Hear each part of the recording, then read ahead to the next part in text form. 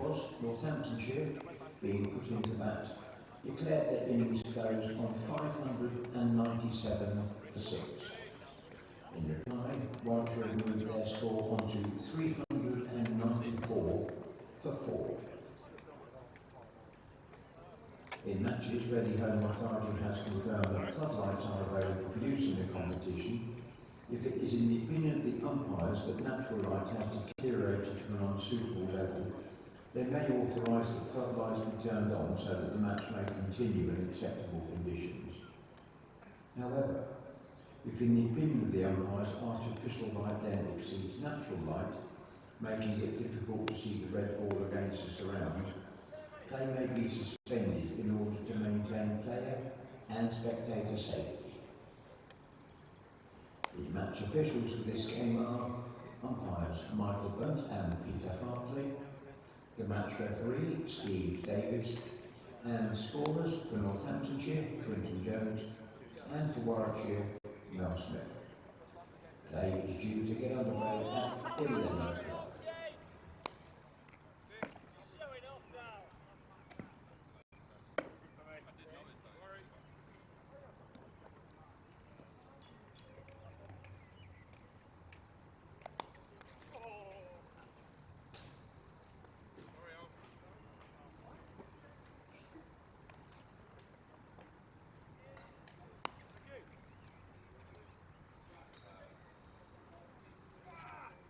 Yes, but I'll be down here. No problem.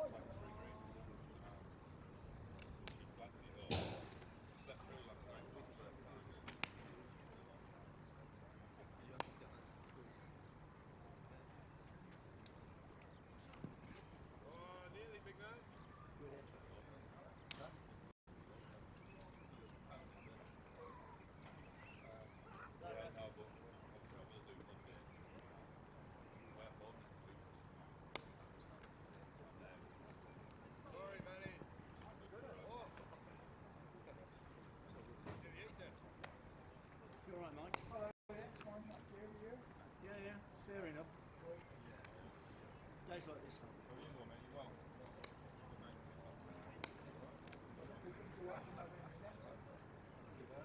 A very long net for a certain person, I'm hoping. An extremely long net. But it's happened look mild today. I was wondering if the ball was going to swing around a bit with it. Could have been a bit more mild, warmer and humid. Yeah, it might do. It could be a different story. Yeah.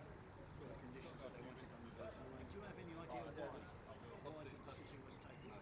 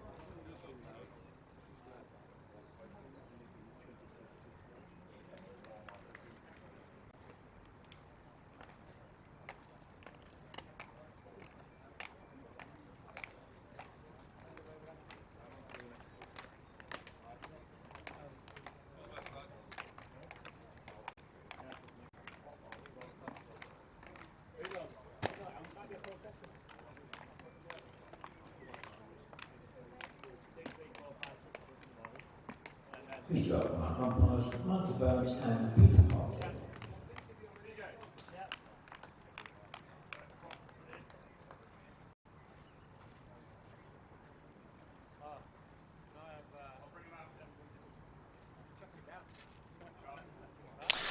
Very good morning and welcome to Edgbaston for the fourth and final day of the LV County Championship Division 1 game between Warwickshire and Northamptonshire. Andrew Rudd will be with you in a moment from BBC Radio Northampton. I'm Richard Wilford from BBC Radio WM. Phil Britt from Warwickshire County Cricket Club is also with us today as play resumes with Warwickshire on 394 for 4. They're still 203 runs behind Northamptonshire's mammoth score of 597 for 6 declared, but that effectively means they need 54 runs to avoid the follow-on. Once that happens, I'd have to say it would be very, very hard for Northamptonshire to force a result. That would be a real challenge for them. So we'll see what happens over the course of the first hour. The weather is a bit better than we'd expected. What cloud there is white and high. Rain passed through early in the early hours of the morning, so hopefully we'll get a decent amount of play today. And if it becomes obvious that this is going to end as a draw, if Warwickshire are drawing closer to the 597, there would be some merit to a sharp shower around 3 o'clock. Good morning to you, Andrew. Morning, Richard. Morning, everyone. Yes. Well, we were having this discussion just off air about at what point it would be sensible in this sort of circumstance to say, right, well, let's call it a day and shake hands. I know there are those that think even lunch on the last day may be appropriate. I think maybe a tad early when there's actually people paying to come and watch. But yes, certainly, I think if it gets to tea time, then I think maybe it would be useful, right? A little passing shower might be quite handy.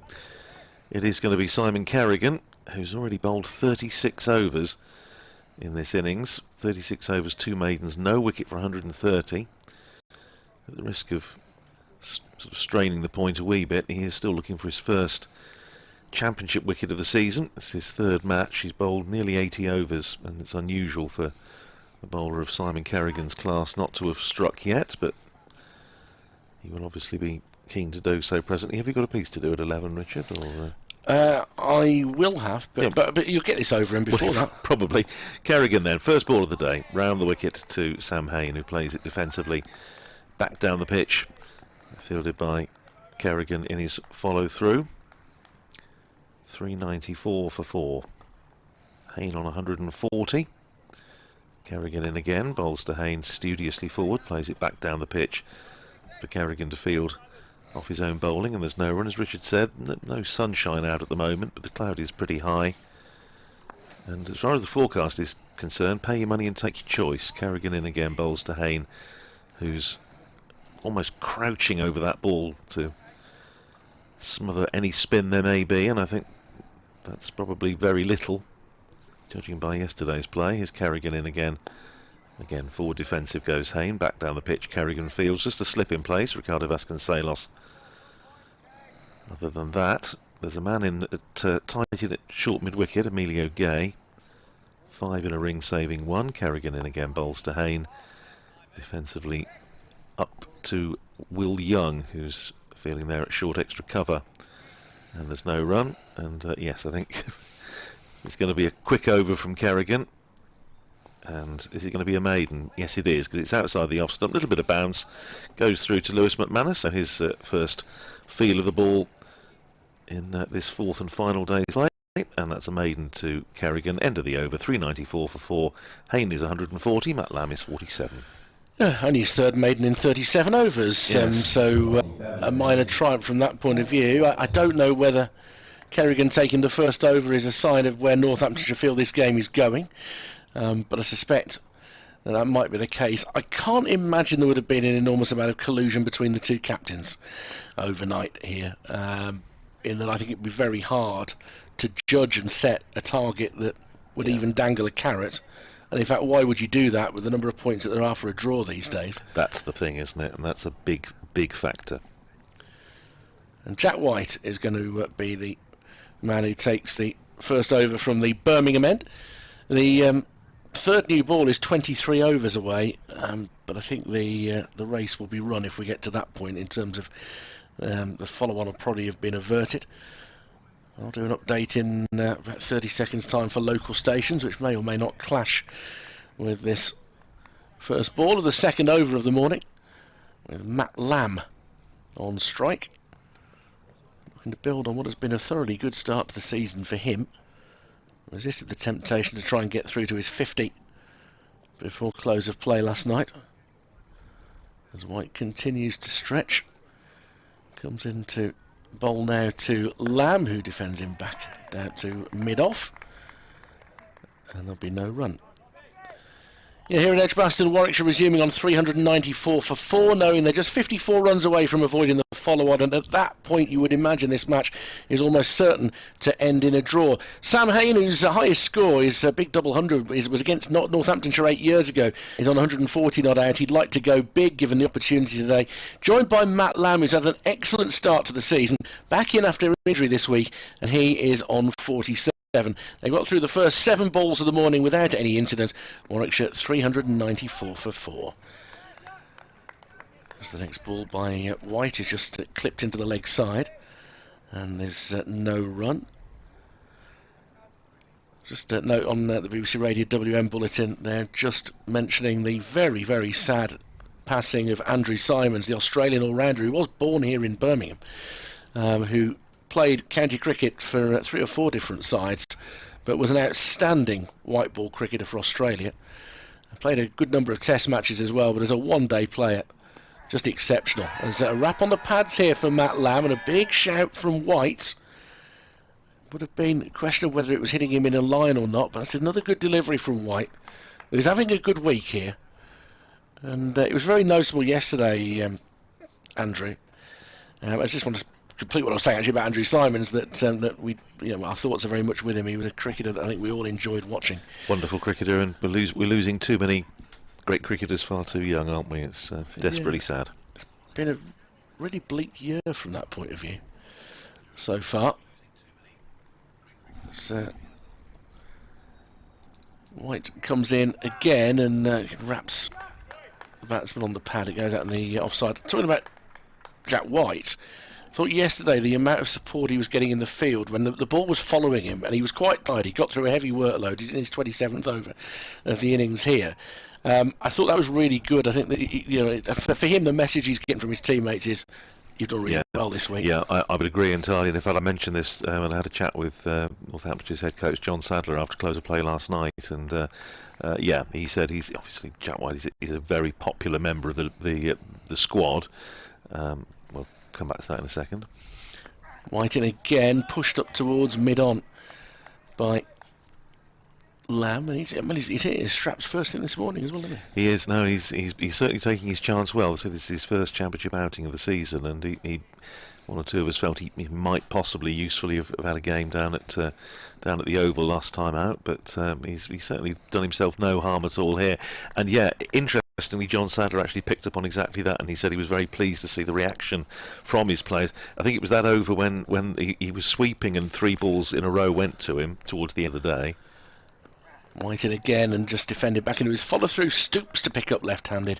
Another maiden, so no runs off the first 2 overs. 394 for 4. And then they brought him into the ring, and I think 3 balls in a row went to him there as well. So he was saying, it really was the ultimate ball magnet. But he was very pleased to see the response and the players out there looking out for each other, which is the sort of environment that they want to see within the team. And I thought he was excellent yesterday, Jack White. Really, really good. And we'll see. We'll see what sort of composition of the side Northamptonshire will go with for Kent. But I would have thought he's done himself a lot of good. There's some tough choices for John Sadler to make, with presumably Ben Sanderson and Tom Taylor coming back into the side. The composition of the attack will take a wee bit of thought. Is Kerrigan starting over number 38 for him, and that's first ball to Haynes is pushed up to Luke Proctor at mid-off. And there's no run, still just the slip and a sort of short mid-wicket and a short extra cover. And Haynes setting his stall out here, fancies a big one, obviously.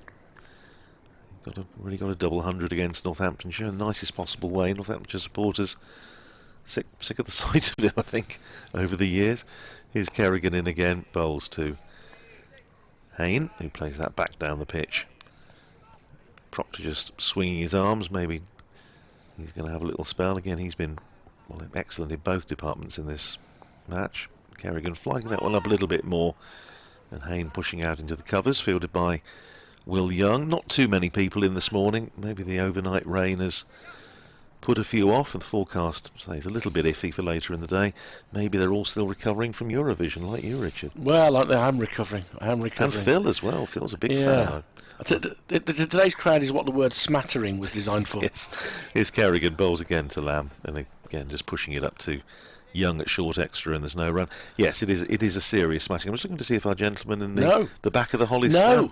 No, he's obviously recovering from Eurovision as well. I'm quite discombobulated by the fact that he's not there. The ghost of Willie Quaife. Here's Kerrigan in again, bowls to Haynes, and for the third ball of the over, he pushes that up to Will Young at extra cover, short extra, and there's no run. End of the over, 394 for 4. Lamb is 47, Haynes is 140. Still waiting for the first run of the morning.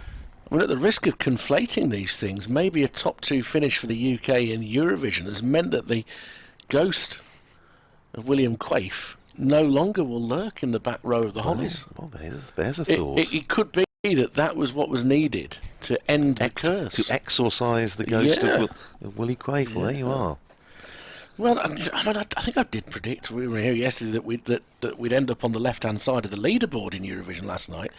I did not expect us to be so close to the top of the left-hand side of the leaderboard. I did have to look again at which cans of beer I'd drunk to make sure that I wasn't imagining it.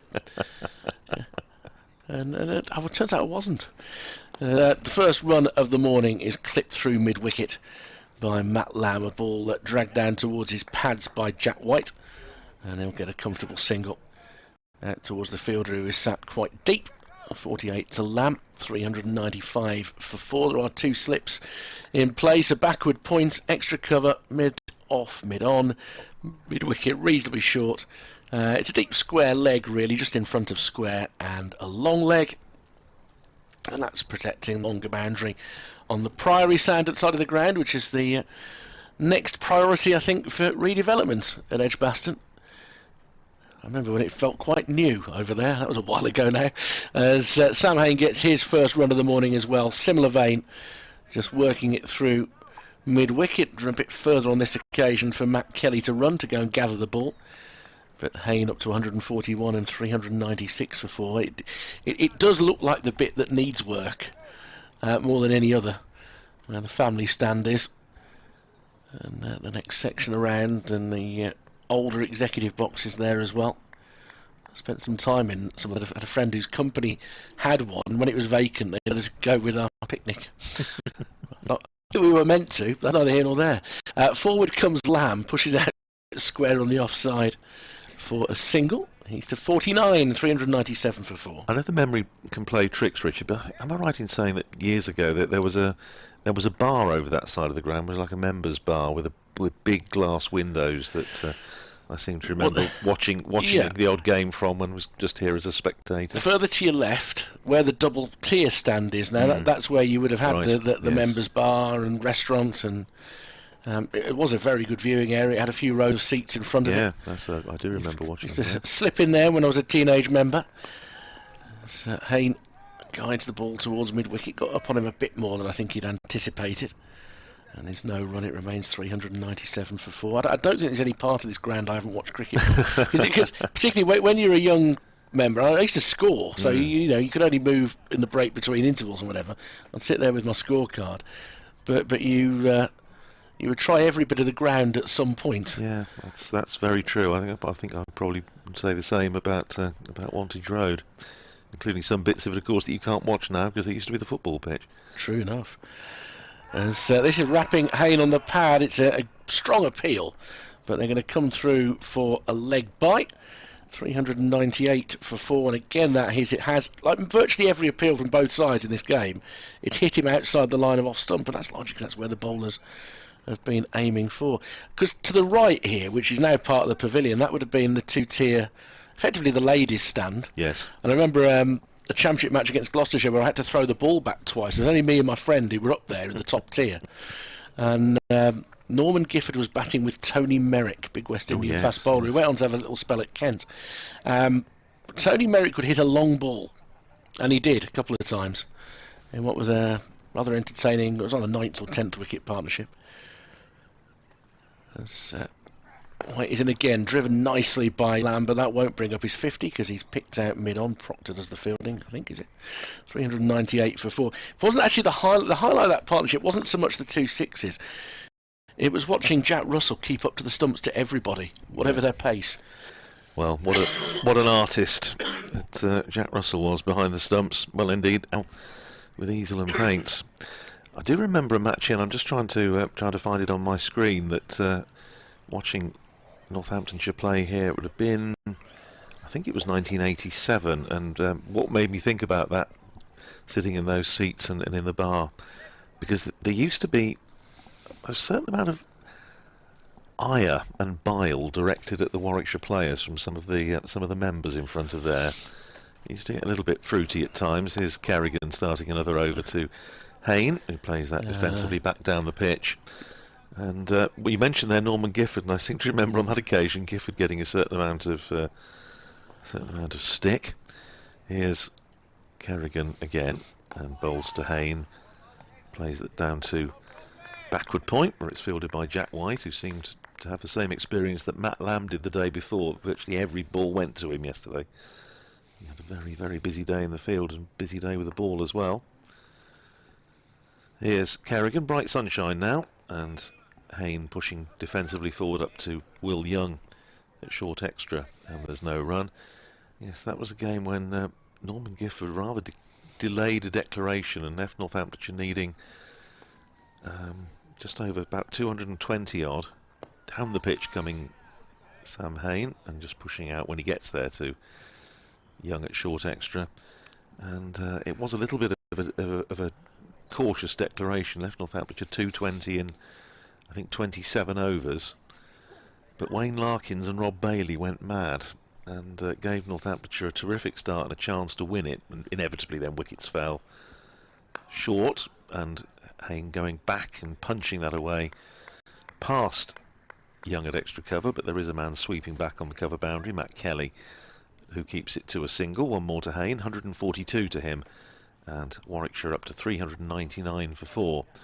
And in the end it was a draw, but for that little half an hour, 45 minutes or so with Larkins going and Warwickshire bowlers disappearing around the park, I seem to remember Paul Smith went for a few. Yes, he did 10 overs, 1 maiden, 3 for 103.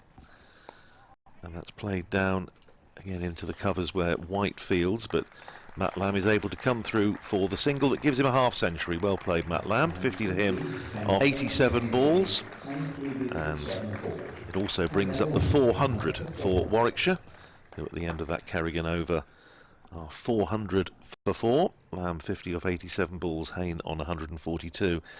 And yes, there was a certain amount of discontent among the Warwickshire faithful on that occasion. And yet the evidence of what subsequently happened with a very potent Northants batting lineup, a fast scoring potential batting lineup, I think Norman would argue got it about right. Yes, no, it's a very fair point, but it was good. And I see number 11 in that Northamptonshire side was M.A. Robinson, Warwickshire head coach.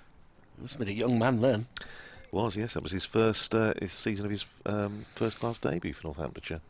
It would have been 21 then. What year was it again? 87. Yeah. Here comes White, rocking from side to side, as we've got rather used to this week, and bowls into the pads of Lamb, off the inside portion of the bat, steers it into the leg side for his 51st run. 401 for 4. Norman Gifford did get quite a lot of feedback from the members. But to be fair to him, when he came across at a veteran stage of his career and still gave good service here, he was here for a good long time. Warwickshire had been awful in Championship cricket in the mid-80s. I mean, there was a spell of about 2.5, 3 years where they didn't win a home game. And in those days, you had 11 or 12 home games. Yes, that's right. Yeah. and they were so poor, particularly here.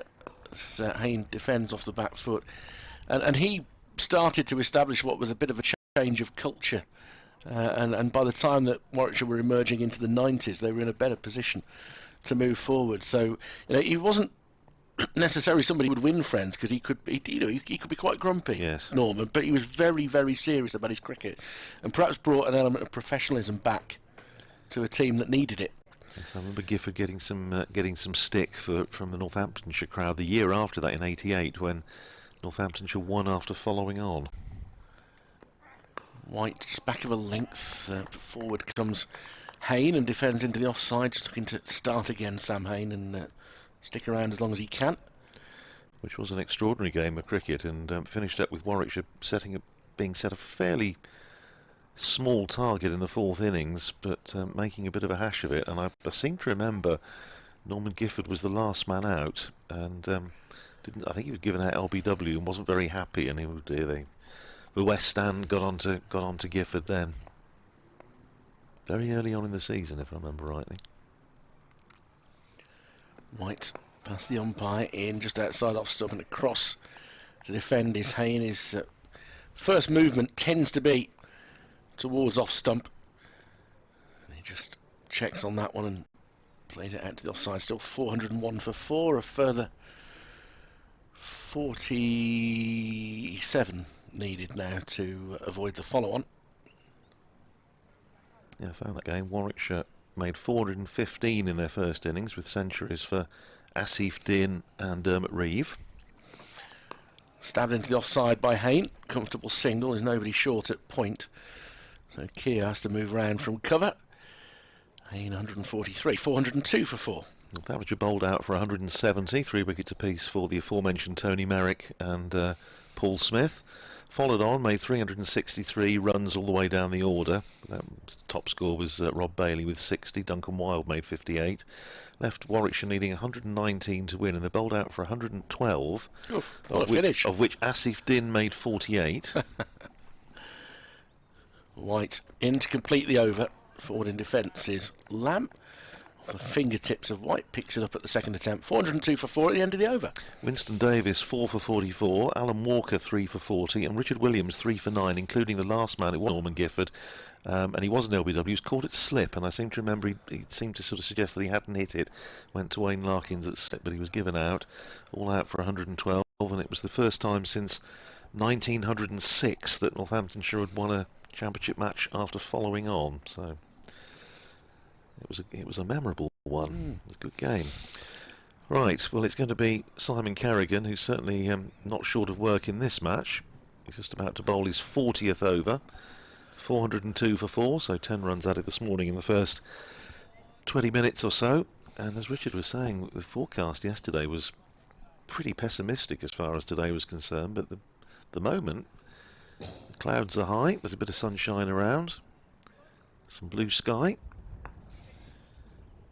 Those that are in the ground, conditions very pleasant. First ball of the next over from Carrigan is played by Haynes up to Emilio Gay at short mid-wicket, and there's no run. They've got Vaston Salos at slip, Gay at short mid-wicket, Young at extra cover, short extra cover, and White fairly tight in there at backward point, but that's worked away past mid-wicket out to Josh Cobb, sweeping in front of the Hollies stand, where he had his little fan club yesterday, at least for a short time yesterday after lunch. It was a bizarre 15 minutes. It was, before they melted away. Yeah. 403 for 4, Haynes to 144. Yes, for about half an hour or so. Anything Josh Cobb did was getting rapturous applause. Carrigan in, and nice use of the feet there by Matt Lamb, comes down the pitch. When he gets there, just drives it up to Will Young at short extra, and there's no run. Stays at 403 for 4. Here's Carrigan in again, played defensively by Lamb. Once again up to Young at short extra, and there's no run. Who Warwickshire got next, Richard? Yorkshire at Headingley. Oh, right, okay. Yep. Return home for Will Rhodes, another former county for Mark Robinson. Yes, that's right. Here's Carrigan.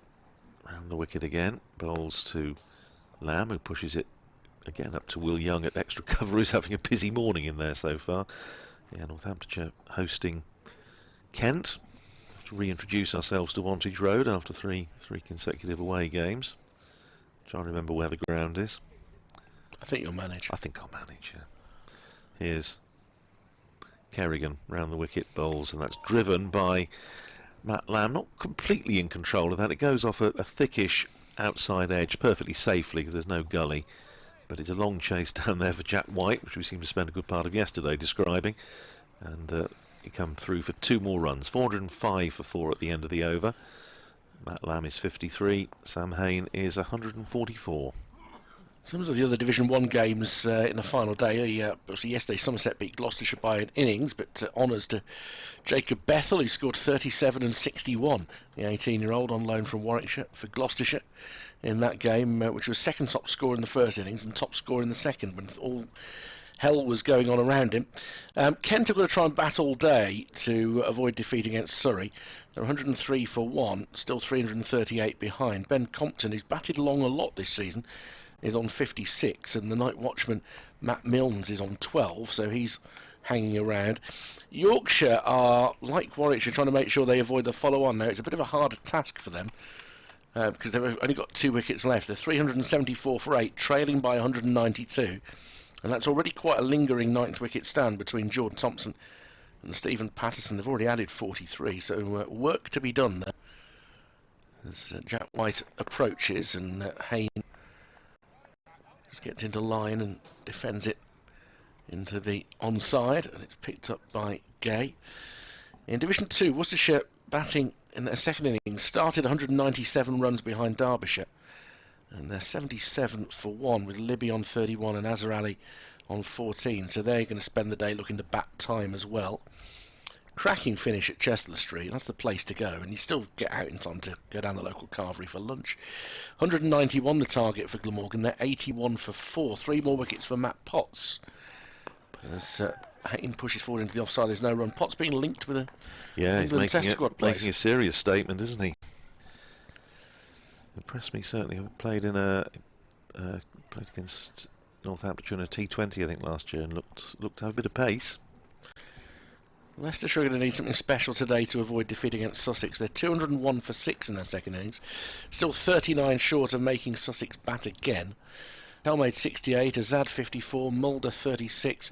Archie Lenham has taken 4 for 48 with his leg spinners. That's terrific, isn't that great? That's what we want to see.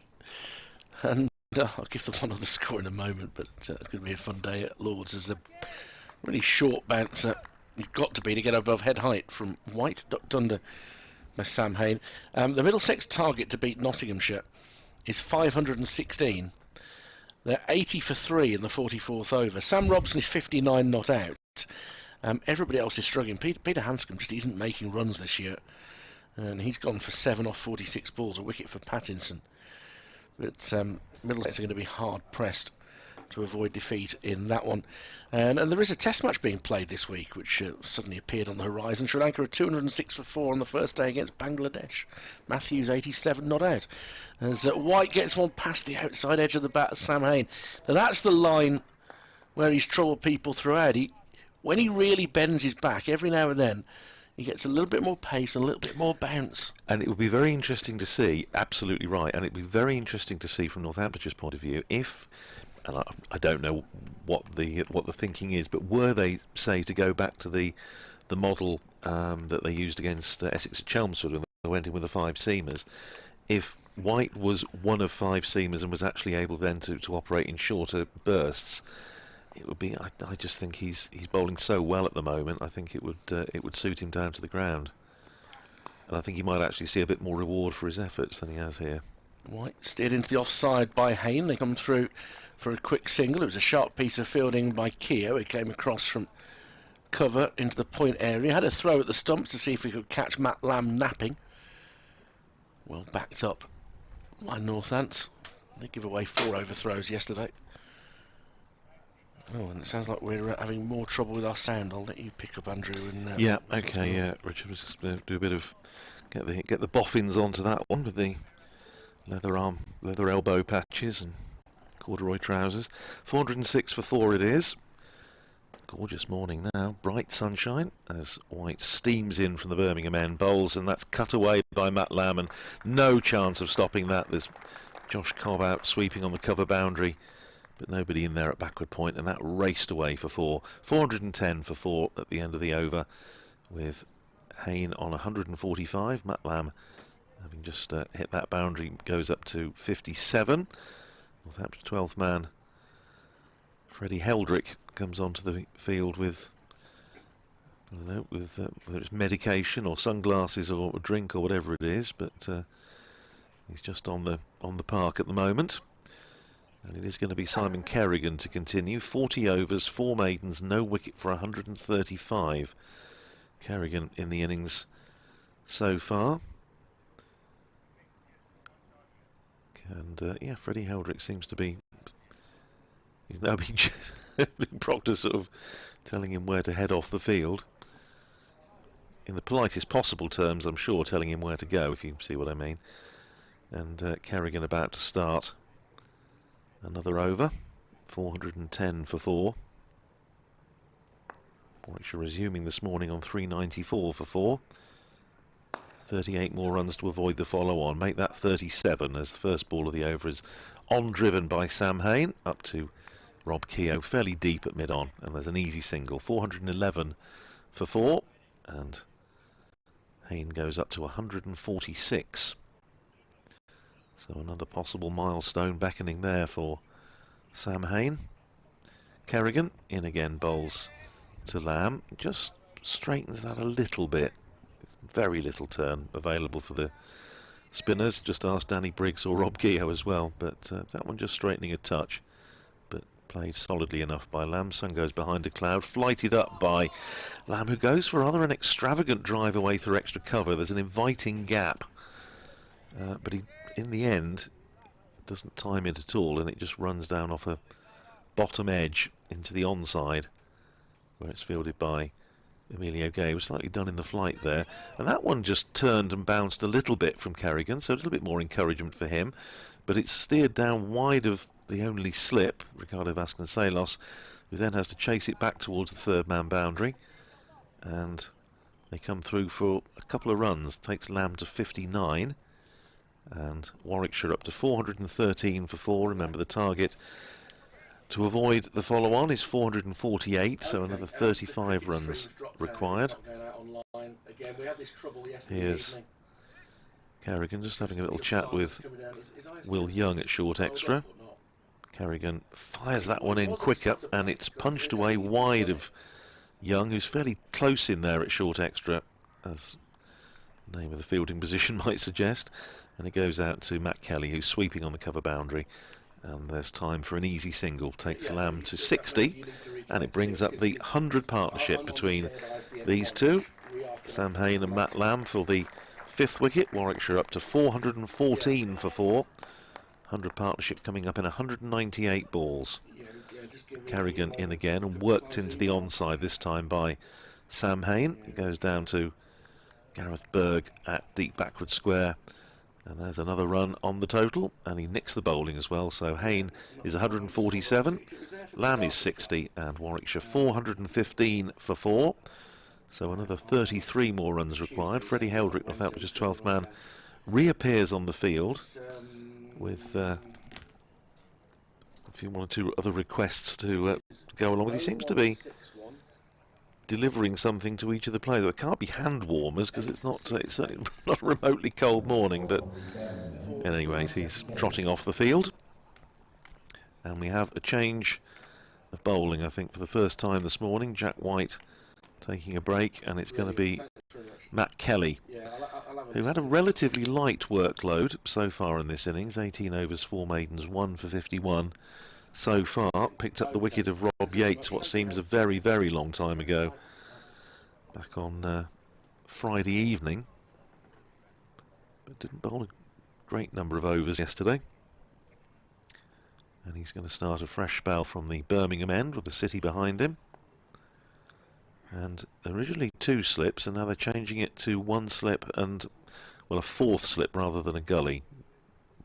Will Young going out there as Kelly starts with a very, very short bouncer, As Richard described, I think a couple of overs ago, if you're going to get the ball up there, you've actually got to bang it in almost at your toes. And it ballooned over the head of Sam Haynes, who ducked underneath it, and it was taken by Lewis McManus, 415 for 4. Matt Kelly with one more game to go, big tall Western Australian quick bowler, one more match to go for Northamptonshire. He was contracted for the first series of 6 championship matches. In fact, will only have played 5, assuming he plays against Kent, because he missed the first one. Western Australia finishing their Sheffield Shield season. Outside the off stump goes Kelly, and left alone by Haynes. He stays on 147. Yes, Kelly actually a member of the Western Australia side that won the Sheffield Shield,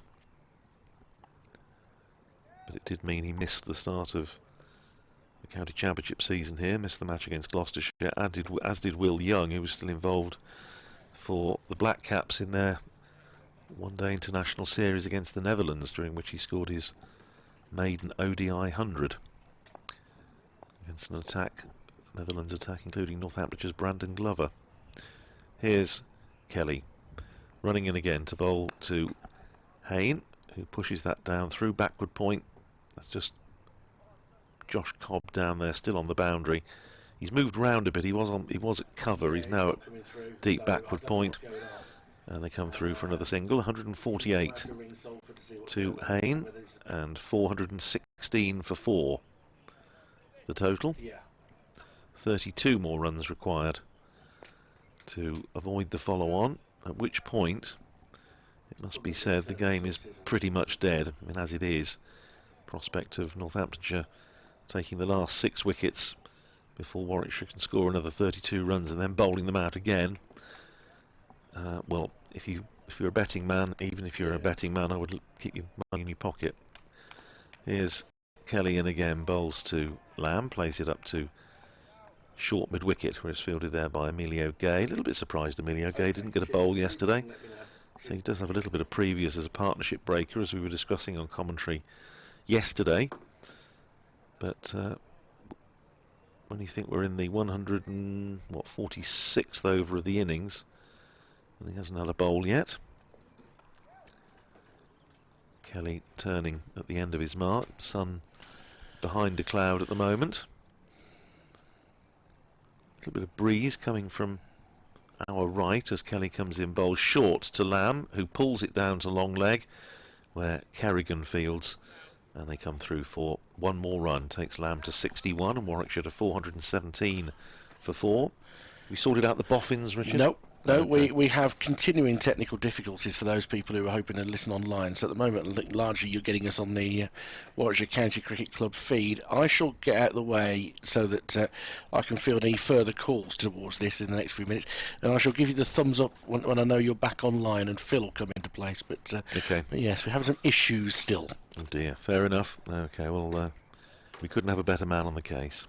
417 for 4, and bit of a change in the field here for Haynes, just trying these, what do they call them, the funky fields. So they've now got 2 men in at short mid-wicket, Gay and another one in there as well, who is Jack White, but that next delivery is pushed down the pitch by Sam Haynes, fielded by Kelly off his own bowling, and that's the end of the over. 417 for 4, with Haynes on 148, Lamb is on 61, so 31 more runs required by Warwickshire to avoid the follow-on.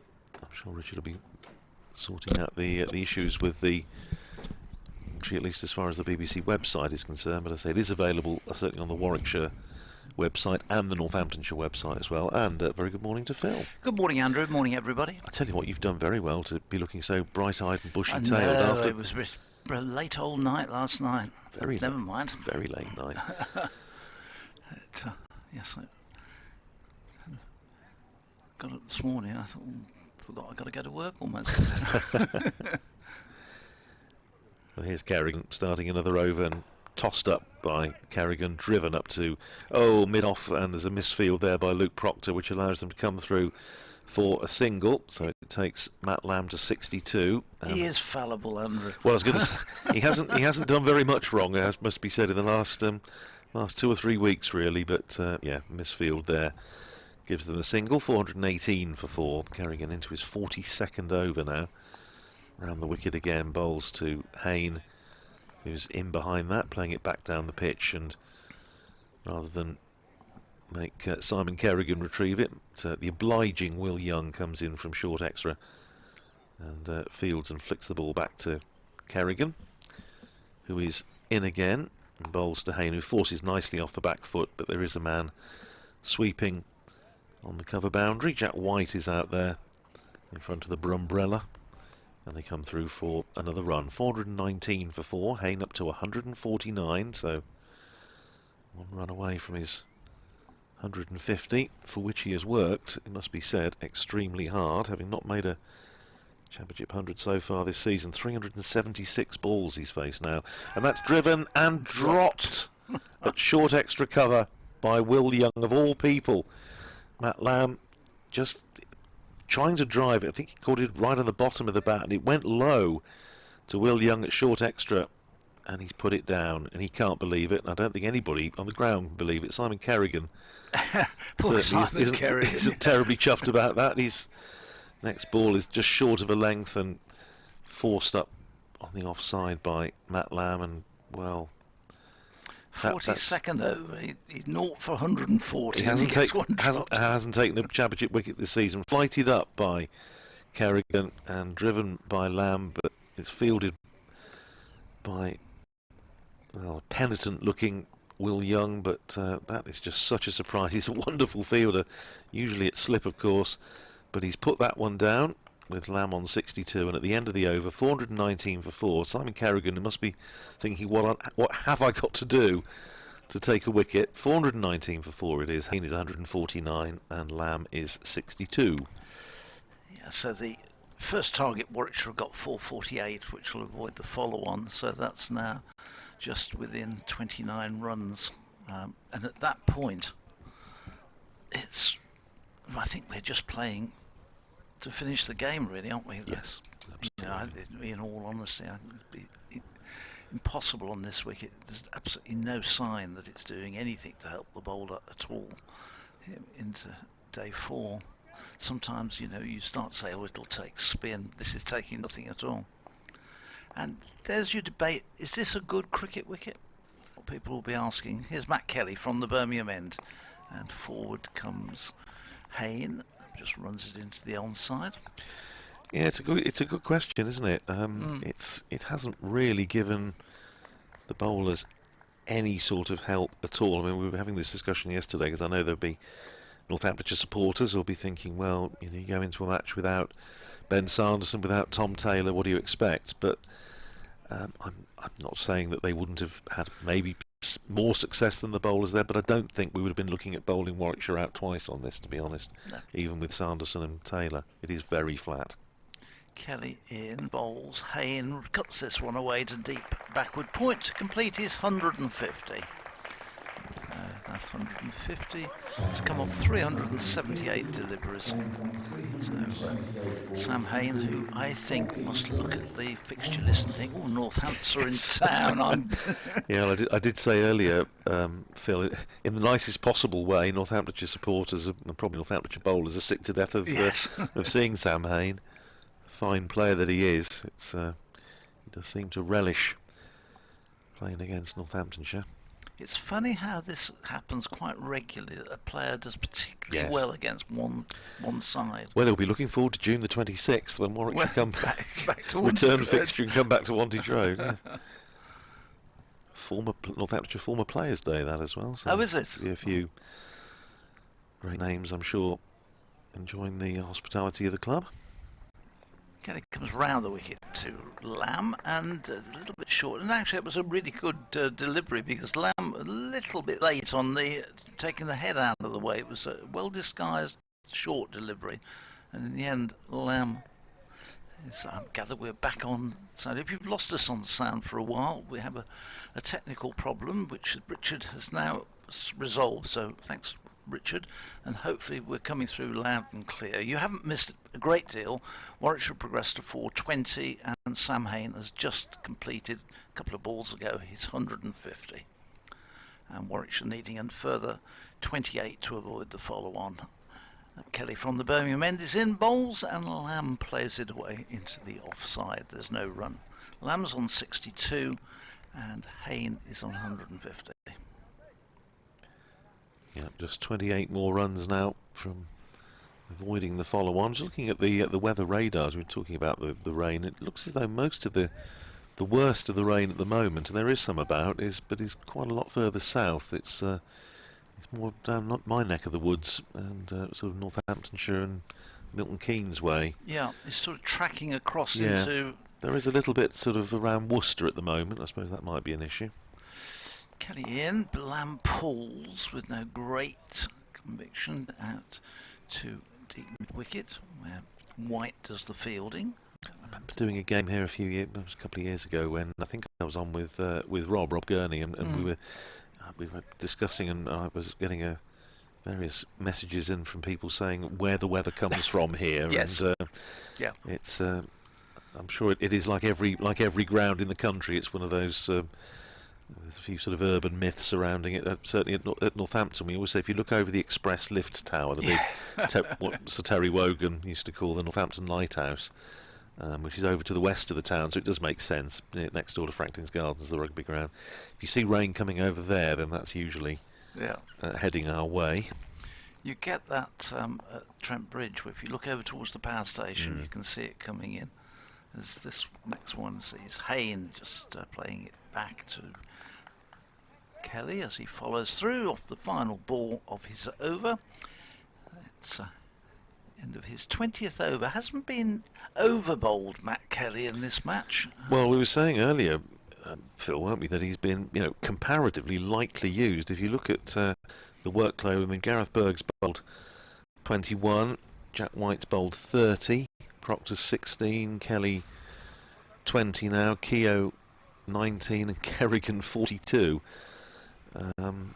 Again, it's with the fixtures coming as we know, so thick and fast, and with Northamptonshire starting another one on Thursday, then workload is clearly an issue. And I was discussed this with John Sadler last night, and he was saying obviously we need to look very much at who's bowled what and what we need, of course, Northamptonshire need for the Kent match. Here's Kerrigan starting his 43rd over, and that's driven and well stopped by Will Young, diving to his right at short extra, denied Matt Lamb probably a couple of runs, I would think, as it was heading out towards the extra cover boundary. Well fielded by Will Young, but he'll still be kicking himself, I'm sure, for dropping that chance in Kerrigan's previous over. Flighted up by Kerrigan, and this time it's driven in the gap between backward point and short extra for Jack White to field coming off the boundary at deep cover, and it allows Matt Lamb to go through for a single. 64 to him, and Warwickshire 422 for 4. Kerrigan no wicket for 143. Here's Kerrigan in again, round the wicket, flighted up to Haynes, well bowled. Just a little hint of the odd one straightening a little bit this morning. I suppose fourth day pitch, it would be perhaps surprising if there wasn't a little bit there for the spinner, but it's nothing pronounced. He's bowled a lot more than Rob Keogh, hasn't he? Yes, he has. There's Kerrigan in again, and Haynes using his feet, doing the little chassé down the pitch, and when he got there, he blocked it, and I think it meant more off pad than bat. It was rolled up to White at short extra, and there's no run. Yes, Rob Keogh's just bowled 19 overs. Yeah. Here's Kerrigan round the wicket again, slightly quicker, a little bit flatter, and Haynes on the back foot, punching that up to Jack White on the deep cover boundary for another easy single. 423 for 4, 151 to Sam Haynes. If you take Danny Briggs and Simon Kerrigan at this very moment, they've gone for 1 wicket for 310 runs, and I think that gives some indication how much assistance they're getting. Yeah, absolutely. Who'd be a spinner on a pitch, or indeed a bowler on a pitch like this? To finish the over, that's cut away by Matt Lamb, again out to Jack White, who's for the second day running seems to be having a busy time out there on the cover boundary. Takes Lamb to 65, and he pinches the bowling with Haynes on 151. 424 for 4 at the end of the over. 24 more runs needed by Warwickshire to avoid the follow-on, and Kerrigan 43 overs, 4 maidens, no wicket for 145. Even Danny Briggs's wicket, the one which he did get, was caught right on the deep square. Yes, that's right. Yes, that was. It really should have gone into the crowd, to be honest. Lewis McManus, wasn't it? Yeah, exactly. Again, it's, as we said earlier, it seems like a very long time ago. However, such is the game. Kelly is going to continue from the Birmingham end. The sun has not really been able to poke through this morning. There's quite a bit of broken cloud, light cloud overhead as Kelly comes in to bowl to Lamb, who cuts away to deep backward point where Josh Cobb is back posted out there, and he keeps it down to a single to Lamb for 25. Lamb moves on to 66. They're off for rain at Beckenham, where Kent are 108 for 1 following on against Surrey, so Kent still 333 runs behind, but they are off for rain there. And Yorkshire have just been bowled out in the Roses match for 379 against Lancashire, so they are 187 behind. Presumably Lancashire will enforce the follow-on, but they'd have to, really. You would think so, but we haven't actually got confirmation of that yet. Mind you, these days I never assume anything on that. No. Haynes is ready as Kelly comes back over the wicket to him, and Haynes steers this away through the offside, out to Cobb, out patrolling that cover boundary, does the fielding. And one more to the total. At Chesterler Street, Durham against Glamorgan, with Glamorgan chasing that victory target of 191. They're now 90 for 5. So you'd say probably odds on Durham there at the moment. Just looking to see if Matty Potts has added to his haul. He's having a terrific start to the season. He certainly picked up 3 of the first 4. Back around the wicket comes Kelly to Lamb, who pulls out to White, out at deep mid-wicket. He's about 20 yards in from the boundary, but he's still virtually right at the end of the wickets, the cut wickets, and feels that cleanly, gets it in. Lamb adds another single to his total. Yeah, Potts has taken the last wicket as well, so he's taken 4 out of 5 now. I think that's around 31, 32 wickets he's got this season. 4 for 28 from 13 overs so far for Matty Potts, so his terrific start to the new championship season continues. Chris Rushworth is the name you normally look to see how many he's got, and he's having to take very much second fiddle. Just while Matt Kelly's at the end of his mark, Worcestershire 97 for 1 in their second innings against Derbyshire, still 100 behind in Division 2. Haynes leaves this one outside the off stump. He's tempted to have a play at it, but then snatches the bat right out of the way, and it goes through to the keeper. At Grace Road, Leicestershire 213 for 7, so they need another 27 runs to make Sussex bat again. So it's a tough ask for Leicestershire to get anything out of that one. And at Lords, Middlesex set that huge target of 516 by Nottinghamshire, now 96 for 3. Sam Robson there seems to be holding that innings together, or certainly earlier on he was, as Matt Kelly comes in and bowls, and Haynes again has nothing to do with this, outside the off stump. Yeah, Robson's still in, 75 not out, been joined by Max Holden. 75 out of how many? 97, did you Out say? of 90, yes, 90, I've just gone on the screen now, but 90 odd for 3. Yeah. He's had a good start to the summer as well, hasn't he, Robson? Well, yes, there's a few opening batsmen that are... All the rejected England opening batsmen are all staking a claim to get back in. Here comes Kelly again, into Haynes. He bowls, and Haynes steers this one away out to Cobb, who is perfectly positioned at a deep cover point. He does the fielding, but Haynes takes another single, takes Warwickshire on to 428 for 4. They require a further 20 runs to avoid the follow-on. They still trail, however, overall by 169 runs. Such was the size of the Northamptonshire first innings total at 597. It's probably just as well, Phil, that they don't do first innings points anymore, because if that was the case, we would we'd presumably still be there at, in the last, well, tea time certainly, with a battle going on for first innings points. 150 overs Northamptonshire have bowled now. They made their 597 for 6 declared in 154 overs and 1 ball, so certainly Northamptonshire winning the scoring rate battle, not that that counts for anything very much.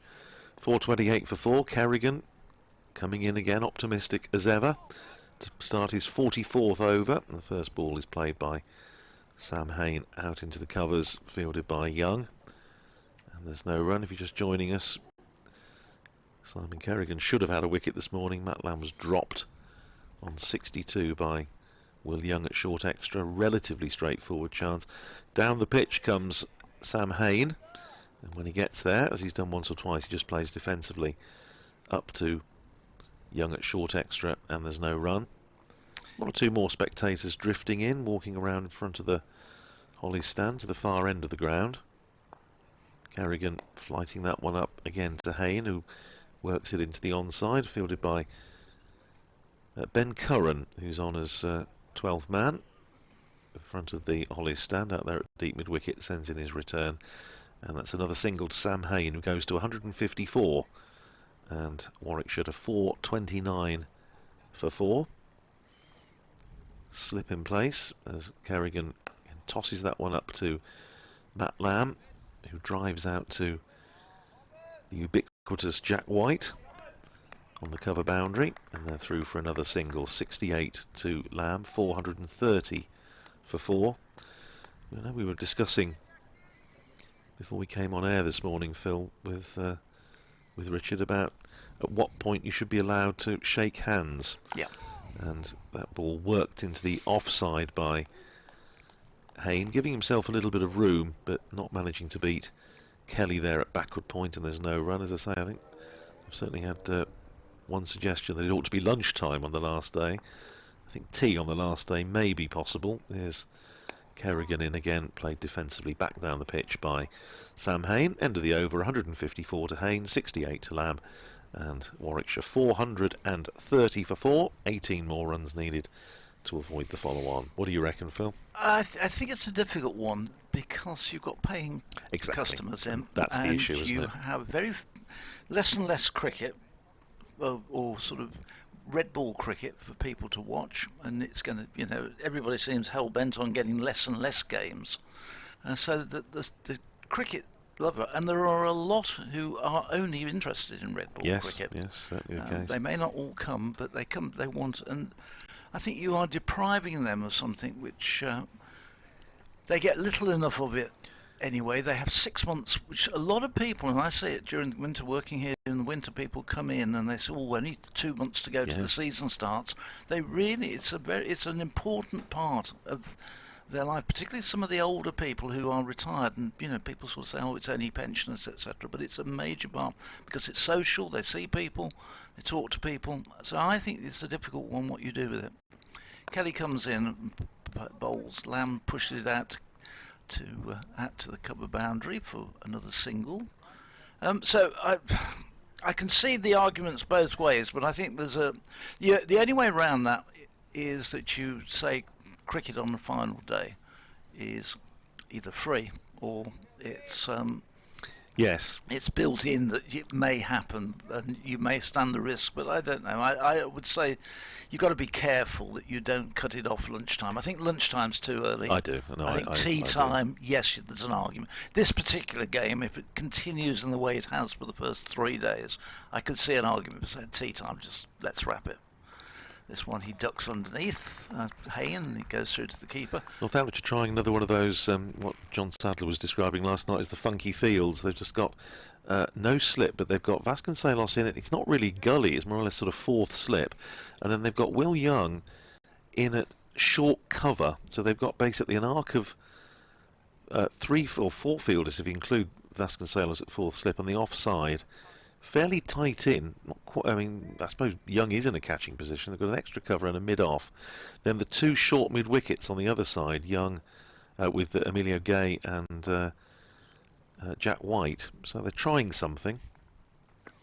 This next one sees Haynes playing it solidly back down to the bowler, who feels, yeah, there's a bit of a. I think what, you're absolutely right. What you say, there is a disconnect between what the players want or might want and Yep. what the spectators want, and I think maybe that's also reflecting in terms of some of the discussion about how many matches, red ball matches we play, because we're reading the survey from the PCA saying all players want fewer red ball matches, fewer championship matches, but I think you'd be struggling to find too many supporters and members, season ticket holders, who would be saying that. Kelly Ian bowls. Haynes comes forward. I think if the supporters and members from the county clubs were consulted and that was taken into account, you would find there would be a very large proportion who want more red ball cricket. As the chairman of Sussex, of course, John Philby pointed out recently. So, yeah, it's a discussion that's that's not going to go away, is it? It's one that's with us for a while. In a moment, we'll be doing a touch of musical chairs, because Richard will need to come in. If somebody said to me, "Would you like to work from 10 till 3 every day?" then of course I'll say Absolutely, yes. Fair point. I'll go and switch chairs. Yep, next ball from Matt Kelly is driven by Haynes up to Rob Keogh at extra cover. So Richard will come in on the other microphone. I shall vacate this seat in a second and go and update BBC Radio Northampton and leave you with Phil and Richard for the next half an hour or so. 431 for 4, one ball left to go in this over. And here's Matt Kelly to bowl it. From the Birmingham end, he's in to bowl to Sam Haynes, who pushes it up to Keogh at extra cover. End of the over, 431 for 4. Haynes is 154, Lamb is 69. Thanks so much, Andrew. Relatively untroubled first hour. A couple of good deliveries in particular from Jack White. But Sam Haynes, who I spoke to yesterday evening, he's just enjoying batting time here as much as anything. 154 not out now, and been in since the final hour on Friday. And for him, he understands. I spoke to him yesterday. He understands the fact that he gets some grief about his conversion rates between 50s and 100s. He said he tries not to let that bother him, and that yesterday he found himself accepted the fact there would be lulls in the game when it was not going to be so easy to score, and then there would be other phases where he could kick on a little bit, and I thought he actually did that very well yesterday. And he'll look to continue here. About 3 minutes till I've got a report. I have to keep an eye on me clock. So Kerrigan to bowl his 45th over, and he's just defended out into the offside. None for 147 now for Kerrigan.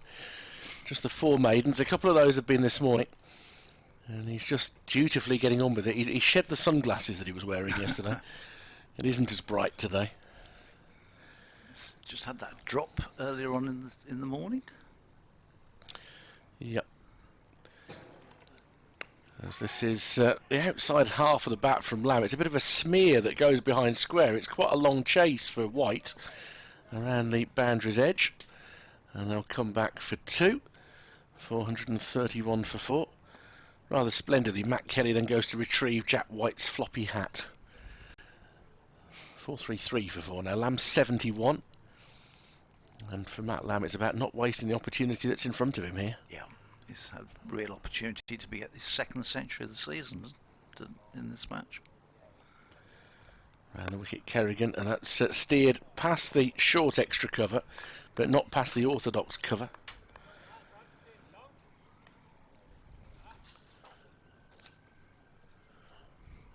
Kerrigan in once more quickly. They're getting through their overs rapidly, as you might imagine. Very much on schedule. On a day that could yet to be weather affected. A few more people have come in the last half an hour. Floats this one up outside off stump, and it's mistimed by Lamb, who just jams it down into the ground. And there's no run. Don't know where our chap is from the back of the centre of the hollies. Yeah, he's perhaps he's missed the bus this morning. Could be at church. Especially with rain forecast, he normally likes that. He does like to watch the rain. He does. She's onto the pads of Lamb. Can't beat the field though. In from mid-on comes Rob Keogh. And the end of the over. 433 for 4. Haynes and Lamb have now added 119 for the 5th wicket. I'll just hold it here at the moment because we're about to get to 3 minutes past. In fact, we've got the drinks interval now. So the 3rd session in a row that we've had a drinks interval. It's quite a muggy day today. The temperature's still reasonably high.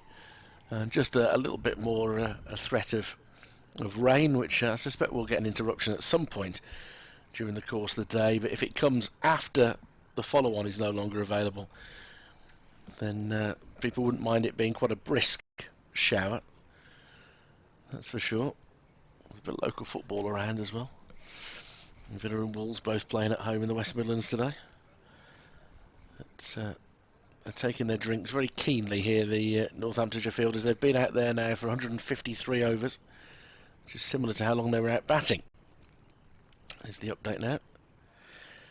And Edgbaston, Warwickshire continue to plug away. They're 433 for 4 now, just 15 runs away from avoiding the follow-on, which will make this a game that's almost certainly going to end in stalemate. Sam Haynes determined to go long. He's on 154 not out. His career best of 208 was against the same opponents 8 years ago. It's not inconceivable he might go on beyond that. Matt Lamb has given him good company. He's on 71, looking for a 3rd first-class century of his career. One chance has gone to ground today, but it's very difficult for the bowlers on a flat surface. 433 for 4 are Warwickshire. They still trail by 164 runs. There we go.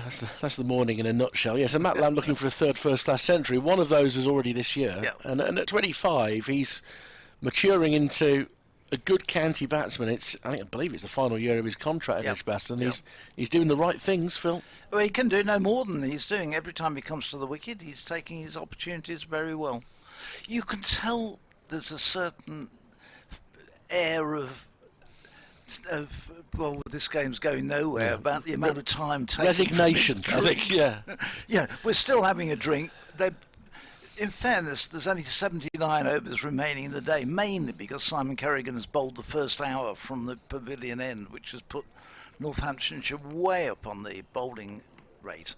But it's all being done in a very casual way out here. And the players now just about deciding, I think, you could have had actually brought the sofas out and put your feet up and had the tea served. It's taken that long, this drinks break. I think Northants were fairly resigned final hour yesterday and this morning. I think they've come out. I'm not saying they're going through the motions. I mean, Jack White is running hard and Simon Kerrigan is trying everything he can do to get something in relatively unreceptive conditions. But they haven't looked like they thought they could force the issue today. I don't know how you would on here. No. We had a similar wicket against Surrey earlier in the season, and on the final session of the 4th day, we just about got Surrey back in to start their 2nd innings. Matt Kelly starts from the Birmingham end. He's in to bowl to Sam Haynes, who plays this one away to extra cover, and this tight little infield now, so almost not quite saving the one. It's a little bit more attacking than that, and the sort of these two shortish mid wickets. There's the couple of extra covers who are relatively short, a gully, no slip, but they're just putting a little bit of pressure on if Haynes, who they have both batsmen like to push the ball into the offside and take a run. We've had the one this morning which was pushed into the offside, which was dropped, and just looking to see if perhaps can get an opportunity as Kelly is in again to bowl to Haynes, who turns this one off his pads. There's a very hopeful appeal back to the umpire from Kelly. That ball was always tracking down the leg side, and I think it might have hit the next set of stumps, but he gets no positive response as he walks back. You're largely looking for a mistake Yes. on this Yes, surface, I think that's right. and Yeah. the credit to the two batting lineups is that mistakes have been very few and far between. I think Rob Yates is the only batsman who's been dismissed in single figures. There have been 4 centurions and a 99. The people have made the most. Batsmen have made the most of their chance. This one is pushed to mid-wicket. Well, so far in the game, we've had 10 wickets, one of which was a run-out. And the run-out for Josh Cobb was unfortunate because he never looked like getting out in actual fact. It seemed at one stage the only way Warwickshire were going to get a wicket was a run-out. Alex Davis has certainly chanced his arm quite a few times looking for a run out. He'd been he was really Right, sharp in the field throughout, and when you consider the score on the board at the time, Yeah. it was a really sharp piece of work to remove Cobb. I think it was 505 for 4 at the time. It's Kelly in and bowls, and Haynes again defends that one solidly. Back up to mid-on. There's no run. So 433 for 4. The follow-on number is 448, so just 15 more runs required to avoid the follow-on. And then the next job is to wipe out the first innings deficit, which still remains at 164. So it's still sizable. When Northamptonshire were able to take wickets quickly, they still would have some sort of a lead.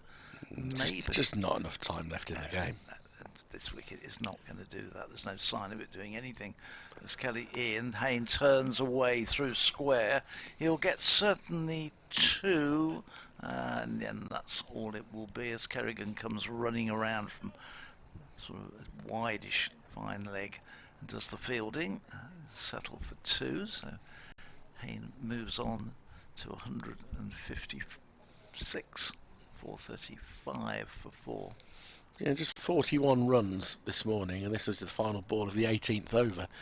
And you know, Sam Haynes says there have been times that you've got to dig in, and he also felt Northamptonshire bowl very well in the opening session yesterday, which they did. They restricted him and Dom Sibley. And then Will Rhodes came in about midday. There's Kelly in for his final ball of this over. Haynes drives. Kelly tries to bend down to stop it. It takes all the pace off it as it goes between his legs and runs up to mid-off. It's the end of the over. I think Simon Kerrigan may be being given a rest. I think he's... Spell Simon. He's bowled 9 this morning, hasn't he? Yeah. So, the end of his 45 overs he's bowled in this innings. He's gone sun hat now as well. He's gone floppy today, and he's looked a touch world weary. Although he's still marching in. He's going to carry on. Maybe. But he certainly didn't have the look of a man who was coming on to bowl. I thought he was going to be given a blow, but he's not. Maybe he is hell-bent on bowling until he takes his first wicket of the season, although Rob Keogh is now starting his warm-ups. But that could just as easily be for Kelly at the other end. 13 left to avoid the follow-on.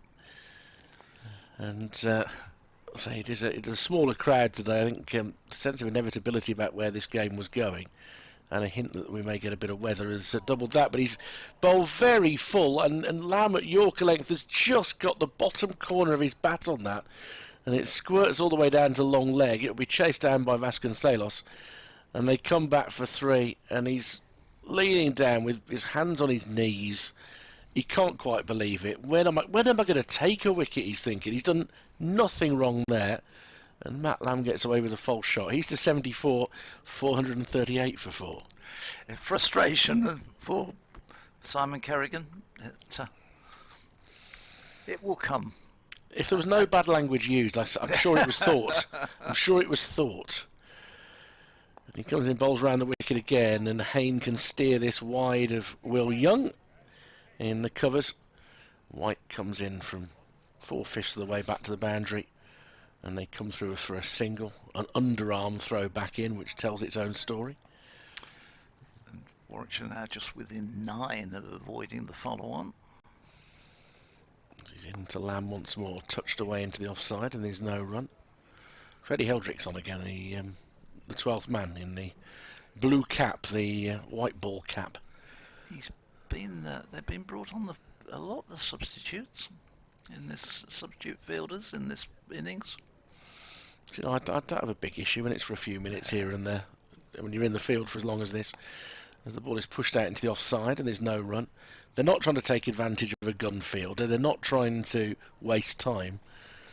I just think, you know, if it's a change of a shirt or a change of boots after a spell, there must have been an element of common sense to the game.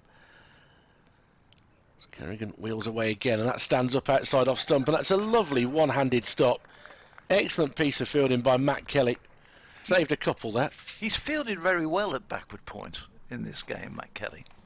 He's he got down and he's stopped that one.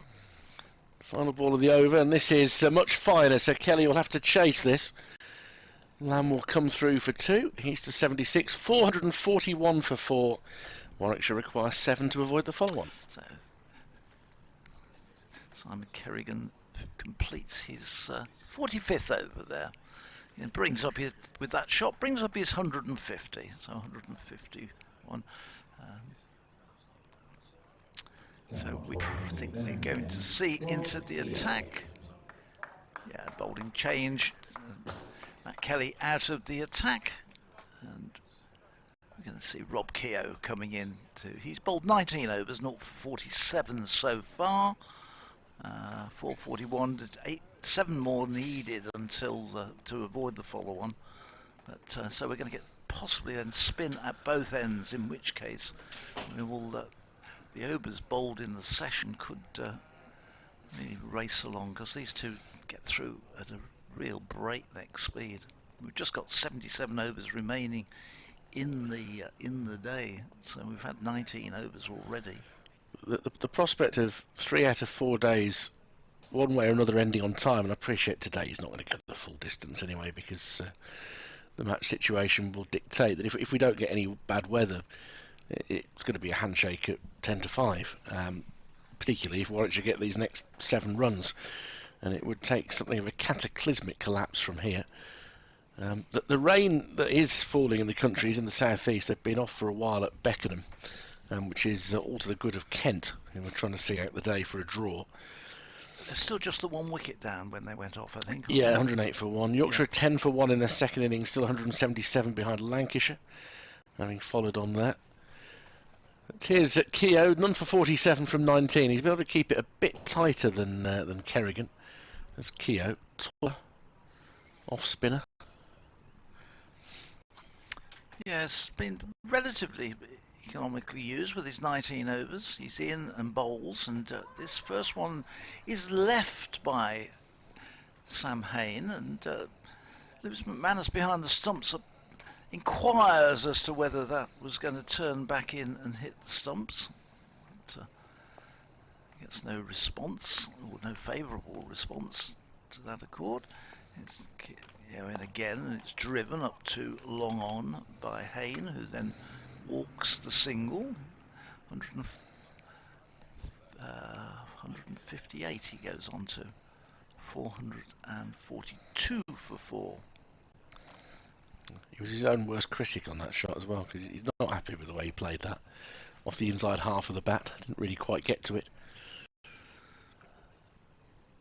So he's certainly knuckled down these last 2 days, Sam Haynes. It's been a big knock. It's carried him past 400 championship runs for the season. He just missed out last year, didn't he, on the 1,000? Yeah.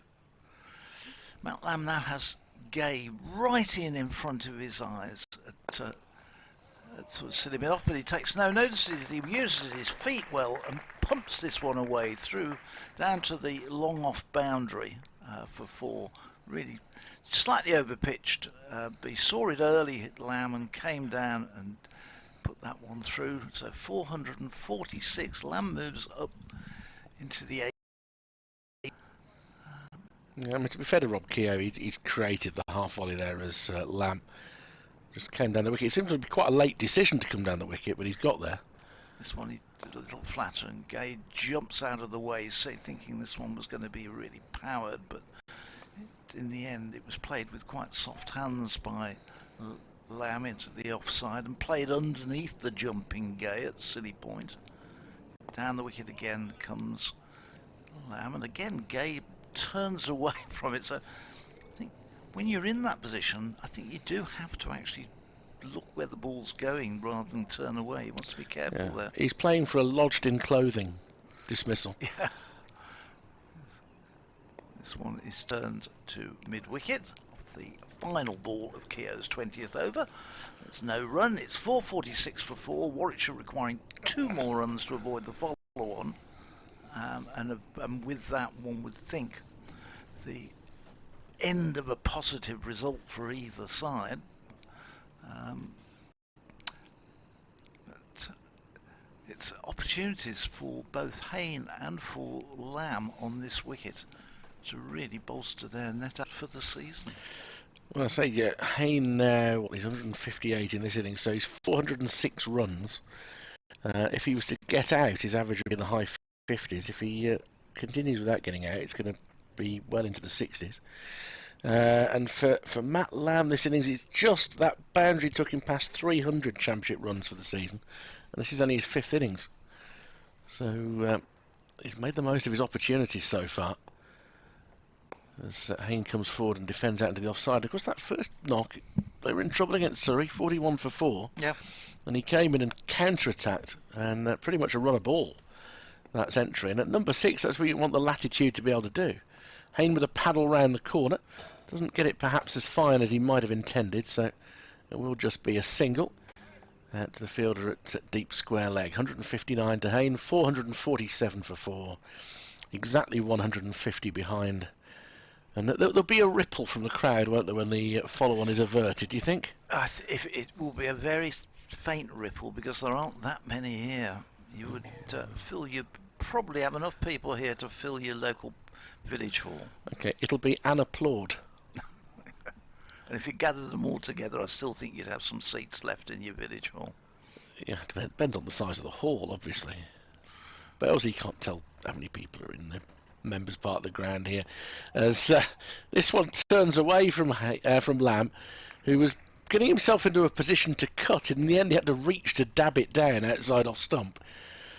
He was square on at that point. He was almost in the position of an open stance baseball batter. And that's a good ball that's gone past the outside of the bat. There's just a wee bit of turn starting to develop. There was the one earlier in the last over that Rob Keogh bowled actually turned quite sharply back into Lamb. And Ricardo Vasconcelos have been thinking, I wish the ball had been doing that sort of about this time yesterday. And then we might have fancied our chances of forcing a result. The Northants captain will be pondering that. On Peter Hartley's signal there. He's making like a vicar giving a speech, the way he's giving his sermon. Left alone outside off stump, the next ball which started outside off. There was turn, but Richard, I was just looking at the replay on that ball. It was very, very wide, and yeah. But there was turn away from the batsman. You've generally got to hit the pitch marks. As he's forward in defence, it draws out the excitement of the follow-on being avoided for a wee bit longer. 447 for 4. Lamb remains on 80. Haynes will have strike on 159. This partnership is now worth 133. Does that make it the biggest of the innings yet? Oh no, because it was 201, wasn't it, of course, between Haynes and Rhodes. So some work to do to get there. There's a aeroplane heading back towards Birmingham International Airport. It's doing it almost in slow motion. When you see them in the distance like this, you kind of wonder how on earth they stay up, don't you? Almost in slow mo. At the pace that this game is going, that plane will cross over a couple of blocks of flats on our eye line. There's some ducks go past, quacking as they fly. I didn't know they could fly. I mean, they're multitasking. Fly and quack. Yeah. They're looking for those pigeons. 110 miles away from them. They're down at the Oval. Yes, Keogh starts a new over. Haynes glances it round the corner, but Luke proctors onto it quickly and prevents the single coming in from short fine leg. Actually, I'm not right, are they? They'll be at Beckenham in the rain. Yeah. The Surrey membership pigeons. It's raining. They'll be definitely there. They'll be at Beckenham. There's not much water around where that ground is. Yes, Keogh in, and it's an awkward-looking shot from Sam Haynes, but the shout of catch it. Unfortunately, there was really no hope of McManus, who's the only close-in fielder. That silly point, Gay has moved now out to a sort of short mid-on.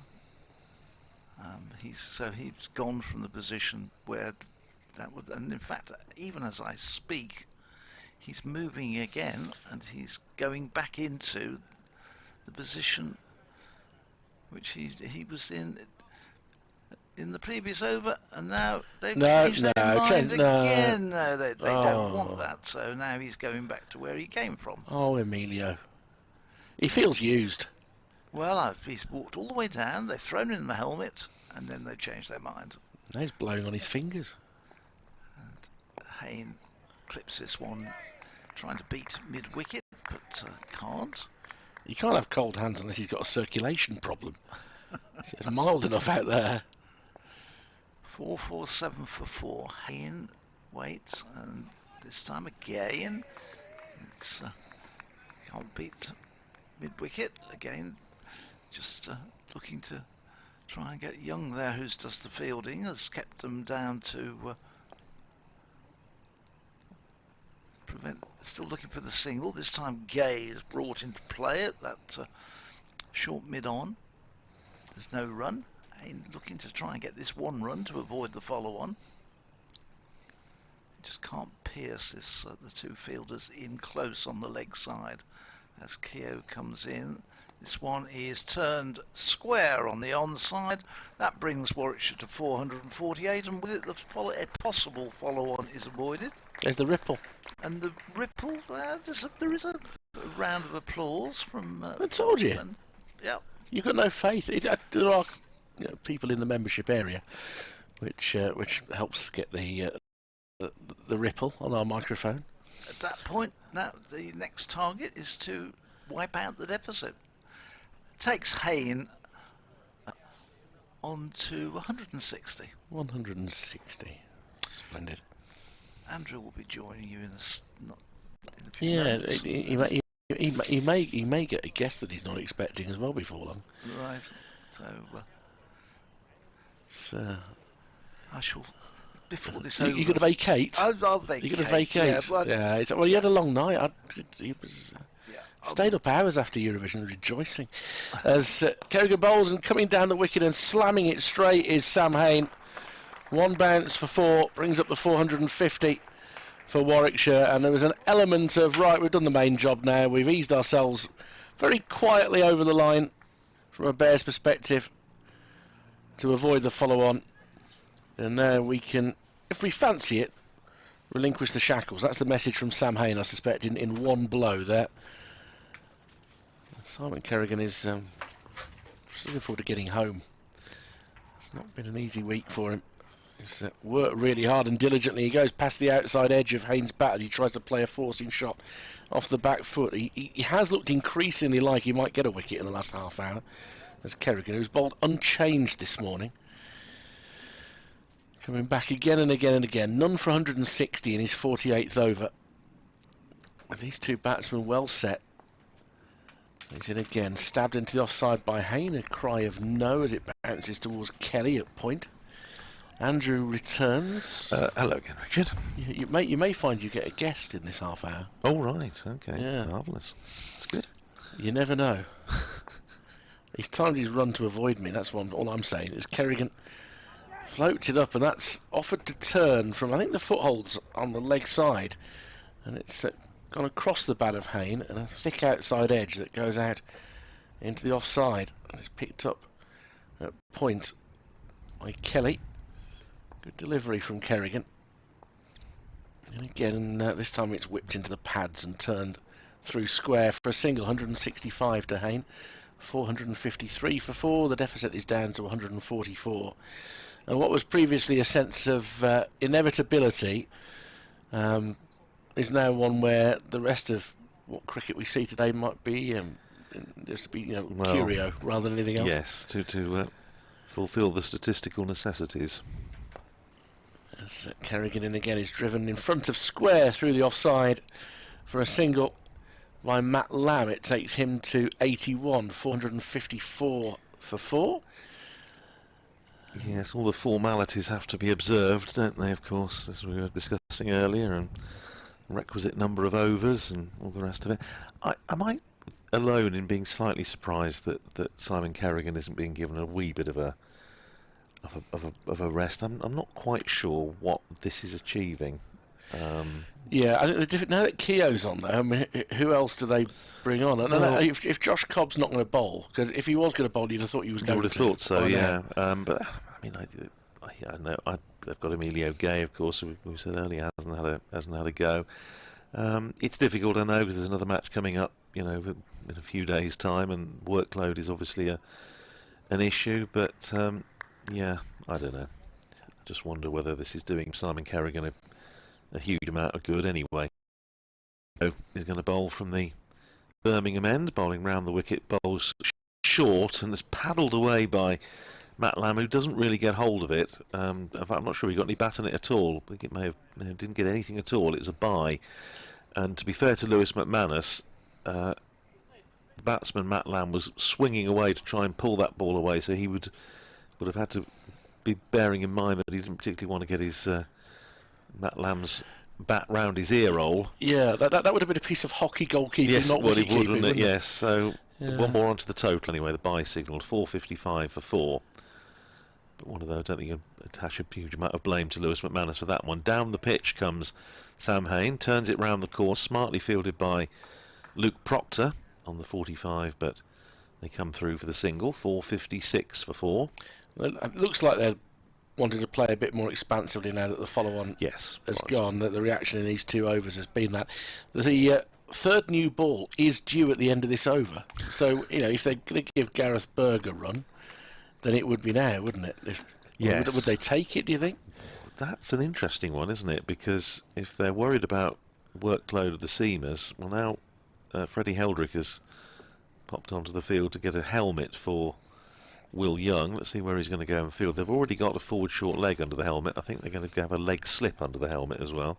Yeah, with Keogh bowling right arm round now to a right-handed batsman, I guess anything on the pads. Yes, the leg trap. Yeah. Laker and all that. Got to be worth a try.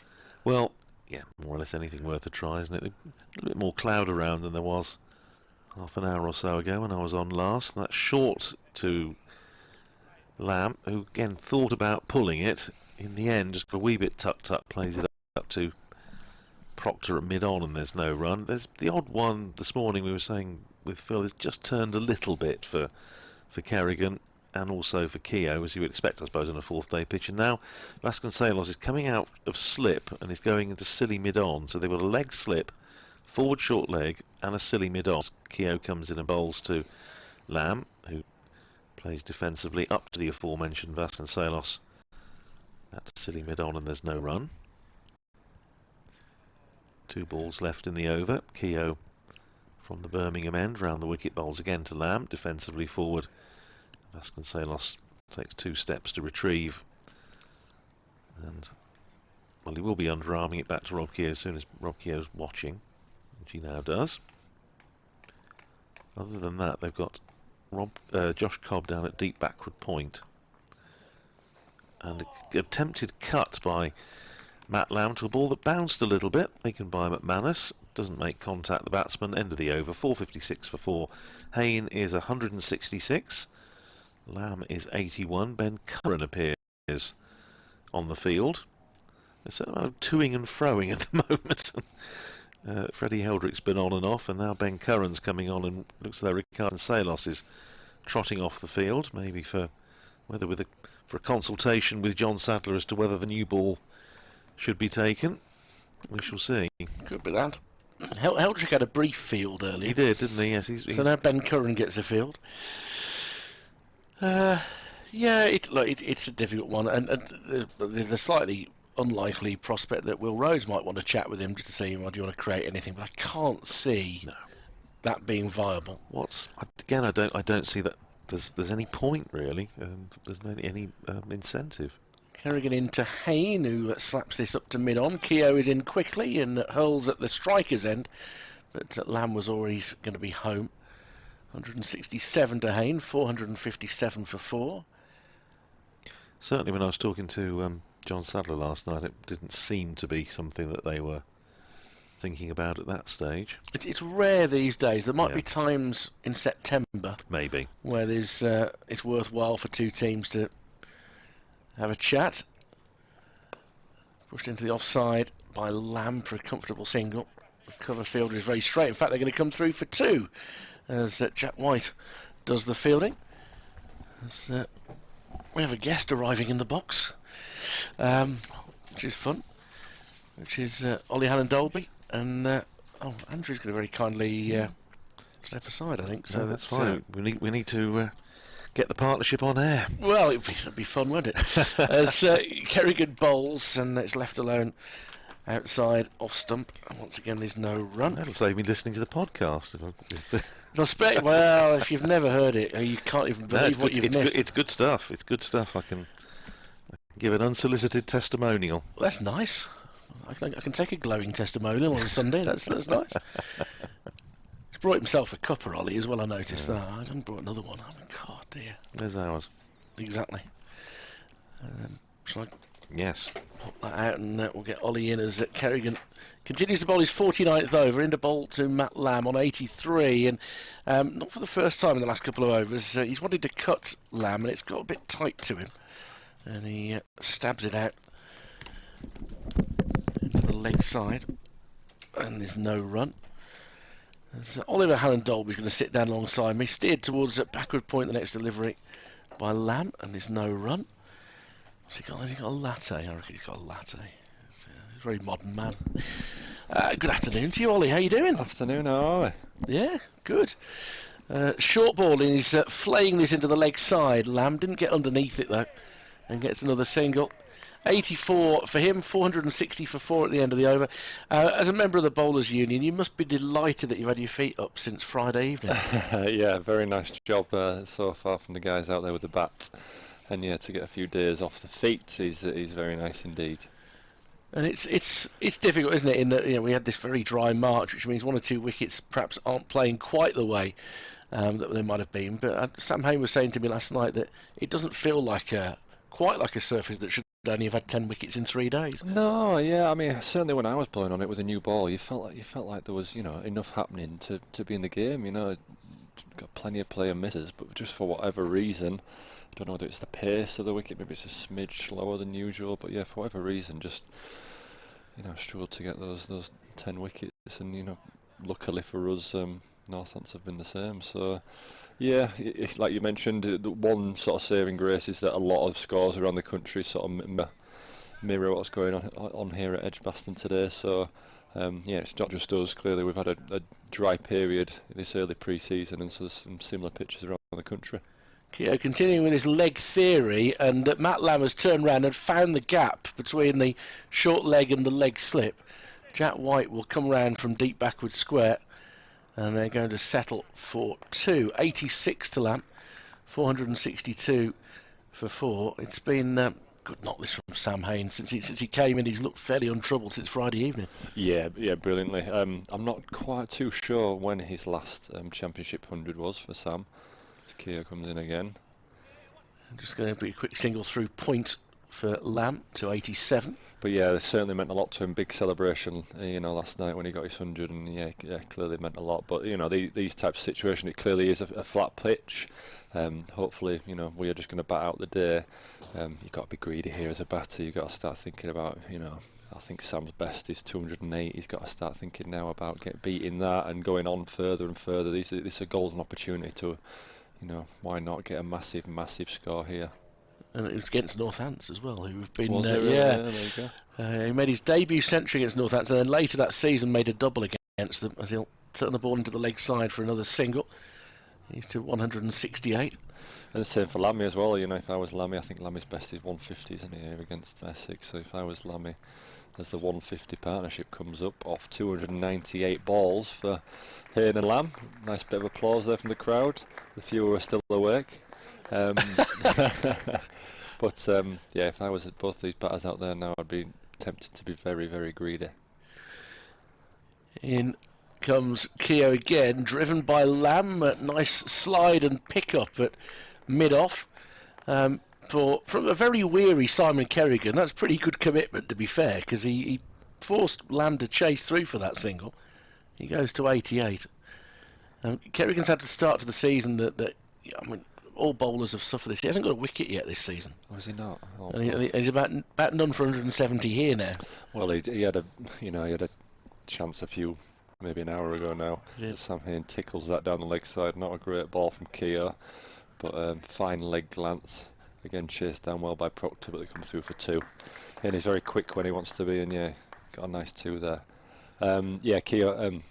Kerrigan deserved a wicket about an hour ago. He had an easy chance dropped at short extra cover off Lammy, so yeah, certainly deserves one in that wicket column.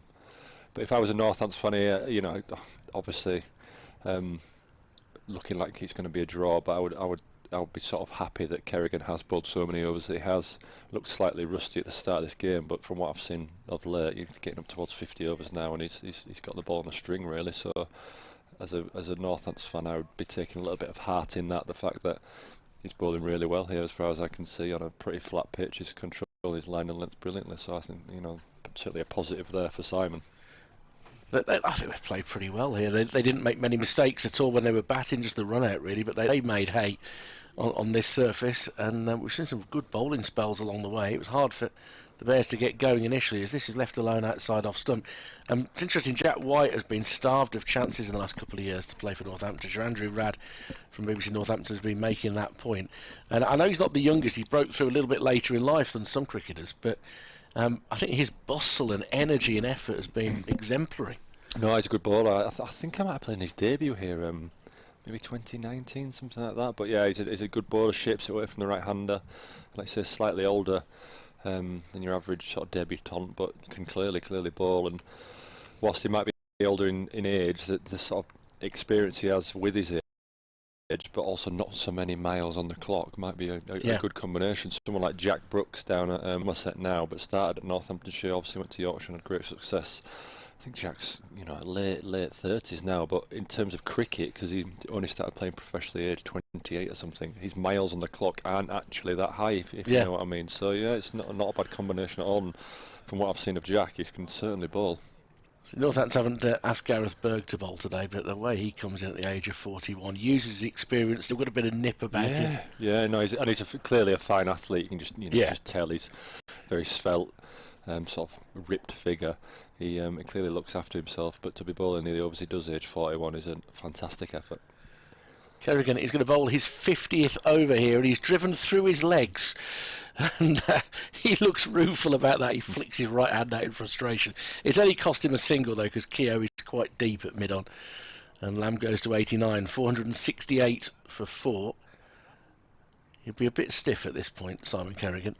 Yeah, that's bowling one ball into his 50th over, which is exceptional effort from my point of view. He's around the wicket here to Haynes. He just dabs it down defensively. He's varied his run-up quite a bit as well, Kerrigan. He's coming from all sorts of strange angles. He's obviously decided that there's not so much variation going on the pitch, so what can he vary? So he's bowled with all sorts of actions and angles of run-up, which, to be honest, is a great skill to still be able to land the ball on the spot doing that. As he comes in again to Haynes here, back up a length ball at Haynes, dabs down into the wicket for a dot. The gap between the two sides now is down to 129 runs. So any chance of Northants forcing a result today has gone really, with the follow-on target being done. Great to see skipper Will Rhodes back in the runs yesterday after what's been quite a tricky season. Yeah, I felt for Will, absolutely brilliant knock, and just that one run short is a real shame. But all 100 and everything, but that last run is a great effort from him. I'm delighted that he's in the runs. Back of a length, slapped through the offside by Haynes, who again is quick, and with a weary fielder out there, the ball has followed Jack White around for the last 2 days. They hurtle back for 2. Haynes to 172 now. Lamb 89. I mentioned as well, Sam is now beyond 400 championship runs in this early part of the season. So trying to make sure he makes the most of this opportunity. Clip towards mid-wicket. Closing down very quickly there was the field, is it Keogh, and there's no run. Looks like we've got a short little break here. Drinks being run out for the batsman by Manraj Johal, who's 12th man today. Had a successful day yesterday. He got fifer for Smethwick in the Birmingham League, so straight off a nice day for him yesterday. He's here doing 12th man duties today, so nice to have Manny on board. You tried to pull a fast one when you came out for training this morning, Oliver Hannon Dolby. I did. Oh yes. Football was being played. There were a few players, including Manny, passing amongst themselves. And you came out and tried to hit the ball 20 yards from just in front of the pavilion up towards the wicket where the practice was, and you sliced it horribly into the netting and then celebrated as if you'd scored a goal. Yeah, you've mistaken there, Richard. I said top corner here and placed it bang in the top corner of the goal. It certainly wasn't a misplaced pass to Yatesy, who was 30 yards in a different direction. Yeah, I think I might have to get an eyewitness account from somebody else who was there at the time. So we've got Keogh on again here to Lammy. He's coming round the wicket, a bit of a leg theory again. He's got his leg slipping and a short leg. Try to tempt Lammy into a mistake. So he just drives him back, and the bowler parries it in his follow through. The breeze is unusually coming from a sort of southeasterly direction today. Normally comes over our left shoulder. It's coming over our right shoulder today, Yeah, and that's where the weather's coming from a bit normally today. comes from Harborne, and it's the opposite today. Back of a length, steered into the leg side by Lamb. Generally, the feeling is if you know that the players have gone off at Worcester, you've got 45 minutes before the rain hits here. Okay. But we're looking the opposite direction. Yeah. Leicester. On appeal for LBW, round the wicket was very, very full, and trying to paddle it round was Matt Lamb. Almost like a low full toss. I'll be honest, from round the wicket there, you'd probably do well to get an LBW decision. And looking back at the replay, it's hit him on the full Just outside leg. Yeah. It's a tough one, isn't it? Because if it hits on the full toss, it's kind of whatever it's in front of there, you have to assume it's going to carry on through. Yeah. Although from this angle, I'm not sure it would, but that's neither here nor there. He'll come in again after getting stuck halfway through his run-up. He's done that a few times. Dabbed into the leg side by Lamb. I think Mr. Keogh's a bit of a canny bowler. He's no slouch with the ball. He's got a first-class 9 for him, I'm pretty sure I'm right in saying, as he comes in again here to Lammy. Lammy's on the sweep. I think he's got a bit of a bottom edge on that. Down towards the boundary in front of the pavilion. I think it's William chasing it, who does a fine bit of work. Keeps it inside, and Lammy and Haynes come through for 3. So Rob Keogh, he's no slouch the ball. He definitely's got a first class 9 for, and I think he's just tries to get through his overs quite quickly. So when he's pulling out there, I think it's basically because the batsman's still looking at his toes. He's ready. There was one yesterday. Was it? I can't remember. Was it Will Rhodes who backed away because Keogh was already on his way, and it was a very cheeky one because Will had barely had time to reorganise himself. Yeah, and he's perfectly entitled to try Russia, and Will is perfectly entitled to back away. So it's absolutely fine, and it's certainly good for the run rate. But I think sometimes Mr. Keogh even rushes himself, and he's aware that the batsman's still looking at his feet when he runs into balls. He comes into Haynes, ball on about leg stump, and Haynes taps it into short square leg for a single, and that is the over. Yeah, 160 now these two have had it. I think it is since Will Rhodes fell on with a score on 314. And by the time we get to lunch, the gap between the two sides will be down to about 100, having batted for 5 sessions each. And if Simon Kerrigan is continuing, he's going to arrive very slowly. Yeah, he's not got a lot of energy here. We're just chatting down in the change rooms to Alex Davis about Kerrigan. Obviously played contemporaries at Lancashire, and Dave was full of praise, saying when he was in his pomp up at Lancashire, he said he's the best spinner he's ever kept her, effortlessly ragging it, just sort of walking in like he does now, but playing at good pace and spinning it square up at Lancs. I was thinking about 2012, that sort of time. He's driven the first ball he knew over up to mid on. Keogh does the fielding. He made his debut against the Bears at Old Trafford and took a 5 on debut. And because he got his test opportunity very young, based on those sort of performances, his ability to turn the ball, taking lots of wickets. Yeah. As he floats this up above the eye line of Haynes, who almost yorks himself. Well, I mean, we all know the story about his test match. Obviously didn't go as well as he wanted, and looks like it set him back for some time, spent time at the game, but as he comes in again here to Haynes, who works him into the offside for a single. He's clearly been out of the game. I think he spent a lot of time coaching for the Lancashire Cricket Board, but just from another pro's point of view, I think it's brilliant to see him in the game. He's a brilliant character to have been through what he has been through and come back, and perhaps he's not quite at his best still, and hopefully he can get back there one day, but to see him back here playing first class cricket is fabulous for me. I think it's a fantastic effort. I've reached the point in this match where I really would quite like him to get a wicket, really, because anybody who's gone through 51 overs of toil kind of deserves something, as he's pushed through the covers here for a single by Lamb. In fact, they're going to run really hard and come back for 2 again. It's good running, and like you say, it's followed Jack White again around the field, and unfortunately not able to stop the 2 there. I think Matt Lamb is eyeing up getting to 3 figures before we get to the interval, because it's about 12 minutes. He's 94 not out now. Very different circumstances to his century against Surrey earlier in the season, which was a counter-attacking innings. So he drives through the hand of Kerrigan. They don't think about a single because Luke Proctor's in quickly. Yeah, and I think at times this morning, Lammy does like to play shots, does like to be counter-attacking. I think a few times this morning he's been a bit itchy, trying to force it a little bit. He's quite a slow tempo of play here at the moment, so I think he's been caught between that. But batted well so far as he clips this into deep mid-wicket and gets a single out there to Josh Cobb, I think, who does the fielding. Yeah, quicker delivery speared into his pads that time, wasn't it? But Lamb maintains the strike. And I was talking to Sam Haynes last night, and he's agreed to join my campaign. And I think we might need to formalise this on the pod blast. Is this some sort of real ale campaign? No, it's a cricket one. I wasn't going off on a tangent. I'm usually to talk cricket here, as you've been kind enough to join us. Which is, on day 4 of a county championship match, if there is no possibility of a result, the umpires and the captain should decide to end play at tea.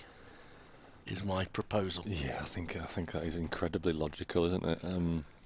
Yeah, I think tea's fair. Lunch is perhaps a bit too early, but yeah, I think that hopefully, from our point of view, if today goes how we want to, and these guys bat for as long as they can, then yeah, tea would be a perfectly reasonable a conclusion from my point of view. That 15 minutes to an hour, depending who's batting, that you play after a tea interval when the game's dead, does nobody any good. Yeah, I mean, we don't know what's going to happen, but yeah, this can easily become farcical, can't it? The keeper's bowling and people shouldn't be keeping and stuff like that. As Keogh comes into Lammy here, not a great ball, short and wide down leg side, but it's well fielded off a pull shot by Will Young at short fine leg, and it's a dot ball in the end. But yeah, I agree with you. Agree with you there. And like I say, things in these situations can come a bit daft. Who knows who we might see bowling and keeping and whatnot later on, as Keogh's changed tactics and comes round the wicket to Lammy.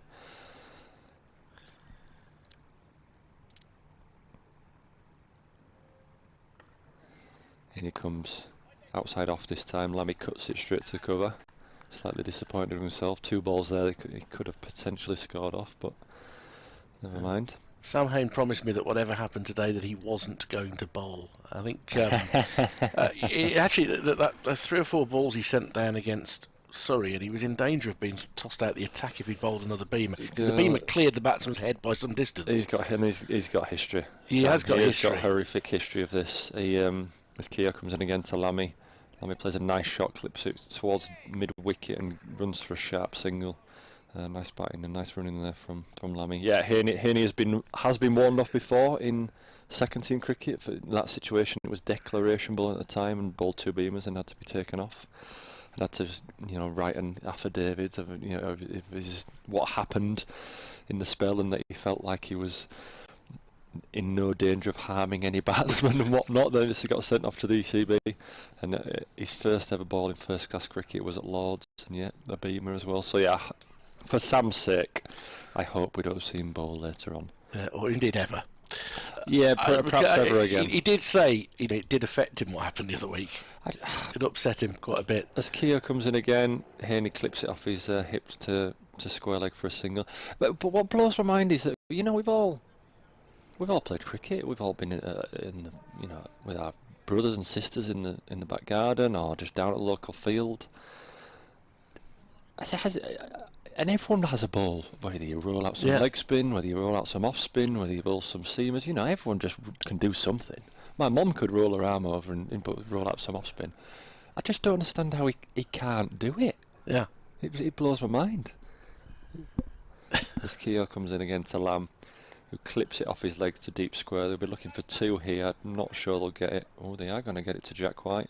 That is a well-run 2. I think you're right that Lammy might be looking for his 100 before lunch. Yeah, 98 now. 98, yeah. One more less is over. So yeah, it does blow my mind slightly that, you know, I know Sam's got a twin brother and an older brother back in Oz. You know, did Sam just bat in the Garden? Did he just say, no, you guys bowl to me? I don't understand how it's got this far without him being able to bowl. As Keogh comes in again to Lamb. Nice delivery that Lamb defends down the wicket. But one thing I will say, I mean, we're obviously chatting in the training rooms downstairs, and there is discussion of what might happen later in the game, who might end up bowling for them. If we are all out, who might bowl for us? And there's some nervous batsmen down there. There's some batsmen. I'll give you names: Davies, Sibley. Yeah. Who were thinking, I might have to bowl this game, and they're terrified. And for them is, how do you feel? How do you think I feel every single game batting?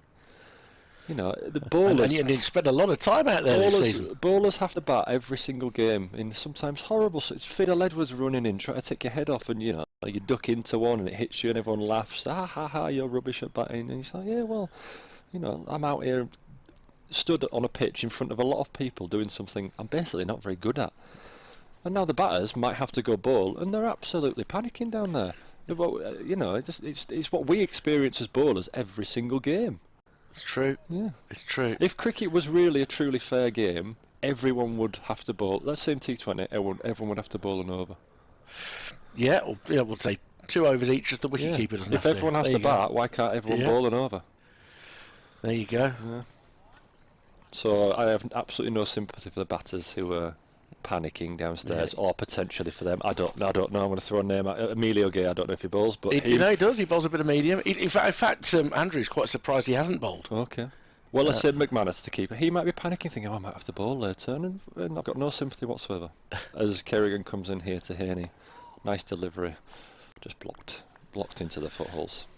It's it's one of life's curiosity. I mean, you've batted at some length, you know, the joyous moment where you're not out after 66 balls, only to be ruined by a little nick onto your thigh pad for a single. It's terrible. Although I'm incredibly proud of the. I don't know who, but someone sent me through the stats of where I am in the record books for that. So it's very high. It's very high. Simon Kerrigan in again, and he just blocked it. There's an Indian batsman who was 100 balls. But the balls faced, I actually wasn't that high because Burgess quite rightly farmed the strike, but minutes are not. I'm high. Okay. So the world record for minutes, I think, is 2 hours. Stuart Broad's very near the top of that for some knock in New Zealand. As Kerrigan comes in again to Haney, who again just dabs it into the offside. But in first class cricket, I'm 7th on the list for that's good. Time spent on zero. I'm trying to think of it. I think it was 94 minutes I was spent on zero. And in first class English cricket, so in county cricket, I beat the previous record holder by 20 minutes. Oh. Jack Simmons for Lancs, he did 74. Flat Jack. And I got 94, so cheers, Jack. Sending out into the offside again by Haynes, who probably wants to see these last 2 balls out. There'll be one more over at least before lunch, which we'll get to see right through on schedule as well, because that'll be the 32nd over of the morning, the next one. And you did the job, Burgess, from 69 to 178. Yeah, very happy to play with Burge for that. And then in similar circumstances the week after, it was uncanny. But yeah, great fun to be. I was patting it back at the other end, and to have Burge whacking it to all parts the other was brilliant to watch. Very funny. He started the season in rich form, I think it's fair to say. 13 sixes in those 2 centuries, and most of those were scored after he got to 100 in both cases. Yeah. You know, he's the first time was certainly about saving a match. The second time, he valued it even more because it was about putting the team in a position to win the game against Essex. Absolutely. And that spell where you had to bat half an hour in the hope that Craig Miles would arrive to be the concussion replacement and be able to bat in the place of Liam Norwell. Kerrigan again into Haney there. Faster ball.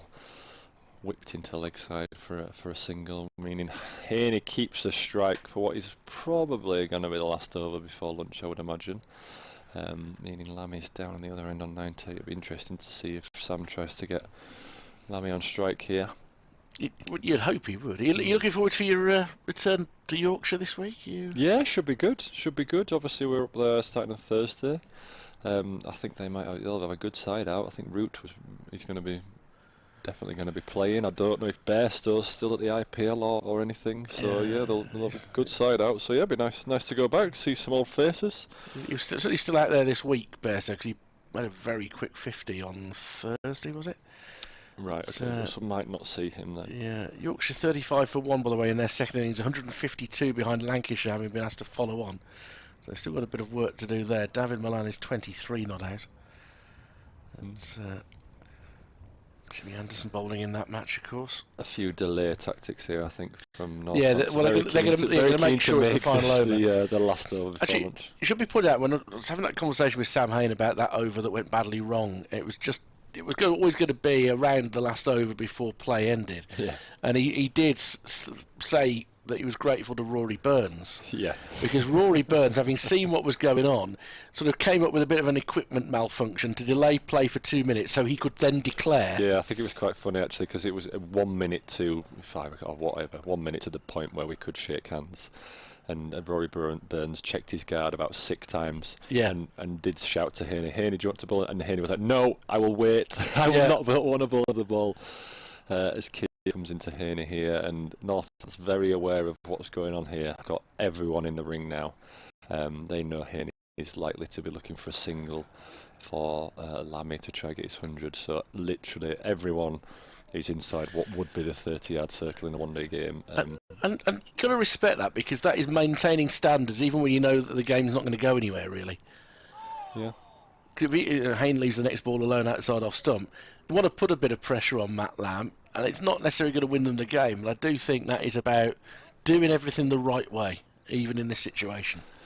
Yeah, absolutely. You know, still first-class cricket. You don't just want to give someone 100. You don't just want to give Haynes an easy single. So if you can do something here that's maybe going to make Haynes lose a bit of concentration, make Lammy lose a bit of concentration, then, you know, absolutely, why not?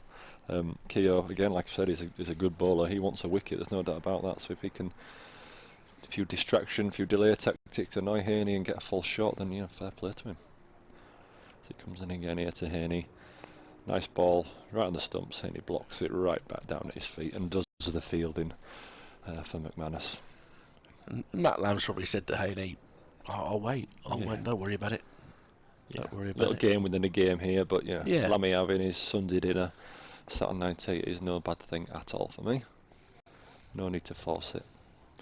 This one wide of off stump, Haynes drags Haynes across the crease, but still blocks it into the footholes. 89 runs this morning in the 32 overs. No wickets have gone down with 2 balls to go. And a partnership now that's worth 169 between these two.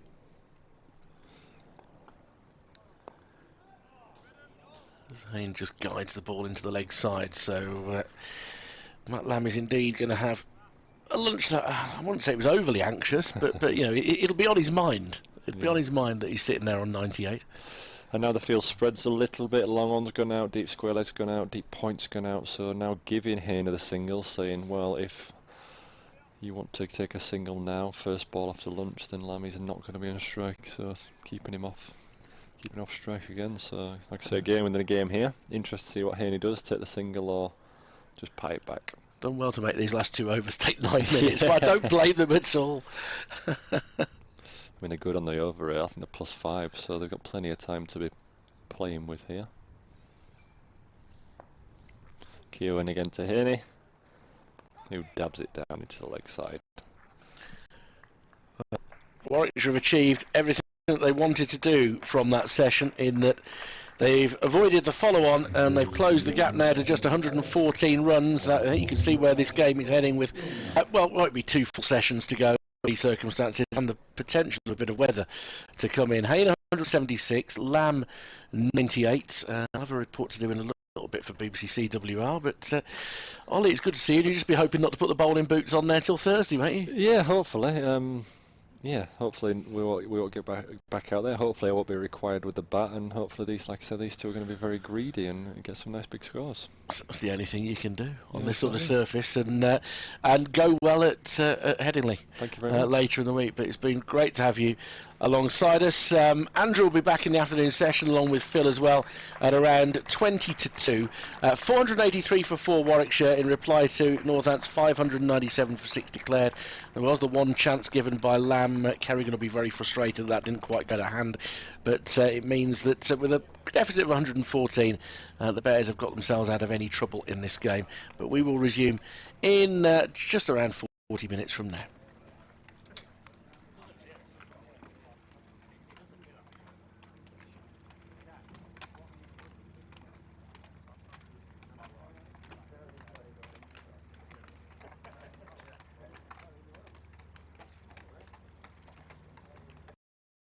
So what does it mean to be a bear?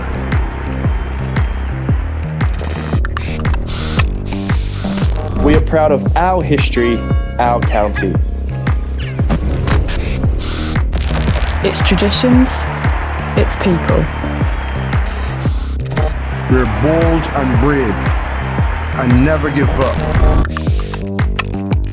We're outspoken and encourage others to speak up. This is our home, a home for everyone.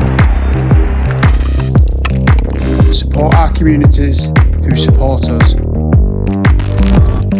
And this is our time for our fans. The shackles are off.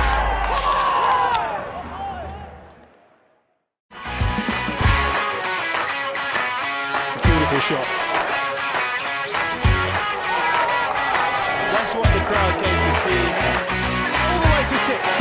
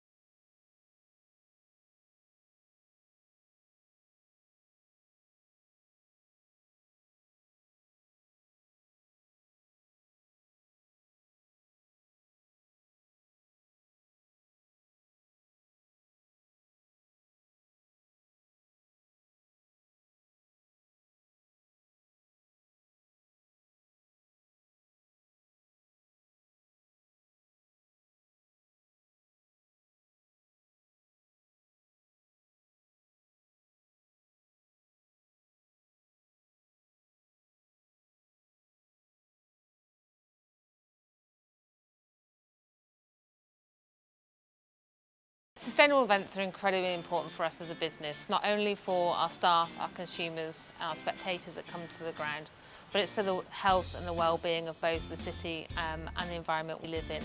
We have the opportunity as a business to have a huge impact on the environment.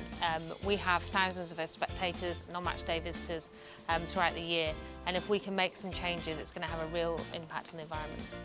Being carbon neutral by 2030 is for sure our end goal. We've got some hurdles to overcome as we reach that, but being the most sustainable business as possible, working with local independent traders and education is key for us. So firstly, staff training is paramount, and making sure that we've got an education and getting people on board. We're hiring a sustainability manager at the moment, and they're going to drive our goal. We're looking into as many plant-forward options and menus as physically possible. We're working with Climato so that on every menu you'll have the consumption of CO2 used in that dish. We are using recyclable or reusable products throughout our non-match day offering and match day offering. And we're ensuring that we're giving our clients more information about the choices that they're making. The future of DDR packages at Edgbaston is about giving the consumer what they want in a sustainable way. So reducing food waste, ensuring that we're getting the right numbers and the right information off our clients and reaching your expectations. Plant forward, looking at where we're getting our food from, no freight delivery. Are we using local and independent traders where possible? What are we doing with our coffee beans? So at the moment we're sending our coffee beans off to get them planted and helping to build mushrooms. We're building currently our own veg patch in our training ground. So we're striving every day to make more sustainable choices. Today we're at Edgbaston Cricket Ground for the Eid prayer, which concludes the Ramadan month of fasting.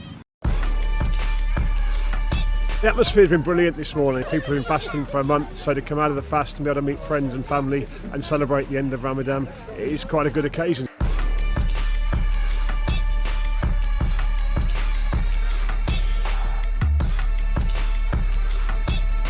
We've estimated just over 2,000 people here. We've had lots of people coming up and telling us how much they've been loving it and enjoying it.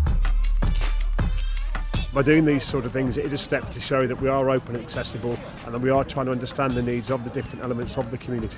Edgbaston Cricket Ground is for everyone, and as you can see, everyone is here. We normally go to the mosques for Eid. To actually be outdoors in such an amazing venue like Edgbaston Cricket Ground, it's just fantastic.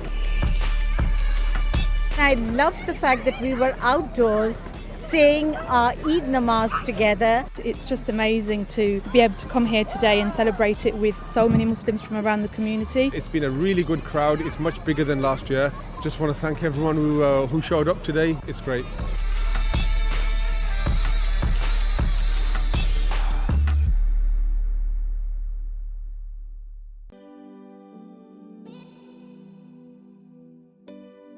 So the premise tonight is basically the Ramadan League trying to give the youngsters some cricket during Ramadan. They were saying to me, sometimes we break our fast, we're at home with our parents, we have said our prayers, we've got nothing to do till 2 o'clock or 3 o'clock in the morning, we're up till all hours.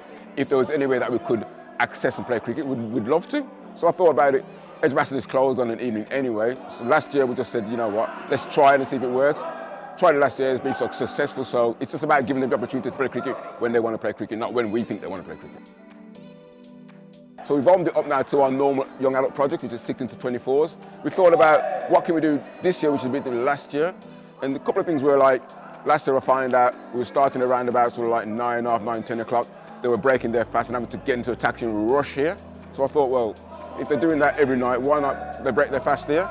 So we decided to just take it one stage further, and why not break their fast here with everybody, and then they're still here, break their fast here and play cricket and then go home after that.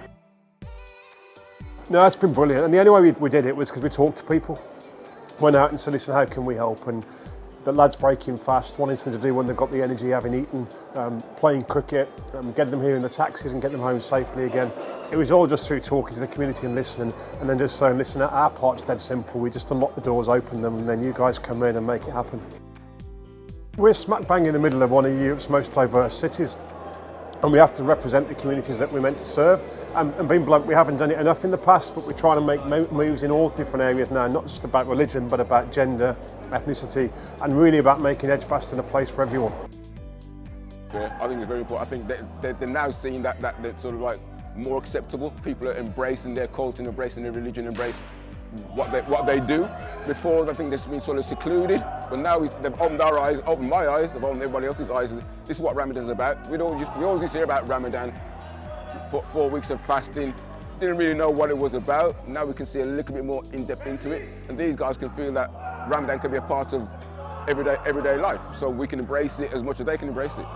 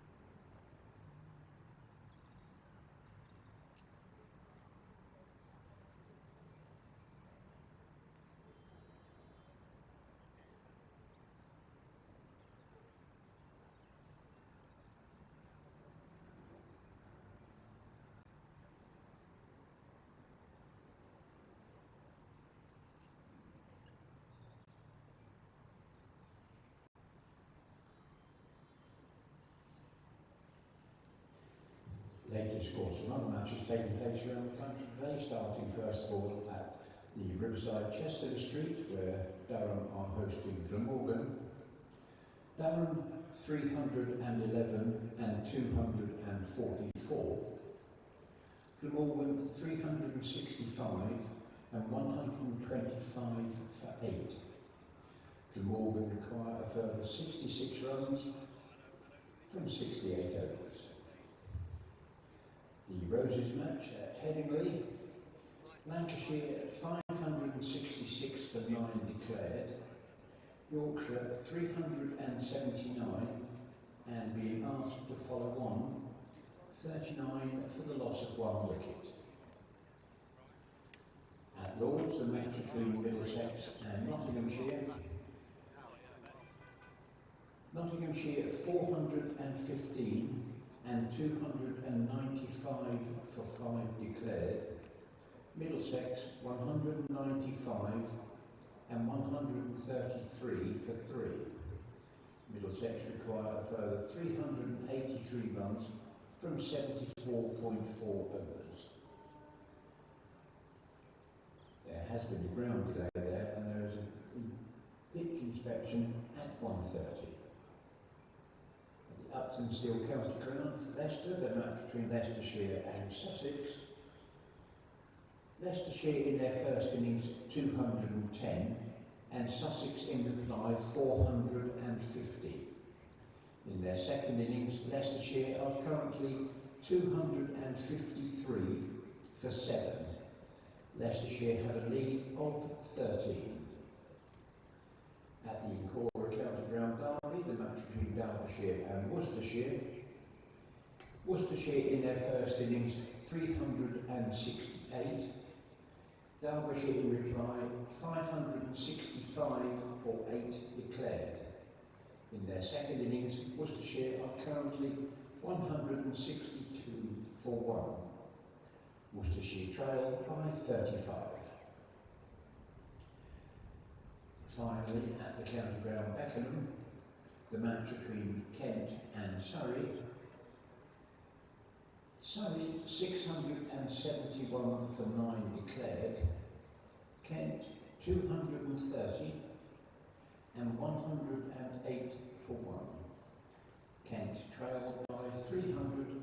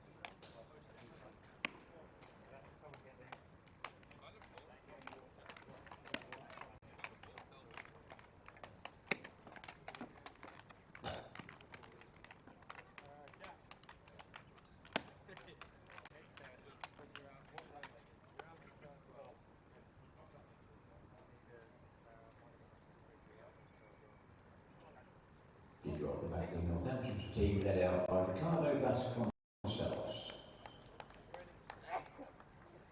And the two not out Warwickshire batsmen, Sam Haynes, and faced the first ball of the afternoon session. Welcome back to Edgbaston. 2 sessions to go in a game that I think we'll now throw the word meandering in. Is meandering towards a draw on a surface where the batsmen have just dug deep and not made many mistakes, actually, as much as other things. And we've seen only 10 wickets in 10 sessions so far. 483 for 4 Warwickshire will resume on, trailing Northamptonshire by 114. And with Sam Haynes unbeaten on 176 and Matt Lamb resuming 98 not out after the interval. Andrew Radd is alongside me from BBC Northampton. Good afternoon, Andrew. Good afternoon, Richard, everybody as well. It's getting a bit murky now, isn't it?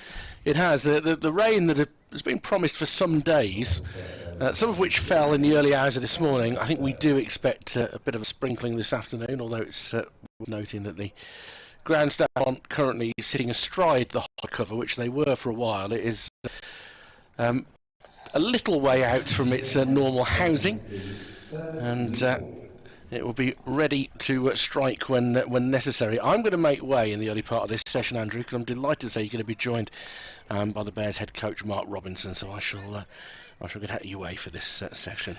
Thanks, Richard. Well, I can tell you that Northamptonshire have taken the third new ball, and it's Gareth Berg who's going to be bowling with it from the pavilion end. It's been brandished to all the scorers, seated up to our right. So the new ball has been taken at 483 for 4. As we were saying, it's a bit more overcast than it has been throughout the day so far. There is a bit of rain forecast for this afternoon, but I'm sure the first thing is for Matt Lamb to make sure that he manages to get to 3 figures. And Robbo, afternoon to you. Hello, Manus. How are you?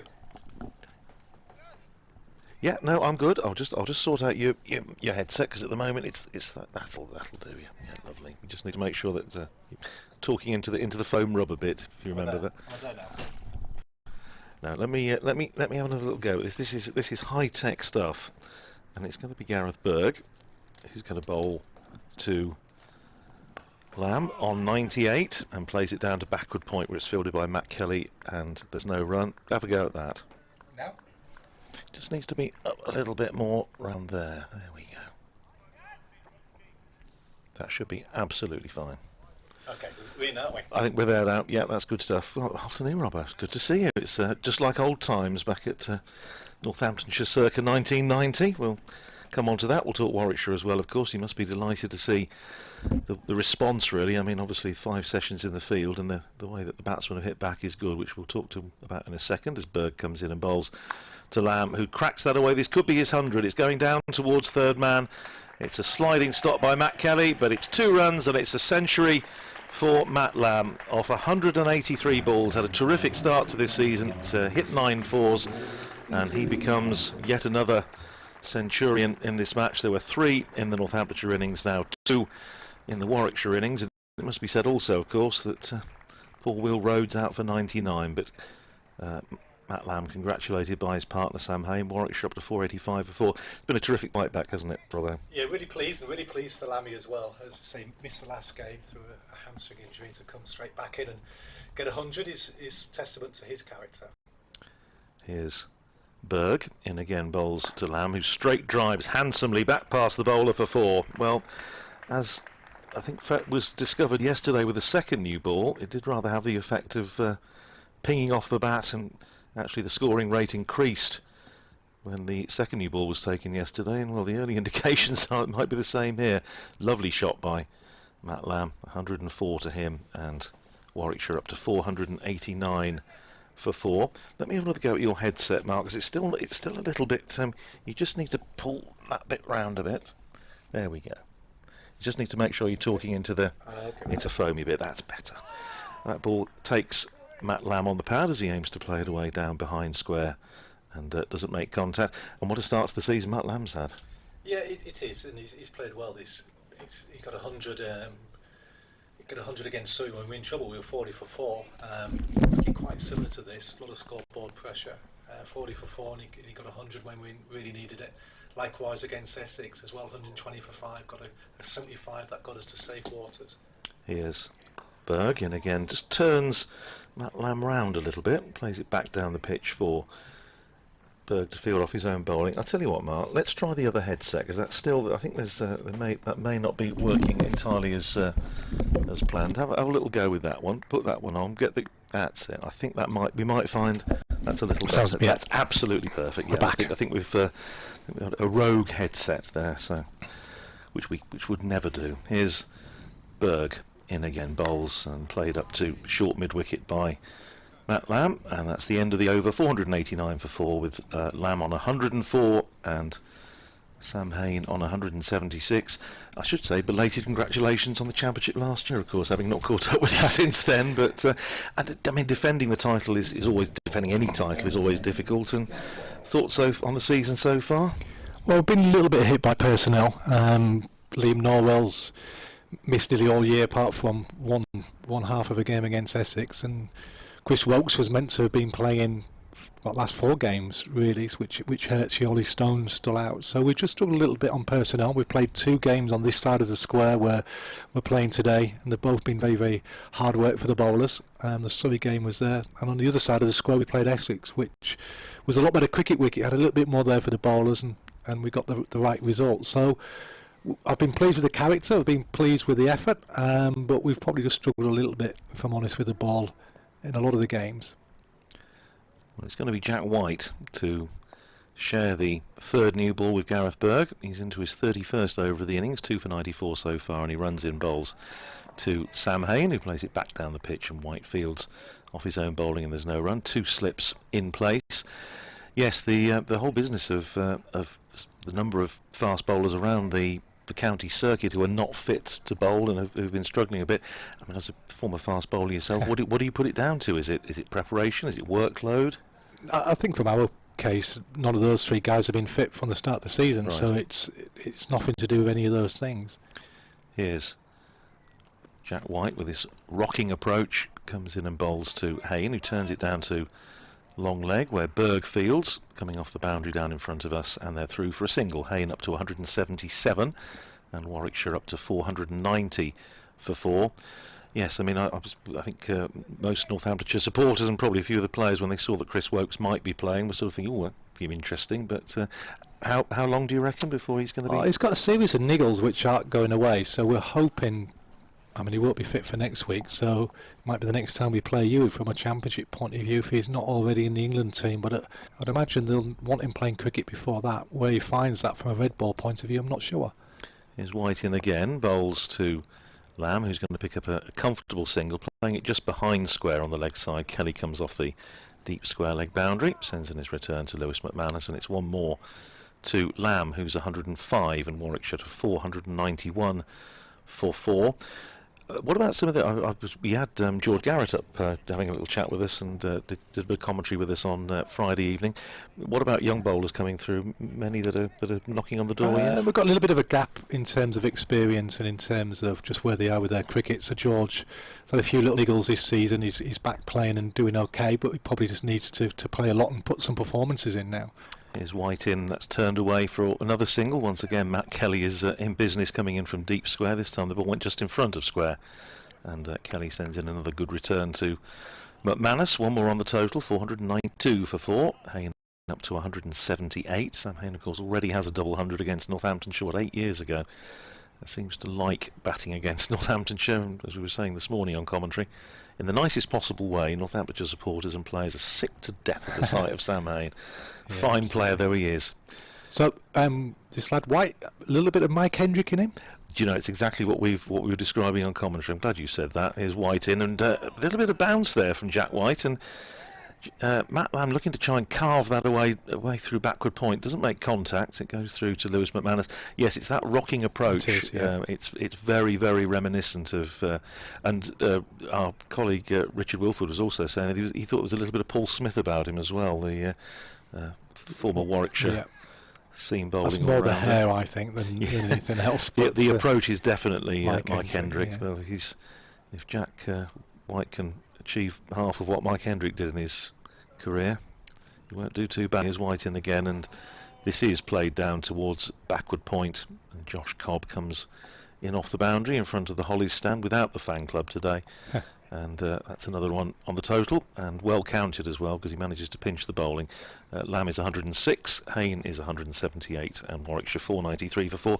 Thinking about your introduction to county cricket, if I remember rightly, and I mean, we're going back into the mid-80s now, I think you were on was it some sort of national fast bowling programme, wasn't it, or squad? Yeah, Bob Willis had a programme, and I was obviously doing the Yorkshire seconds and the squads there, but Bob Willis had a fast bowling programme by Tetley Bidder. And one of the things we did a walk from every county ground, finishing at the Oval, I think it did in the end, or did it finish at Lord's? Can't remember. Gareth Smith, who was a Yorkshire and Northampton fast bowler on it as well at the same time. That was great fun. Well, Gareth's still playing, I can reveal exclusively. Good effort. A bit of left arm medium pace or spin these days as Berg starts afresh over to Lamb, who just drops it down in front of square on the onside, and they're through for another single. 494 for 4, and Lamb up to 107. Then county debut was in 1987, which was a remarkable year for Northamptonshire. They managed to reach the 2 one-day finals and lost them both. But it was a steady Northamptonshire side that you went into at that point. Yeah, I think that sometimes it just felt there was only myself and Dave Ripley were international cricketers. Richard Williams perhaps as well, but it was a star-studded team and great fun. I mean, those years were brilliant for me. Some great senior players and some star players as well. Berg in again, bowls to Sam Haynes, who turns that away towards mid-wicket, and it's well stopped in there at mid-wicket by Simon Kerrigan. Doesn't stop it, field it cleanly, but at least stops it. Somebody saved the boundary, I would imagine, and it's deflected up towards mid-on where Luke Proctor fields, but it's one more run to Sam Haynes, 179 to him, 495 for 4. Yes, it was a decent top order with Cook Larkins, Alan Lamb, of course, Robin Boyd Moss, people like that. Here's Berg in again. Rob Bailey, yes, of course, the Biddulph blaster as he was known for a time. And you always remember your debut, and you always remember your first wicket, don't you? So my first wicket was caught at slip by the sub-fielder, which was Roger Harper, which is probably one of the finest sub-fielders you'll ever have in the games, and he caught it at slip, Steve O'Shaughnessy. So it was Lancashire. I remember your debut. It was Roger Harper was signed by Northamptonshire, and then they signed Winston Davis, so he wasn't able to play in matches. He was described as the most expensive 12th man in county cricket at the time. As Berg comes in, bowls again down the leg side, a little bit of bounce as you would expect with the third new ball. And it's well taken down the leg side by McManus, stays on 496 for 4. Roger would play in the Sunday League though, wouldn't he? Yes. He'd do the Sunday League. So he was 12th man and John Player, what it might have been called in those days, a 40-over competition. So that was his duties. Nicest man you'll ever meet, Roger.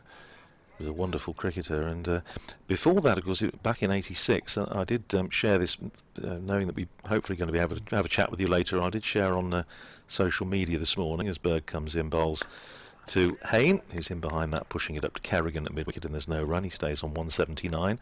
Was the 1986 Bain Dawes Trophy final, which was what they then called the second 11 knockout competition, and Northamptonshire played Essex in the final. I think it would be 12th man. Well, it was tragic, and it was not how sports should be. Played in every single round, and then we had a few people came out the first team, and we were available for the final. Got lobbed out. Played every single game. Chippy Williams played in the final, didn't he? I think Chippy actually played all the rounds. Actually, he must have been out of favour at the time.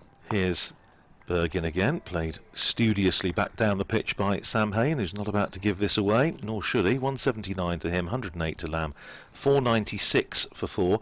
Yes, that's right. So I think Duncan Wilde came into the side as well. I think Alan Walker did as well. Yes, I think he did. I think the semi-final was at Worcester, so I remember getting some wickets there. And your first year on the staff, isn't it? And you don't really think about being demoted for some star-studded person from the first team coming back, and I'm not sure whether I would do that if I was a coach as well. If you think you probably would stick with the players that would got you there, especially with it being a second team competition. 36 years later, I'm still bitter. I am Bob Carter. I tell you, it's rankling, isn't it? You know, I noticed. I'm glad Norwich City got relegated, Bob. I tell you. Well, you can tell that to Ollie Stone, of course, who's another great Norwich City fan. Yes, I do remember. One or two things I remember about that final, which we'll come on to in a second, as Jack White is about to start his 32nd over from the Birmingham end and bowls to Matt Lamb, who's going to pick up another single, played down to deep mid-wicket where Matt Kelly fields, and one more onto the total, 497 for 4, and Matt Lamb up to 109. Yes, Nasser Hussain getting 100 in that final, and Essex losing. It was quite a close match. I think it was about 6-7 runs, something like that in it, and I don't seem to remember Nasser's contribution going down hugely well with some of his teammates. No. I think it was divided opinion, Nasser, in those days as a young man. It was a very good 100, but perhaps not what the team needed. Here's White in, bowls to Haynes, who plays it back down the pitch, and there's no run. But yes, it was a good game. And then of course 1990, and one or two people have been reminding me about this, that it wasn't. I was remembering the semi-final down at Southampton when I think Hampshire needed 6 to win off the last over. You bowled the last over, only went for 4, and Northamptonshire won by 1 run. But the round before that, when you were up against Ian Botham that was a good game at the county ground against Worcestershire, which was also another very, very tight game that you featured in, which we'll talk about in a second as White comes in, bowls. Lovely on drive, nice looking stroke by Sam Haynes, but just as far as Rob Keogh at mid-on, and there's no run. Yeah, Botham was in the death, and it was one of those games. It was again quite a high-scoring game, and had a good few overs at the back end, and they were going well. But obviously Botham was a big factor from a Worcester point of view, and I think Lammy had messed up the overs actually, and Kirtley was meant to be doing the last one, but it didn't quite work out, so I got it, and I think that was more like 10 overs to win off that over, something like that. And yeah, it was fantastic, and obviously the semi-final, likewise, that was a TV game, which is always handy to have a good one on TV. White in again, bowls to Haynes, pushes it out on the offside, fielded by Kerrigan, and there's no run. Yes, the semi-final, of course, was also when our friend, the late and much missed David Capel, had a little bit of a run-in with David Gower, wasn't it? I think he gave him a bit of a send-off. Yes, he got fined, didn't he, by the ECB. And Capes got hit, I think he got hit, broke his hand that game. Yes, I think that's right. And he missed the cricket, and then he ended up playing the final with a broken hand and managing to bat. Kirtley Ambrose hit Raj Maru hard in the ribs and broke his ribs as well, made a bit of a mess there. So a lot happened in that match. Yes, the quarter-final, as White comes in, bowls, and that's turned away through mid-wicket by Sam Haynes, who's going to pick up another run. Matt Kelly, who's been busy out there on the boundary, comes in again to field. One more to Sam Haynes, who goes to 180, and Warwickshire up to 498 for 4. Yes, Botham was left stranded, high and dry, 86 not out. And yeah, Neil Radford, Bobinson naught, Phil Newport, bowled Robinson naught. Finished with 12 overs, 3 for 33, eclipsing even the subsequent Sir Kirtley Ambrose, and Ian Botham still got man of the match. Yeah, that didn't rankle with me much either. Still 36 years later, 35 years later. So, Bob, you're not alone with that one. Who gave that man of the match out? I'm trying to remember who it was. No. Well, the last ball of the over driven by Matt Lamb up to mid-off, and there's no run. End of the over, 498 for 4. Not long after that, of course, deciding to then to move counties and left Northamptonshire and went back home, really, didn't you? Back up to Yorkshire. Yeah, and it was difficult because I had the best time ever at Northampton. I loved it. I stayed with a lovely couple, Pat and Terry Evans. They were like my second mum and dad, and it was really happy times. And I'd got courted by Yorkshire a little bit out. I'd met my wife to be at that point, and the team was slightly changing. People like Duncan Wilde left, Winston Davis left. So I think it's just more, as much as anything, the love of that Yorkshireman inside me. And then I actually found the first year back really, really hard. I missed everything about that was good about Northampton, the closeness of the dressing room and the supporters as well. Berg in again, bowls to Sam Haynes, who's going to pick up another single, just clipped down to deep square. Josh Cobb grazing in front of the Hollies stand, and they're through for another run. Takes Haynes up to 181, and Warwickshire to 499 for 4, just 98 runs behind now. But you repaid all of your nurturing by Northamptonshire by then taking a 9 for at Harrogate. Oh, it was flat. It was so flat. So no, yeah, that was a special day. Here's Berg in again, bowls, and that's punched off the back foot by Lamb up to the substitute fielder, Freddie Heldrick, who's in there at extra cover. I think Amelia Gay has just gone off, presumably to get some more protective equipment.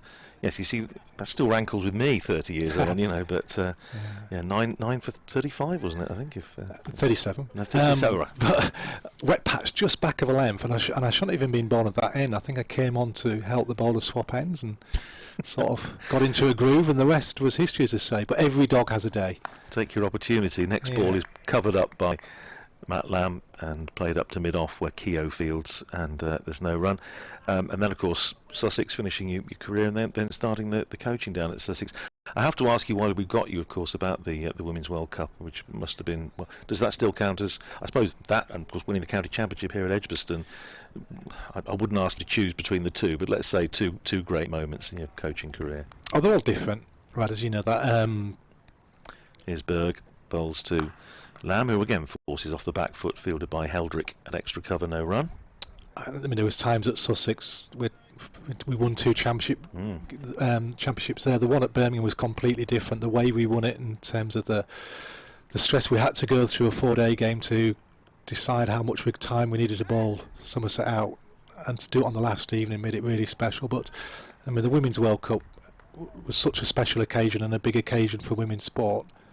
Berg in again, gives him a little bit of width outside off stump, tries to cut, doesn't time it as well as he would have hoped, and it goes out into the covers for another single, but it nevertheless brings up the 500 for Warwickshire, 500 for 4, and fielded out there once again by Matt Kelly. So another little milestone ticked off. 597 for 6, plays 500 for 4 so far.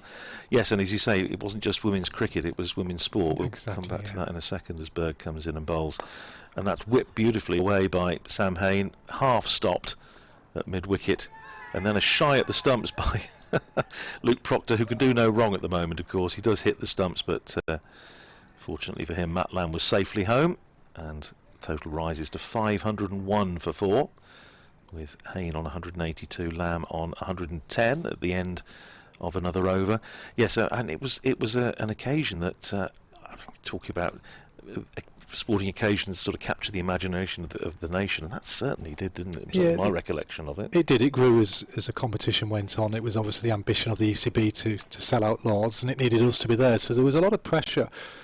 I felt a lot of pressure going into that tournament, and there was a lot of expectation from the ECB promotion department in terms of pressure to put on the girls, or expectation on the girls to go to events to help promote it. So to actually get to the final in the first place was special, and then the game took care of itself. It was a great game in terms of drama. I think it was a full house. The ECB had to close, the Lords had to close a lot of the toilets because there were male toilets and the queues were too big for women, so they had to close a lot of the men's toilets, and didn't sell hardly any beer, sold lots of coffees and lemonade because that was the audience. Here's Jack White starting a fresh over, his 33rd. Played up to mid-wicket, where Emilio Gay is back on the field now in place of Freddie Heldrick fields, and there's no run. Yeah, and I remember recollection of that final again. England had to dig deep with India at one stage, looking pretty good in that run chase, and before the wicket started to fall. Yes, every big game needs a hero, doesn't it? Yeah. And Anya Shubsall was the hero for that day. I always felt we were in the game, and it was only when you look back you realise potentially how far dead and buried you were.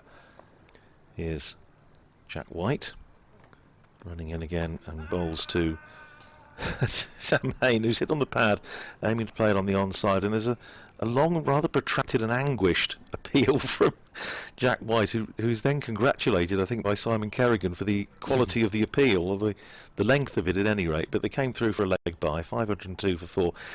Emilio Gay is having a little gentle warm-up, so I do wonder if I think he's doing a bit of bending and stretching, so I did wonder if maybe a bit of Emilio Gay's medium pace. I tell you what, if they give him the third new ball with it, sort of a handful of overs in, he'll be well happy. He'll be a new ball bowler for the rest of his the rest of the season, I think. Here's White running in again, bowls, and it hits him on the pad, Matt Lamb, and it's going down towards backward point, not out. It's been impressive, White. He was unlucky with a couple of LBWs first thing this morning. They were tight, yeah. They were looking on the replay. They did look tight. Well, he obviously must have got a bit of bat on that because there's no signal, which would explain, because it didn't bounce. It sort of scuttled through a little bit. It looked a fairly confident appeal, but there was obviously a little bit of bat in it, which is why the decision's gone his way. 503 for 4. Matt Lamb is up to 110. Brad, you're my last connection at the club, I think. So it's the first time I've played Northampton, and there hasn't been a Rips or somebody there from that era. No, that's right. Even King O or somebody like that. No. Well, Tony, I wouldn't be at all surprised if King O isn't listening. So if he is, another legend of the club. Very best wishes to him. Here's White again, and that's turned down to long leg by Sam Haynes for another single. Gareth Berg coming in off the boundary sends in his return. One more to Haynes, 183 to him, 504 for 4. Yes, Tony Kingston, we probably ought to say for benefit of all listeners that Northampton's long-serving scorer who's hasn't been too well, and he's not able to be on duty at the moment. Hopefully he'll be back at some point this season, very much hope so. But if you're listening, Kingo, and we both send our very best wishes to you, and hopefully see you back on duty at some point. 504 for 4 here. Your biro would have caught light in this match, I think. That's punched away off the back foot by Lamb, fielded by Kerrigan in the covers, and there's no run. Let's talk a little bit about county structure, Mark, because obviously it's very much in the public domain at the moment, and whether this structure that we have at the moment works, particularly from a coaching point of view. I would imagine workload. You've talked about some of the issues that you've got with the bowling attack here at Edgbaston. What about the whole business of making sure you've got enough fit bowlers? Having asked you the question, I'll just watch this ball before you answer. That's played down to backward point by Matt Lamb, and he's going to pick up another single, and Jack White finishes his 33rd over, 2 for 102, 505 for 4 at the end of the over. Lamb is 111, Haynes is 183. It's a balancing act because we've got the 100 now and it's here to stay, so how we adapt and evolve around that is a very, very difficult one, but we have to do what we can to preserve 18 counties. We've got to do what we can to try and protect the 4-day game and play as many games as we can. A lot of players and coaches will always moan about workloads. The hardest thing for us is when we'll have one very soon where we'll go Friday night game, Sunday championship. That's a really hard turnaround. The rest of it, it's the game. It's what we sign up to. As I say, the bowlers that we're missing isn't nothing to do with workloads. It's down to injuries that have come into from the winter or the off season or from last year. That's interesting. Here's Berg starting another over to Matt Lamb, plays it out into the covers for Gay to field, and there's no run. Yes, I mean there does seem a wee bit, and we've discussed it actually on commentary this morning, a wee bit of a disconnect between some of what you're hearing from obviously the PCA representing the players, and the business about maybe the 3 6s and having fewer red ball matches, and a lot of spectators, members, supporters who are saying, well, no, we don't want to have less cricket. It's hard to know how you square that particular circle. Here's Berg running in again, bowls to Lamb, who covers up, plays it back down the pitch, and there's no run. And I was probably a player back in the day saying similar things. Yeah. And I think if anybody said to me, you'll have to reduce your salary to accommodate that, or 2 of your colleagues might have to lose their jobs, then you probably won't be voting for it in the same way. And that is the case. I mean, there's always ways we've got to try and use our imagination to make it better, and how we fit it in and etc. is hard. But we have to say, you go back to the first point. How do you do that while protecting 18 counties, while trying to make sure you play as many championship games as you can? Falls nicely off the back foot by Lamb. Runs for him here. It's running out towards the deep cover boundary. 2 fielders, Gay and Kelly, in pursuit. It's Kelly that wins the race, and they come back for 3 runs, which takes Matt Lamb off the dreaded Nelson. 114 to him now, 508 for 4. And it's what we're trying to achieve. So if it's actually to make the England team better, there's been some changes this year. We're back to 2 divisions. You can definitely see just here now the impact of better wickets. The ball's softer, so the game will evolve, but we don't want to keep doing knee-jerk reactions to every crisis the England team have, be it in India against spin, Australia against fast bowling. Here's Berg in again, and that's nicely driven out into the covers, but well fielded by Emilio Gay at extra cover, and Sam Haynes doesn't pick up another run. He stays on 183. Northampton have rotated seamers here. They're in a position where they can, where not, and you know that's where you want to be with your squad, where you can try and protect them. As I say, unfortunately, we've took 3 into the season with injuries. We're not quite at that luxury yet, but that's where each club wants to be, and that's why you have a squad. You don't just have an 11. Here's Berg away from us and bowls to Haynes, who again plays defensively back down the pitch, and there's no run. I mean, one of the things that has been talked about, and you're absolutely right what you say about the question of trying to fit everything in. I know one of the things that's been said about is the 50 over competition, making that going back to a knockout. How would you feel about that? I mean, I suppose the thing that I know one or two coaches have said is, well, it does mean that potentially you could be knocked out in the first round. You only have one 50 over match. Here's Berg in again to Haynes, defensively forward back down the pitch. End of the over, 508 for 4. Haynes is 183, Lamb is 114. Last year, once I got over my FOMO of not being involved in the 100 and feeling left out, and like all the players who were the same, I've really enjoyed the 50 over competition. It was brilliant to work with some of the younger members of the squad, and there was lots of game, brilliant development for them. There was some fine cricket played. So I don't understand why you'd go to a knockout, because as you just quite rightly said, there'd be a big chunk of the time in the best part of the summer as well, when the weather's at its hottest, depriving members, supporters and players of playing the game that we all love. It seems to me, Mark, it was a classic case of those that didn't watch it were criticising it. Those of us that did watch it thoroughly enjoyed it for exactly the reasons that you've outlined. And from a Northamptonshire point of view, to see the likes of James Sales, son of Jumble, and Freddie Heldrick and people like that coming in and getting a chance to show what they can do was absolutely great. And I think the game at Grantham, we played Nottinghamshire, and Notts have got a number of really good young players out there, and I think what supporters always like to think they're in there at the start or something. I'd love to be able to say I saw such and such when he played his first game. And there was enough senior players around, wasn't there? Definitely. Likewise, we played Notts. We played Yorkshire at York, and there was 4,000, and it, just like in an outground when there's a big crowd in it, it felt special. So if you're one of the younger players, and we found out about some of our senior players, but obviously about our young players as well. The 3 of our younger members showed up some of our older players in terms of how to run between the wickets, how to even chase a large total. So no, thoroughly enjoyed it, and there's no logic whatsoever really. Here's Emilio Gay coming into the attack with a relatively new ball. He'll be delighted about that. He's even got a slip in. You'll never hear the last of this. First ball to Matt Lamb, played out to the cover boundary, fielded by Josh Cobb, who seems to have spent most of the day out there. One more onto total, 509 for 4, and Matt Lamb goes up to 115. I suppose, again, another thing that's been talked about is whether we can somehow involve the national counties, minor counties as were. You all have memories, I'm sure, as a player, of those first round matches in the old NatWest Trophy or whatever. They could be quite nerve-wracking.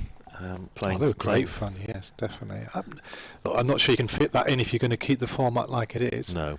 Here's Gay in again, bowls to Haynes, who turns it down just in front of square, and Will Young fields, and they come through for a single. Haynes up to 184, and Warwickshire up to 510 for 4.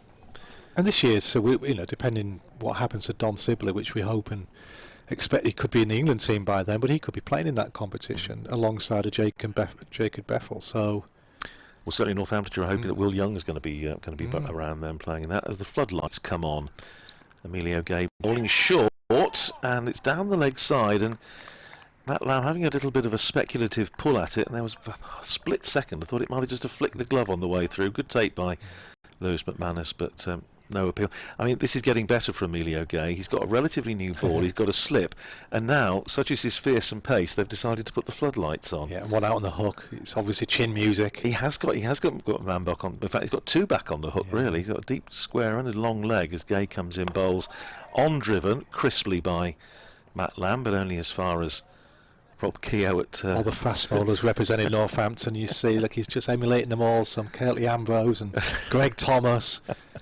Yeah, I was going to say, when you're talking about some of the players, Winston Davis. Yeah, I mean, you played with some wonderful cricketers in that era. People like, I mean, Greg Thomas, the Trebanos terror.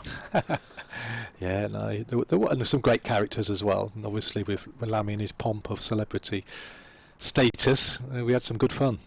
Here's Gay in again, bowls and forces a defensive stroke. Plenty of respect there from Matt Lamb, pushes it up to extra and there's no run. Yeah, we'll just go back on that point of the old minor counties. I'm trying to think, did you play in the game up at Chester, Borton Hall, 1980, 12th man? Ran on the pitch to try and get a couple of our players off the pitch. That's right, yes, I do remember that. Northamptonshire got to the final the year before, played at Borton Hall against Cheshire. First round in 1988, lost by 1 wicket.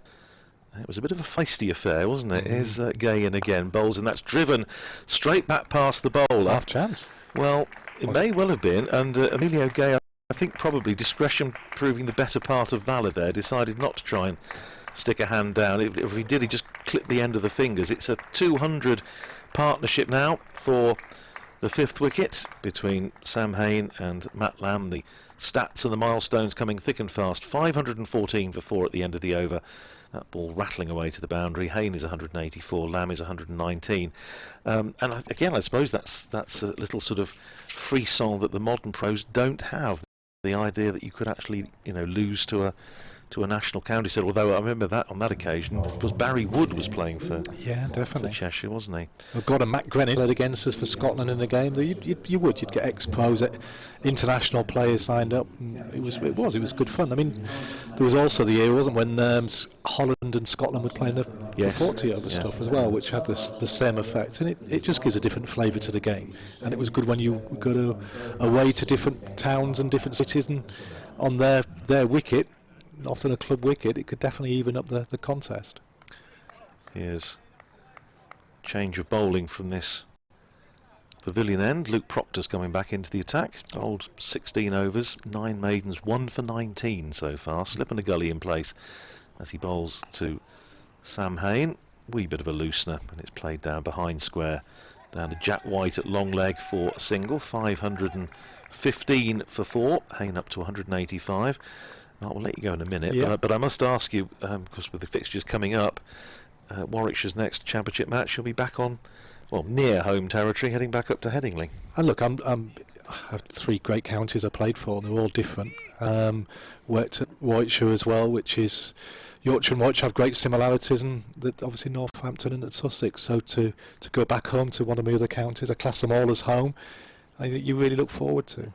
Proctor in again, and that's cracked away through the covers. That's a beautiful stroke by Matt Lamb. Lovely balance, lovely timing, and it goes away for 4. 123 to Lamb, 519 for 4. And I must also get your take before we let you go on the 5th wicket partnership, a record against Northamptonshire, beating the previous best of Alvin Calatrand and Jeff Humpage here in 1984.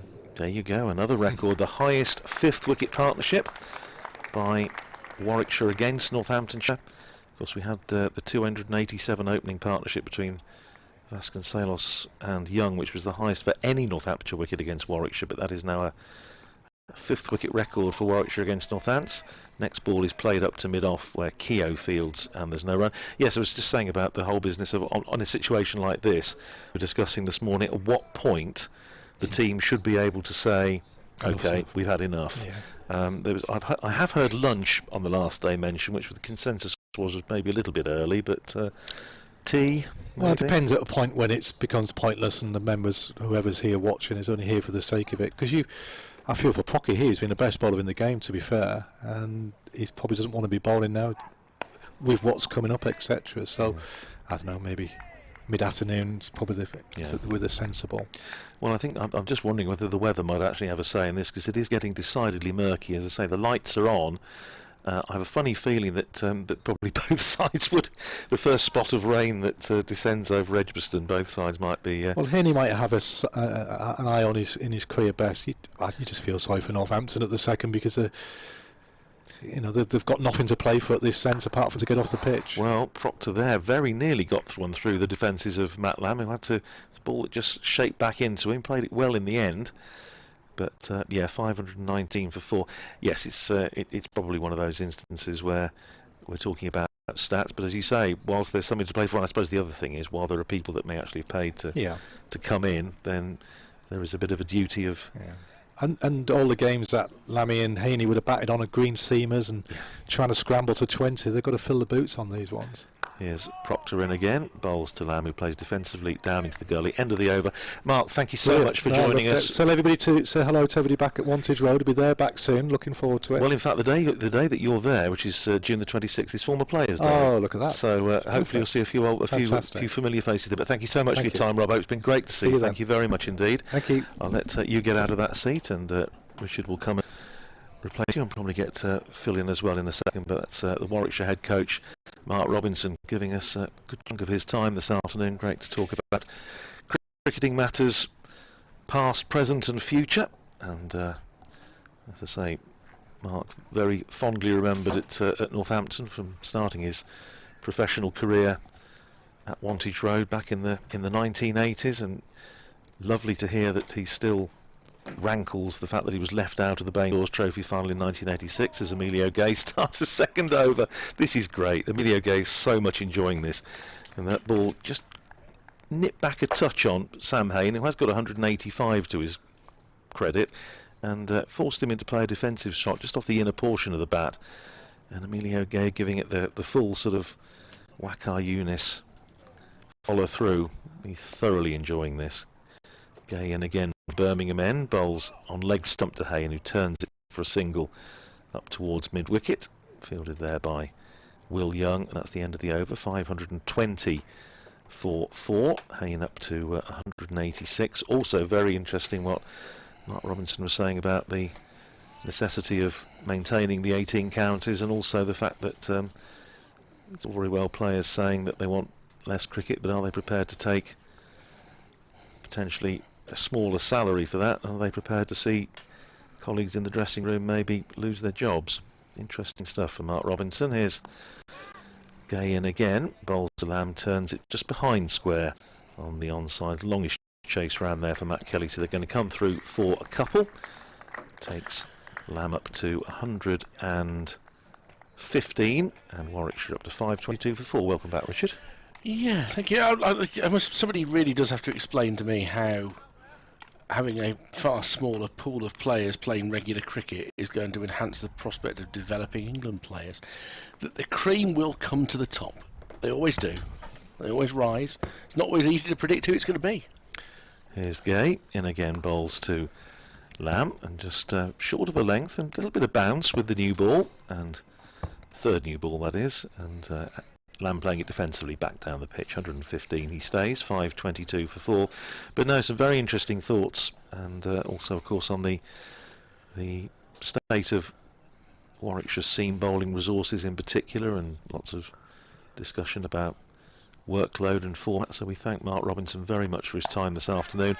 Well, that's a short from Emilio Gay that's pulled away down towards the mid-wicket boundary. It was a little bit of a pie, but maybe that was just the what do they call it these days? The slower ball bouncer. That's it. Yeah, and because it was within 5 yards of Will Young, Emilio got quite excited by the fact that he might have taken a wicket there. But it was swatted away for a couple of runs. 524 for 4. Lamb up to 117. The end of this over, I'll make way for Phil. Come in and the aircraft heads into Birmingham International over to our right, but it is getting decidedly murky now as short again goes Emilio Gay. His bouncer war here, pulled away behind square. It's a really good bit of fielding down there by Matt Kelly. Good tumbling stop by the big fast bowler, and keeps it to 2 runs, and that's the end of Emilio Gay's second over. 526 for 4. Haynes is 186. Lamb is 129, and the umpires consult about the light here. Are going to have a chat. And I wonder if are we going to see the meters out? I mean, you can argue in this current era with the price of energy about the merits of a game that's 597 for 6 plays 526 for 4 with 54 overs remaining.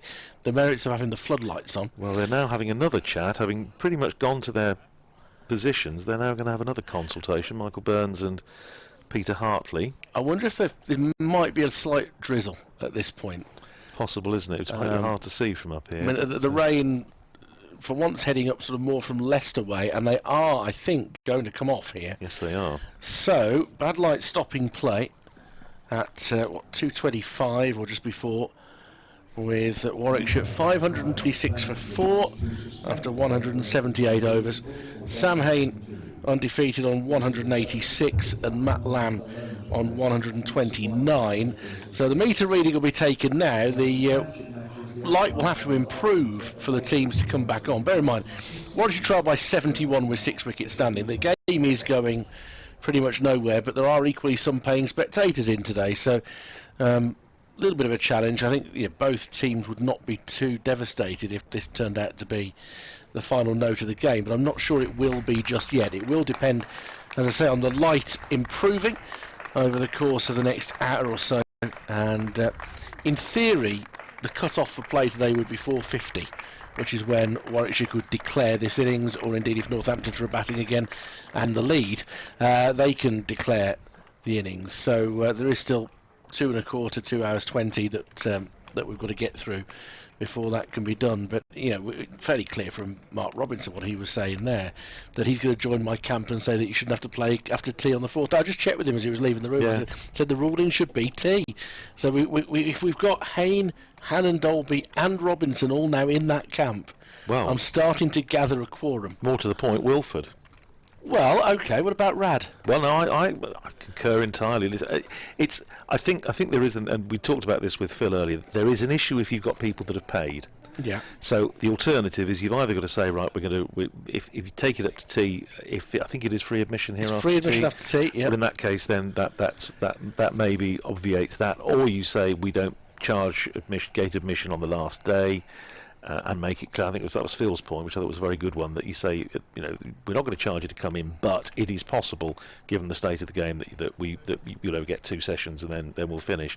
You need to obviously to make that fair to people who pay to watch cricket, but it's daft otherwise, and it just feeds into the narrative that some people have ad nauseum, that they're always going to find any stick possible to beat county cricket with, and when you do finish up with this sort of farcical situation when you've got wicket keepers bowling or whatever just to try and get the over rate up or whatever, then it's almost bringing the game into disrepute. It so is. I'm with you entirely. But also, for those who love the spectacle of seeing a wicket-keeper bowling, he'd just end up bowling at 3:35 instead of 4:45, yes. Wouldn't he?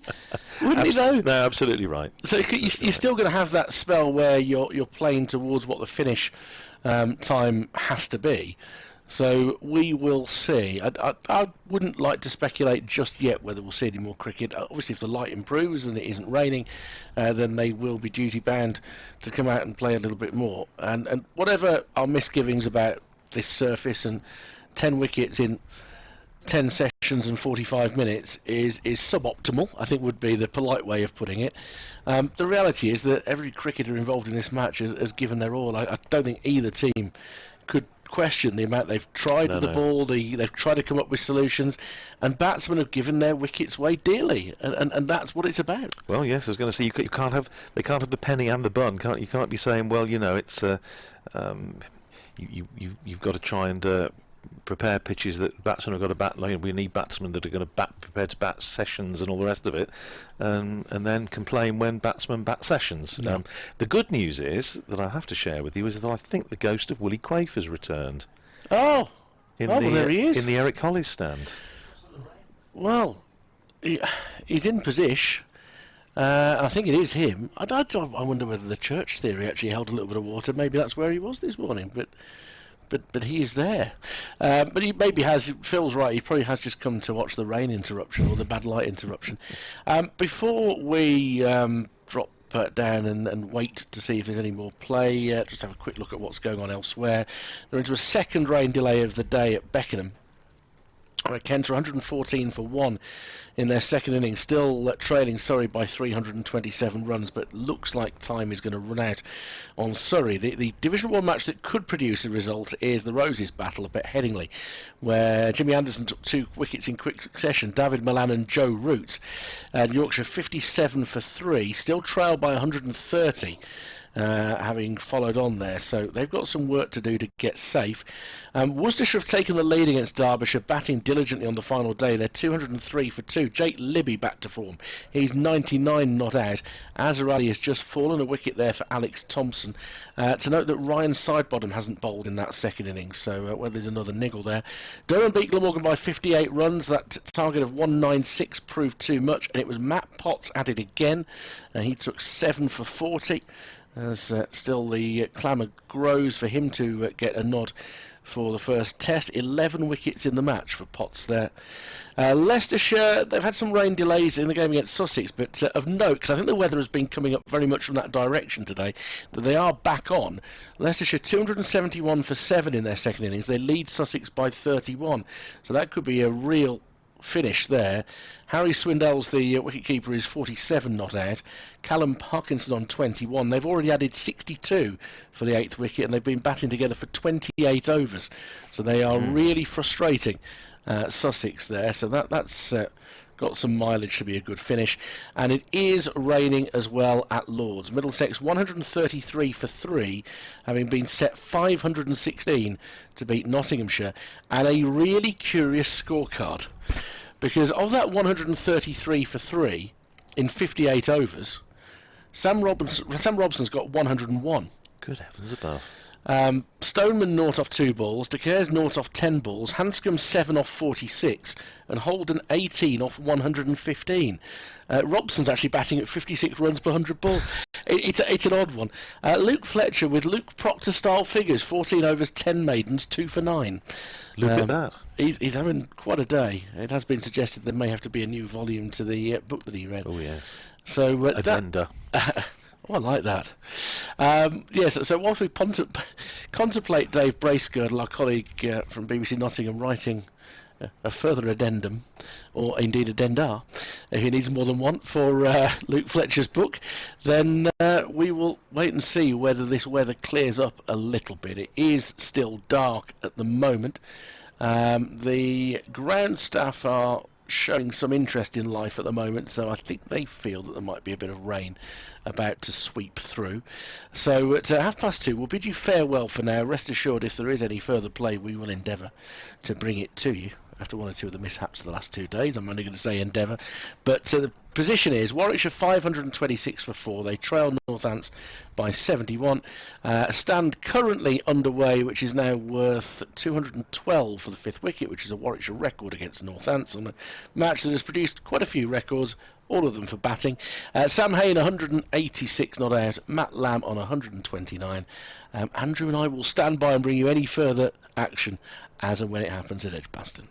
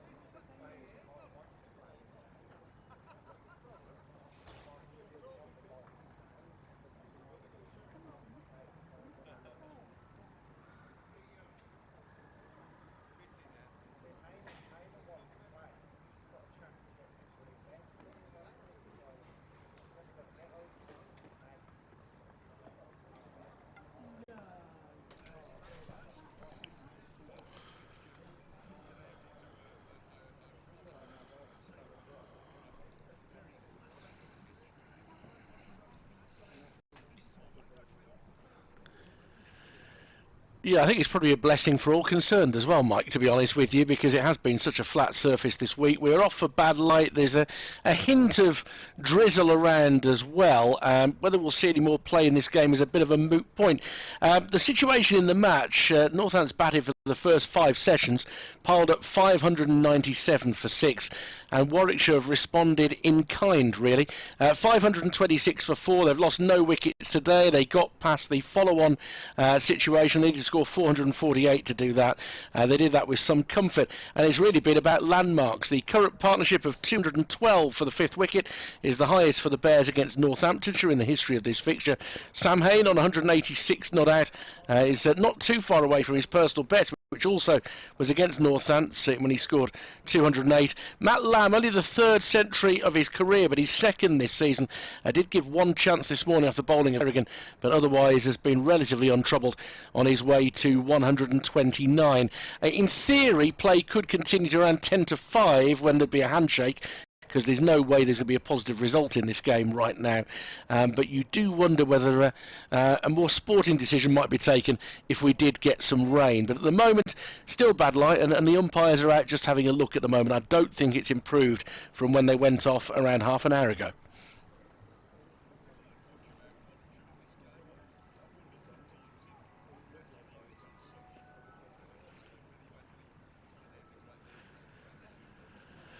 I don't think so. I mean, I think both bowling attacks have worked very, very hard to try and create something on this surface. I think Northampton have slightly bowled better than Warwickshire, and they need to look at what they can do to support Ollie Hannon-Dolby, who's continued to be their spearhead this season. With the bat, it's very refreshing to see Sam Haynes get his head down and turn a start into a really big score. He's moved himself well beyond 400 championship runs for the season this year, and Matt Lamb is in the final year of his contract. He's come out this season and shown real consistency. He was averaging 50 even before this game, and adding another 100 to that, but it has been something of a help yourself surface, so I think I take your point, Mike, that you don't learn an awful lot from it.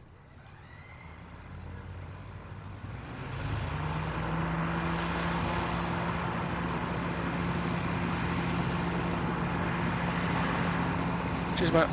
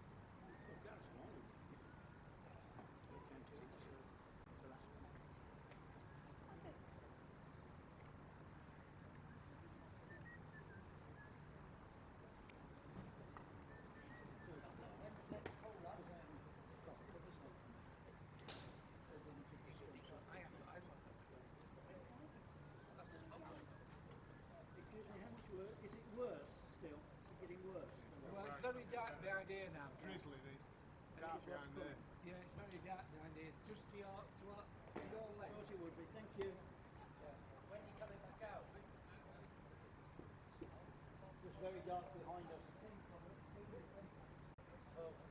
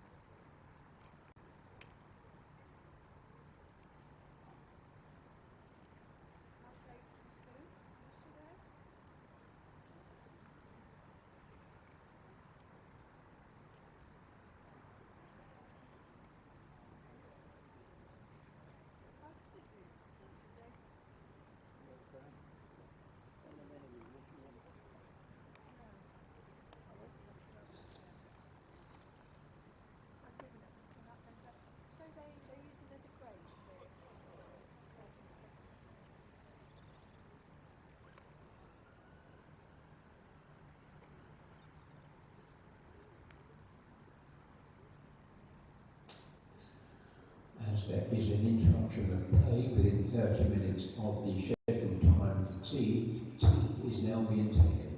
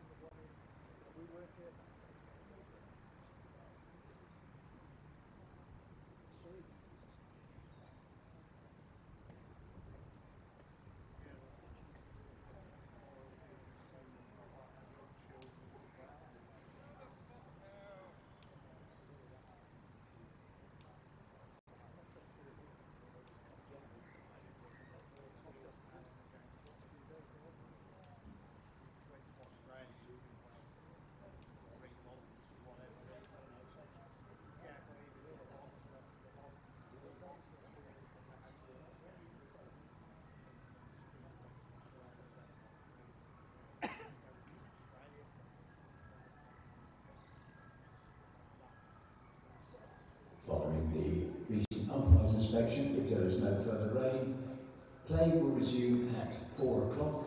20 overs will be lost.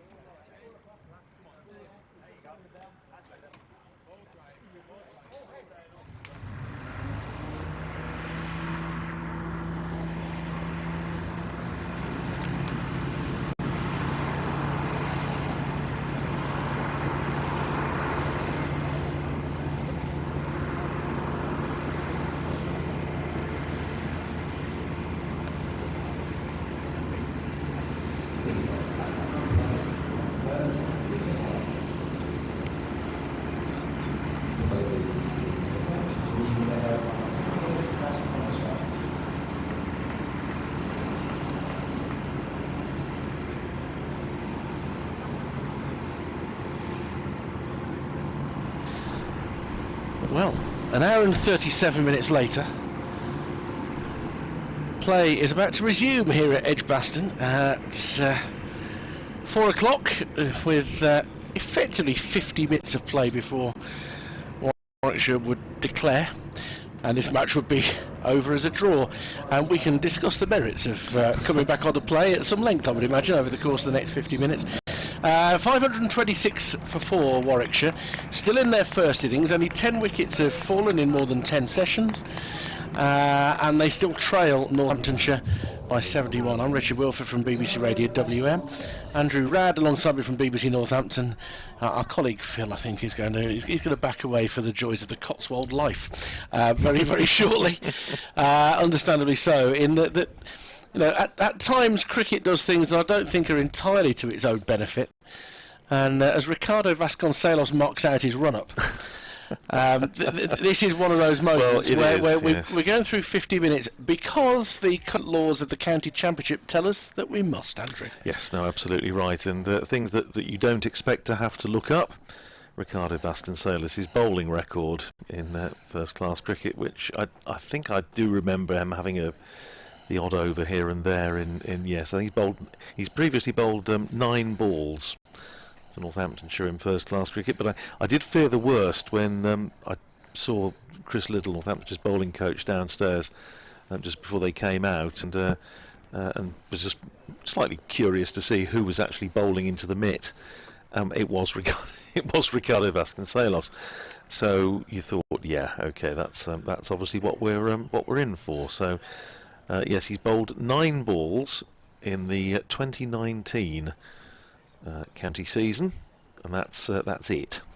And it wouldn't be entirely surprising if we were going to go to the trouble of tracing the occasion if it wasn't something either similar to this or a match that they were about to lose and the opposition came out chasing 9. Yes, I think it'll be one of those two possibilities. Well, I'll have time to look it up. Don't worry, there'll be opportunities. I think you should really describe such an auspicious occasion. Emilio Gay is going down to short third man at the moment. He looks like he's going to bowl from the Birmingham end at the second over. Well, Emilio Gay was thoroughly enjoying himself bowling before, not least because he had a slip, a newish ball. Here's Vasconcelos bowling to Haynes with a slip, and it's turned away towards deep square, fielded by Jack White, and one more onto the total, 527 for 4. This, of course, this partnership already a Warwickshire 5th wicket record against Northamptonshire, and that single taking Sam Haynes on to 187 brings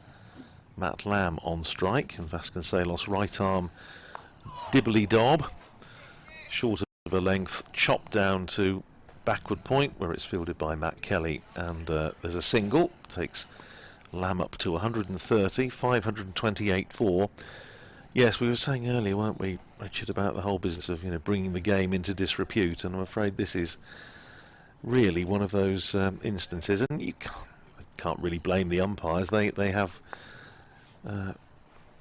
laws and, of course, regulations that they have to work to. Here's Vasconcelos in again, respectable delivery, driven up to mid-off where it's fielded by Proctor, and there's no run. It's one of my highlights of the day, and I did enjoy our chat we had with Mark Robinson earlier, but was seeing Emilio Gay steaming in with the new ball and a slip and the floodlights on, and I thought he would be thoroughly enjoying that. He's grazing down at third man at the moment as Vasconcelos is in, bowls to Haynes, who studiously plays it up to Young at extra cover, and there's no run. I don't think he's grazing down there. I think he's psyching himself up to continue his spell. Pouring the ground. He's there looking like a bull faced with a picador. Well, he does enjoy it. He does enjoy it. He's not the worst by any stretch of the imagination, but yeah, circumstances not particularly auspicious. Here's Vasconcelos in again, just short of a length, and it's a decent follow through there. Vasconcelos not the tallest of men. 528 for 4. He's got 1 ball to go in the over. He's conceded just 2 runs. He bowled on 2 separate occasions in 2019, which I'm just endeavouring to to So, find. so those 9 deliveries were split over 2 appearances. Yes, he bowled Wow. 1 over against Glamorgan at Cardiff outside the off stump. Haynes lets it go through, end of the over, 528 for 4, just two runs off it. Rapturous applause from the Northamptonshire dressing room, but probably from nowhere else. Haynes is 187, Lamb is 130. Yes, he bowled 1 over in these sort of circumstances, with the game just petering out to a draw at Glamorgan in 2019, when he went for 9 runs in the 1 over he bowled. And he also bowled against Middlesex that year, which I think was in the match before, if memory serves. And on that occasion, yes, he bowled 3 overs, which were all 3 balls, which were all dot balls, leading up to a Middlesex declaration. That is the extent of his bowling in first-class cricket until today. That's a declaration predicated by "I'm not getting out." I'm not to getting this. out to this. He bowled 3 dot balls and they declared. So I don't look, Sam Haynes and Matt Lamb might feel a little bit that way at the moment. They're both set with big hundreds. In Haynes' case, he's not a million miles away from a landmark, but it would be a touch Pyrrhic to achieve it. Tremendous angled run from Emilio Gay as he begins a new over, and back of a length it's left alone outside off stump. He has got 1 slip in place. The field otherwise is reasonably well spread, only a couple looking to save the single. It's difficult for Sam Haynes, isn't it? Because, as you say, he's within striking distance of a career best, and that obviously is going to mean something. But is he going to want to do it in these sort of circumstances? I don't know. Well, I mean, the record just puts the number down. Yeah. If he was to get to 209, I'm just not sure that he's going to push the accelerator at this juncture. Faced 472 balls, looking at the board over there. That's right, yes. I'm not sure he's going to do that. We'll see. As Lamb is driving Gay, and it skips up at him in his follow-through, and he fields. One thing I can tell you, because the question was asked on social media, and I did do a little bit of swatting during the rain break. Somebody had asked if anyone has bowled as many overs for Northamptonshire as Simon Kerrigan without taking a wicket, and the answer is no. Oh dear. No one has ever bowled before today 300 deliveries, so in other words 50 first-class overs for Northamptonshire without taking a wicket in an innings. Gay, full outside off stump, driven up towards mid-off. There possibly might have been a single there, but they weren't feeling in a hurry. Kerrigan does the fielding. He's gone back to a cap. He's not bothering with the white floppy. There are floppies out there, though. Jack White, of course, would not be without his. Luke Proctor is capless. Bareheaded. Yes, Rob Keogh's gone with the floppy hat. That's very rare. I don't think I've ever seen him wear one of those before. It's his comment on this state of play. It probably is, yes. Yeah. Going to look a bit like a Colin Clubby. Angled onto the pads of Lamb, turns it towards mid-wicket, doesn't get enough angle on it to beat the fielder, though. Decent follow-through again from Emilio Gaze.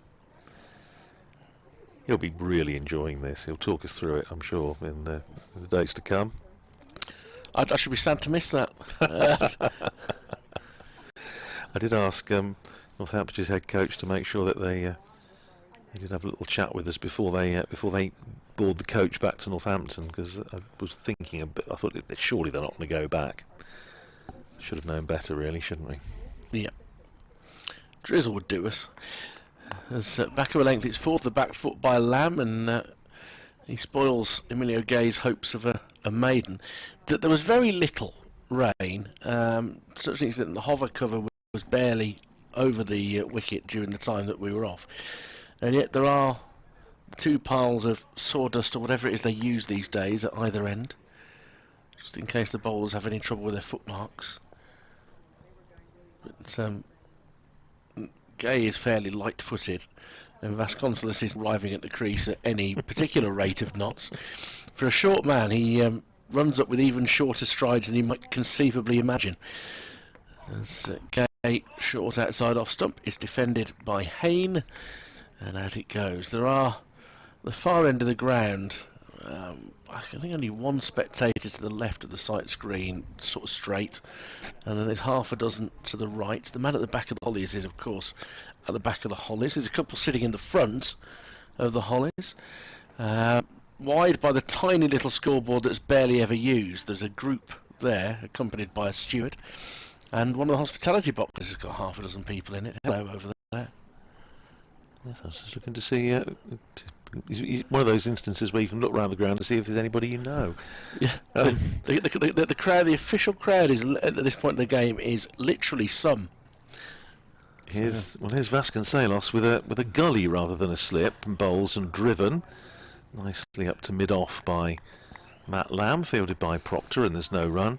This is now officially Ricardo Vasconcelos' longest bowl in first-class cricket, because he bowled, as we said, an over and then 3 balls in 2 separate matches. So the fact that he's now about to bowl the second ball of his second over is a record, another one in this match. And my goodness, he's beaten the bat. He's slipped one past the off stump. That's done everything. Making this ball talk, Ricardo Vasconcelos. That's a problem with captaincy, is that you so often under-bowl yourself. Well, this is the thing, isn't it? They also have 2 types of bowling captains, those that over-bowl themselves and those that are reluctant to bowl themselves. And, well, Ricardo Vasconcelos is just trying on the horns of that dilemma at the moment as he comes in again, bowls short, and Matt Lamb's finally had enough, and he's pulled that away for 4. So Lamb up to 135, and Warwickshire to 533 for 4. I suppose it's like you say, at the end of the season when committees or coaches or whatever are looking at stats, and as they do, they won't necessarily have little asterisks by them to say these runs were scored in slightly farcical circumstances. It's just difficult for everybody to know what to do out there at the moment, and I'm afraid the Wilford Amendment has got to be made. Oh, thank you. Sooner rather than later. Yeah. A slip in now rather than a gully, and that's cut away by Matt Lamb out to Matt Kelly, who's not exactly sprinting round the boundary to cut that off, and getting a tut from his captain Vasconcelos possibly as the throw comes in, and they're through for 2. 535 for 4, Lamb to 137. If they call it the Wilford Amendment, that play shall end at tea if there is no result available other than a draw in the view of the umpires and the captains. If they do call it the Wilford Amendment, I could be in the cricketing folklore up there with Messrs Duckworth and Lewis. Absolutely.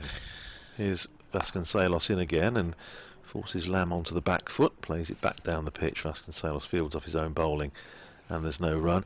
I think and it's a terrible thing to say, but those historically minded listeners will think of, well, thinking of the Oval 1938 when England were piling on that enormous score, the 903 for 7, and the great Don Bradman put himself onto bowl, and just about everybody else had a go, with Vasconcelos in again.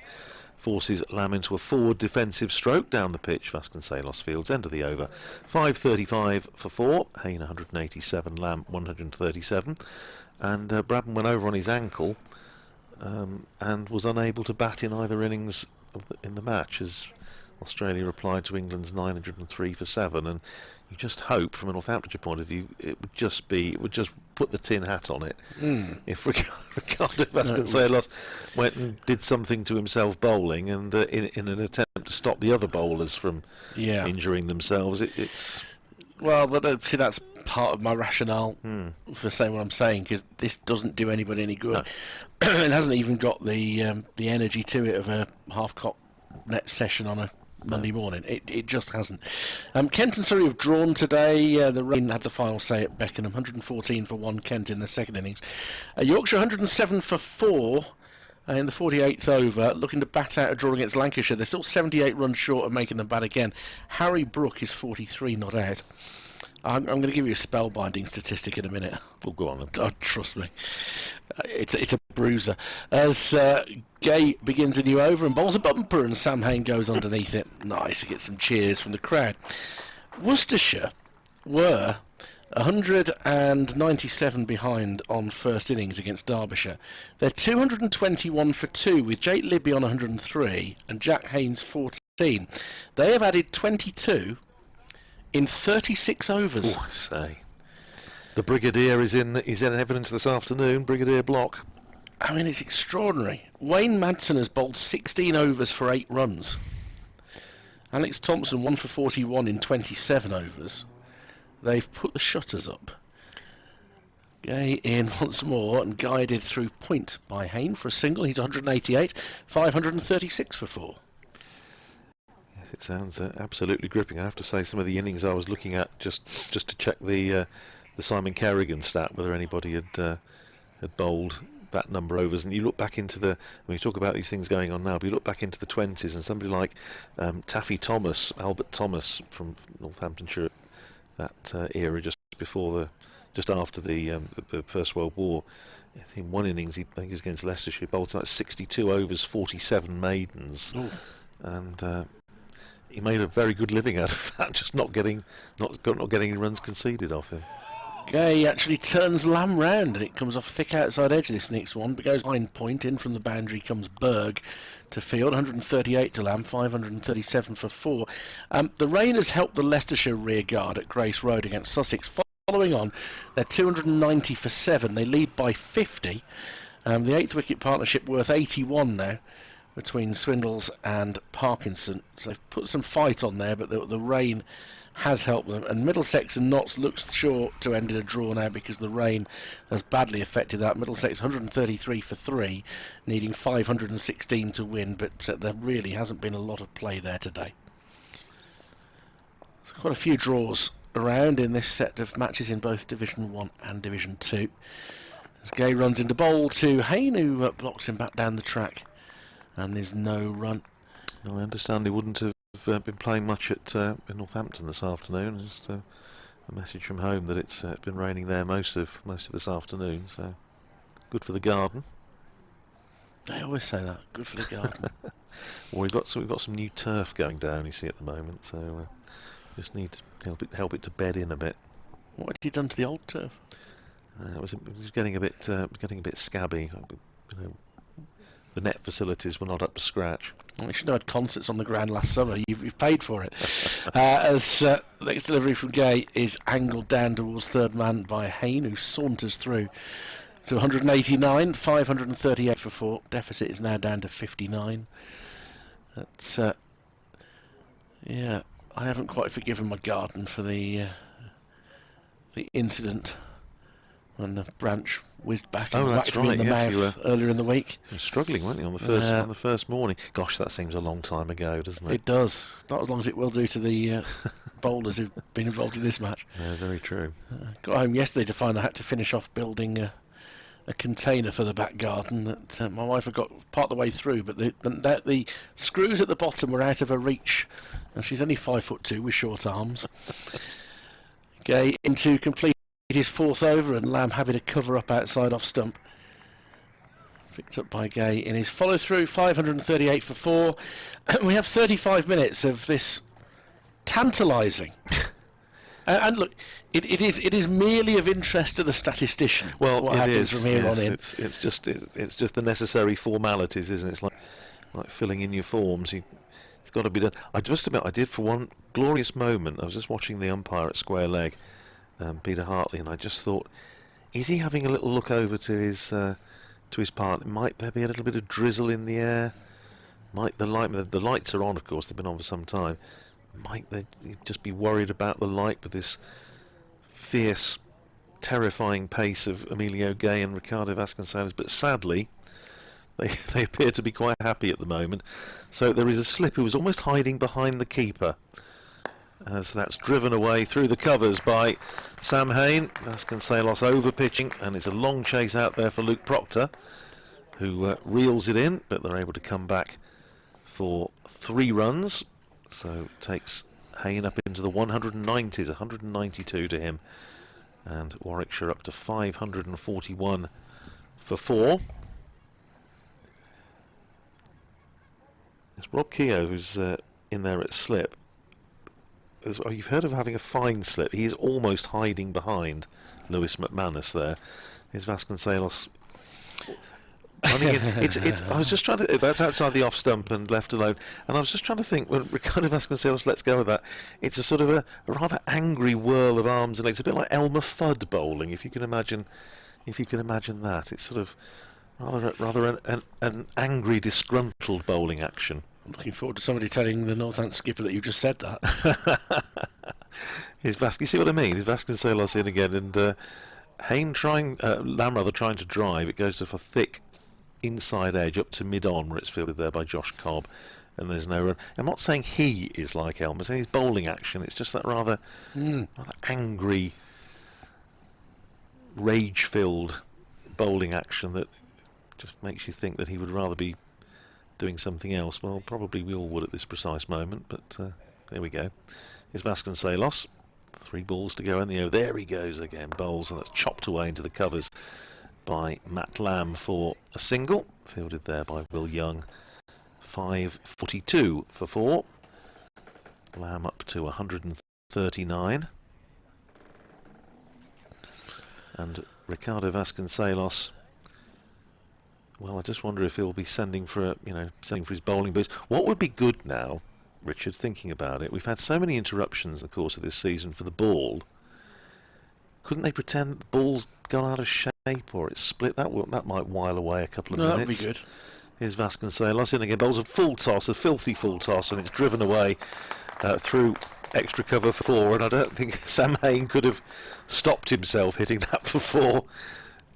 It's powered away wide of Luke Proctor, runs to the boundary down in front of us, and Sam Haynes moves to 196 within 4 of his double 100. And well, in the circumstances, Richard, I'll give you the privilege of seeing him through to a double 100 off the fearsome bowling of Ricardo Vasconcelos. Yeah, it's different. I mean, look, he's earned his way to the big score. Of course he has. Against all the other bowlers, particularly Luke Proctor, who Mark Robinson quite rightly identified as having been Best the pick bowler of the bowlers in the match. Yeah. As Vasconcelos comes into Haynes, who approached down the wicket there, but then steers a ball outside off stump down to third man, and there'll be a single. So he'll maintain the strike. 197 to Haynes, 547 for 4. And it will just be a question here whether Haynes beats the light, because if anything, it's got darker again. Yes, it has. It seems closing in a little bit. I did notice during the previous over, in all seriousness, that Emilio Gay was just to be sort of drying the ball on his shirt. So now that Rob Keogh's having a chat about something out there, and he's now got the ball, and he seems to be engaged in animated conversation with Will Young, who doesn't seem terribly impressed. Just standing there with his legs crossed. The upshot of all this discussion and debate is that Ricardo Vasconcelos has got his sweater on. Whether that means he's taken his sweater, as it were. He's back in at first slip. Emilio Gay is at the end of his mark. Take it away, Richard. See him through. He's congratulating himself on his spell, Vasconcelos, as Haynes is driving, and Gay can't quite lay a hand on that in his follow through, but covering him behind him is Keogh, and there's no run. I'm sure there are some of you listening today who your love of cricket is so much that you are more than happy that they're out playing. It all feels rather unnecessary. Warwickshire trail by 50. They've got 6 wickets left. There's in theory 28.5 overs would be remaining in the day, but we all know what they're heading towards. A declaration at 4:50 would mean the end of the game, because Northampton wouldn't have to come out and bat before the final hour, as Haynes defends out into the offside and picked up by Emilio Gay. And it, unfortunately, it doesn't give me any pleasure to say this, but I do recall at lunch on day 1 saying, well, looks like it's going to be a draw at some length. Yes. Yeah, well, I think we said fairly early on in the piece, certainly on Friday, about it being a handshake at 10 to 5 on Friday. Whether we thought we'd still be in the second innings of the match, I think, is probably open to question. Gay actually turns Haynes round, and it squirts off an outside edge through point for a single. 198 for him, 548 for 4, and it is really quite dark out there. So you could take a view that you want to protect the fielders, or indeed your sanity at this point. It's never a good sign when the umpires haven't changed ends. Well, I suppose, no, absolutely. I suppose the other thing Northamptonshire could try is to put on Matt Kelly or somebody and tell him to drop a few short and see if that gets them to take them off. If you were to choose a pace bowler to come on at this point, it might be a rather untimely message to them. They may not be selected for the Kent game. So you have to be careful with that. Gay short of the length, pulling his Lamb, gets nothing on it, and that's a good committed tumbling stop down the leg side by McManus. I thought I saw Josh Cobb having a little wheel away, so maybe he's going to. Did Phil not relay the conversation he'd had with Josh Cobb when he was walking around the outfield? No, he didn't. To take it, Josh will not be. I think my summation would be that he wasn't overly eager to have a bowl. No, well. Gay into Lamb, forced off the back foot into the covers when the ball hits. Is it Josh Cobb there, isn't it? Yes, it is. Yes. It kind of hit him on the upper part of the right arm. It looks to me like he's got his heavy-duty jumper on. His sleeves are hanging quite low at the moment, and he'll be more than happy to be at home later with a cup of cocoa watching a box set. Josh Cobb. It may not be a cocoa. Merely speculative on my part. Ovaltine, maybe. Those were the days. Gay in to complete the over. It's short. It's pulled into the leg side by Lamb with real power. It's a slight misfield by Kelly, who finds the ball has now squirted behind him, but he has certainly saved 2 runs with that. And 550 is up for Warwickshire. So I remember the 550 for Northamptonshire drew the least applause for any landmark we've had in this match until now. But then per capita the level of applause wasn't bad. But there aren't many capitas at this point. Ricardo's going to carry on. He is going to carry on. He's obviously quite enjoying himself. He's peeling off his sweat. I think you better stay with this and see Sam Haynes through to his double 100. Oh, Sam. He might boil himself a celebratory burger tonight if he gets 200.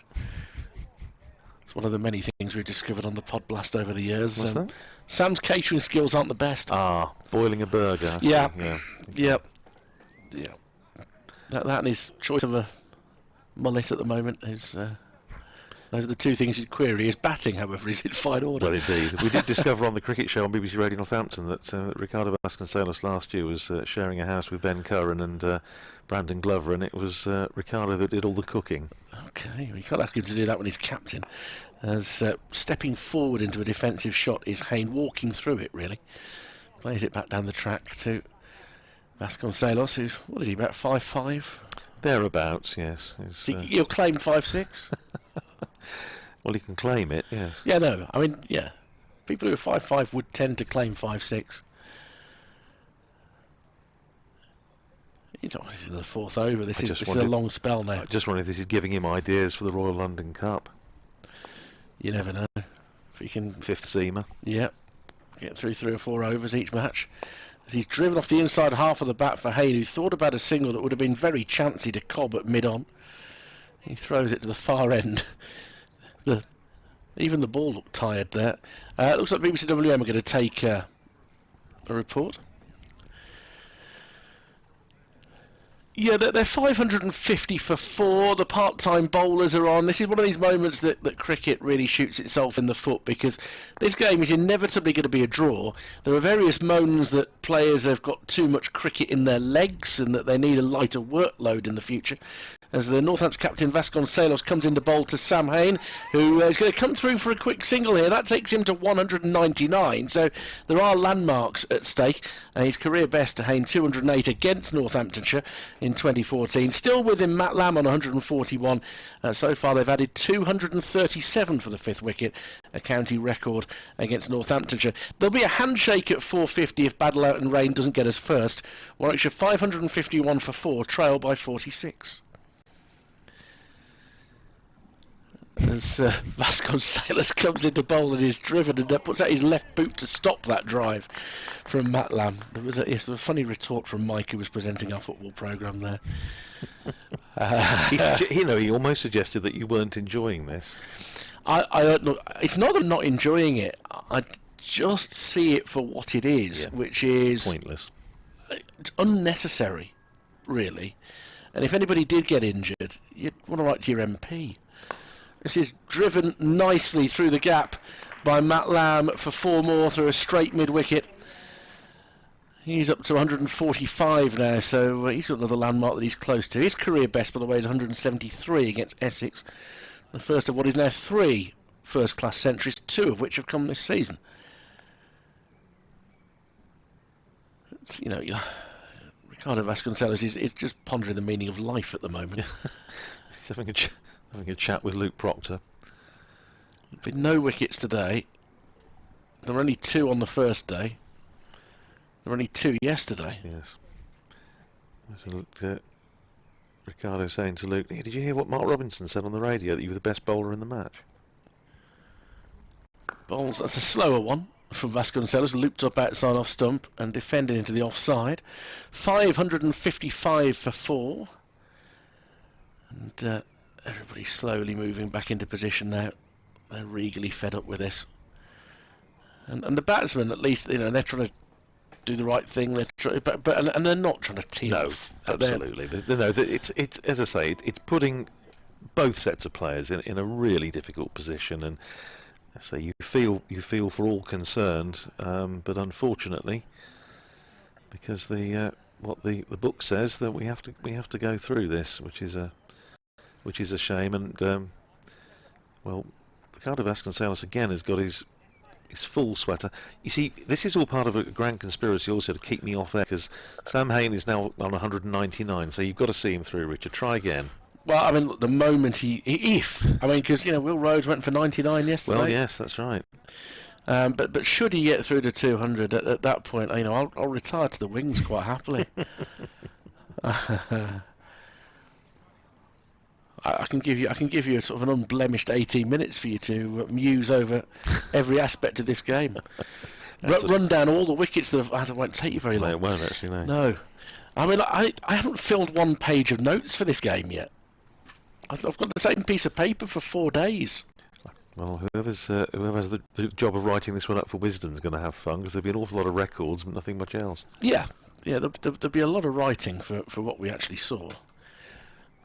They're taking drinks at Derby at the moment, where that partnership for the 3rd wicket for Worcestershire is now worth 25 in 41 overs and 1 ball. As Gay comes in to start his 6th over. Haynes, almost turned around there. He was looking to aim the ball through the leg side and had to adjust, not quite at the right angle, to stab it out into the offside. I was trying to think what this field reminds me of, Richard. And you remember, Subbuteo cricket when you were a kid, and you just dot the fielders round anywhere, and just sort of put them vaguely in a ring, and that's what it's like at the moment. If you'd be hard pressed to actually find sort of accepted descriptions for where some of these fielders are. They're just standing around, basically. It's like when you're under 9 captain but haven't got much experience of cricket, and they all come out and you say, Scatter. Right, spread. Scatter, yeah. No, not you 3 all over there. Gay comes into Haynes, turns it off his hip, and he'll come through to 200. Painstaking innings from Sam Haynes, who came in the best part of 48 hours ago to begin this, and he reaches 200 of 489 balls. He's hit 1-6, and is that 18 fours? Trying to read the scoreboard from this end. But Sam Haynes through for a second double 100 of his Warwickshire career. They've both been against Northamptonshire. And if the query about Sam is whether he can now begin to turn really good starts into big scores, then a big daddy double like this is what it's all about for him. Absolutely well played, Sam Haynes. There's no doubt about that. As you say, he's earned the right. He's done all the hard work before the joke bowlers came on. Here's Emilio Gay then bowling to Lamb, plays it out into the covers, fielded there by Gareth Berg. No, Josh Cobb, beg pardon. Cobb, who's in there, who hasn't had a bowl yet. Now Rob Keogh is now going through the limbering up routine. Got some tidy figures, 26 overs, 5 maidens, 0 for 69 so far. Question of whether he's prepared to put that at stake. Ricardo Vasconcelos just literally just stretching his back, so perhaps it's he'll claim he's got a twinge or something. I hope from Northampton's point of view he is only pretending. His Gay in again, bowls very full, driven back on the bounce by Matt Lamb, fielded by the bowler. Clock ticks round past 4:30, so we have around about 17, 18 minutes to go. Reminded of a wonderful story that Neville Carter's told about the journalist that he used to work with at Old Trafford many years ago, who much preferred it when it was raining to when it was actually play going on. Look at the clouds and saying, Cardasell, the crowds look a bit threatening. He said, now then, too high, too high. Here's Emilio Gay, and again bowls to Lamb, who covers up, plays it back down the pitch, and it's a bit like that at the moment. You're just looking up at the sky and thinking, please. All the times that we don't want rain, and it comes and spoils our cricket, and then we actually some would be the blessed release. There is none on the horizon as far as we can see. It's a bit murky, as Richard said, but I don't think that's probably going to be an issue.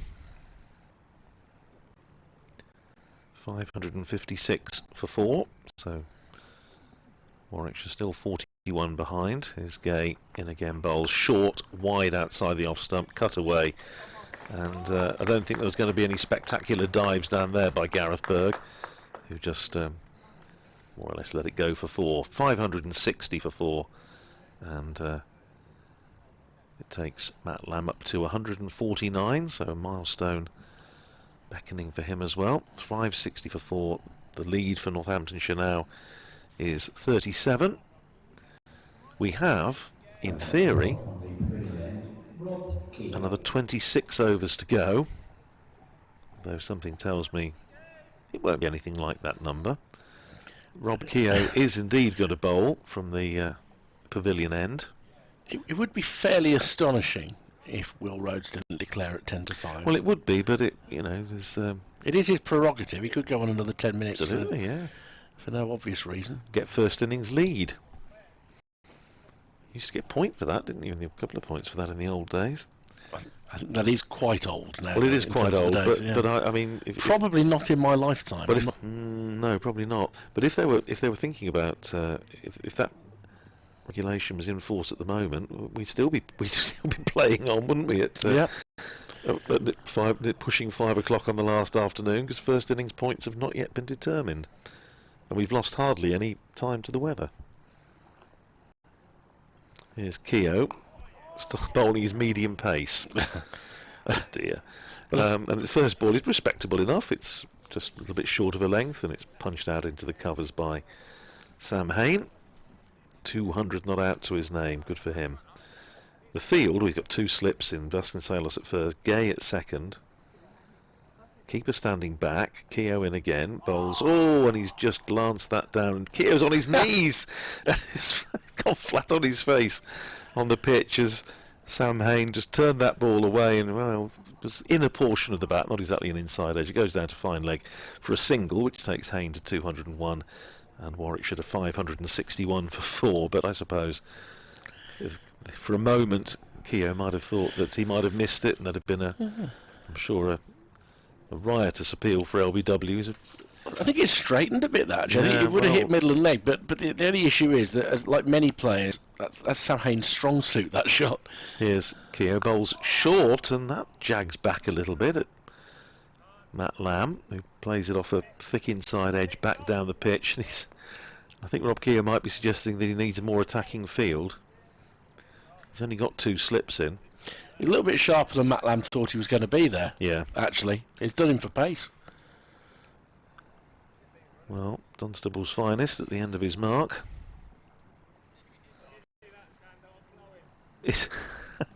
I think he's talking to Ben Sanderson down below us. Here's Keogh in, bowls again. That's driven very pleasantly out to extra cover. A good stop on the half volley by Will Young, and there's no ring. I think I'm not sure Ben Sanderson's here today. He was certainly here on Friday, and I heard a few Sandos going on, so maybe Keogh's just suggesting they don't need to bring him back for Kent. Just Keogh bowled his medium pace. Here he is again, bowling to Lamb, who clips that away down to deep square for a single, fielded there by Gareth Berg, and that's 150 for Matt Lamb. 150 off 228 balls with 15 fours, and well played, Matt. Wow, that was exciting. You've probably heard a very excitable Warwickshire supporter has given voice. Very close to our effects, Mike, I would suspect. It took me by surprise. 562 for 4. Haynes 201, Lamb 150. Sam Haynes on strike and Keogh in, and he's turned him round. And he finishes up going off a leading edge into the covers, and applause for Rob Keogh from Rob Keogh from Will Young, who did the fielding there. End of the over, 562 for 4. Haynes is 201, Lamb is 150. Who is this mystery medium pacer? It's tremendous. Well, they're all putting their plate up here, aren't they? For maybe a say a little gig in the when it comes to the Royal London Cup, and they're looking for bowl a few overs with the white ball. Which we kind of ask ourselves, going to tell the umpire that this ball's out of shape, or is he? Well, I did suggest that might be a very good way of whiling away a couple of minutes and just getting us closer to where we need to be. Or is he just saying, do we really have to play this next 10 minutes? Unfortunately, they do. They do, yes. They definitely do. Whatever the whys and wherefores. Josh Cobb is going to bowl. Oh, well, there we go. The reluctant Josh Cobb. 9th bowler used in this. Yes, so there's only Lewis McManus and Will Young, who hasn't a bowl yet. Don't know whether I suppose Will Young probably bowls. He must bowl something, but he hasn't been called into action so far. So Josh Cobb, usually in white ball cricket, the captain's the Steelbacks, of course, in white ball cricket, usually opens in the T20 in the Blast. So slightly different set of circumstances. He's a bowl medium pace as well, and drags it down, and Lamb flicks it out to the offside for a single. So nobody fancy looping the ball up in the air too much here. 18 balls he's bowled his career, Will Young, by the way, if he did come on. Right, okay. 8 runs. 18 balls in 96 appearances. This one dragged down as well. Miserly. Defended out into the offside. They may have missed a trick there. But, that would be fun. Cobb advances once more, turned off his pads by Haynes for a single. He's on 202, a career best of 208, so he could still come beyond that before the close. Just had 10-2. Yeah, absolutely. I just had quite an amusing message from the Northamptonshire comms team back at base. This is driven through the offside by Lamb through extra cover. That's a nice strike. 4 more to him, 155 for Lamb, 568 for 4. Gap between the two sides now is a mere 29 runs. So we've seen what... and that's that. 1,165 for 10 in this match. And they're shaking hands now, 10 minutes early. And that has to be said, it's got to be common sense. Under these circumstances, nobody wants injuries. It looks like they came to some sort of agreement. They'd just bowl another few balls and get to 22. And they shake hands after a match in which both sides have done their level best to get something out of a surface that was fairly unresponsive. One that probably there should have been more than 10 wickets falling. But nonetheless, that's the way it ended. Matt Lamb will be unbeaten on 155, takes the championship average for this season to the 90s, incidentally. And Sam Haynes with 450 runs. I think he's also going to be up at a very high average, somewhere in the mid-70s, with that knock as well. For both of these sides, a very much needed rest tomorrow before they prepare for their next games. Northants back home at last. Yes, back home at last after 3 weeks on the road. Kent at Wantage Road starting Thursday morning. And the Bears heading north to Headingley to take on Yorkshire, who at the moment are still scrapping to make sure they avoid defeat in the Roses match against Lancashire. My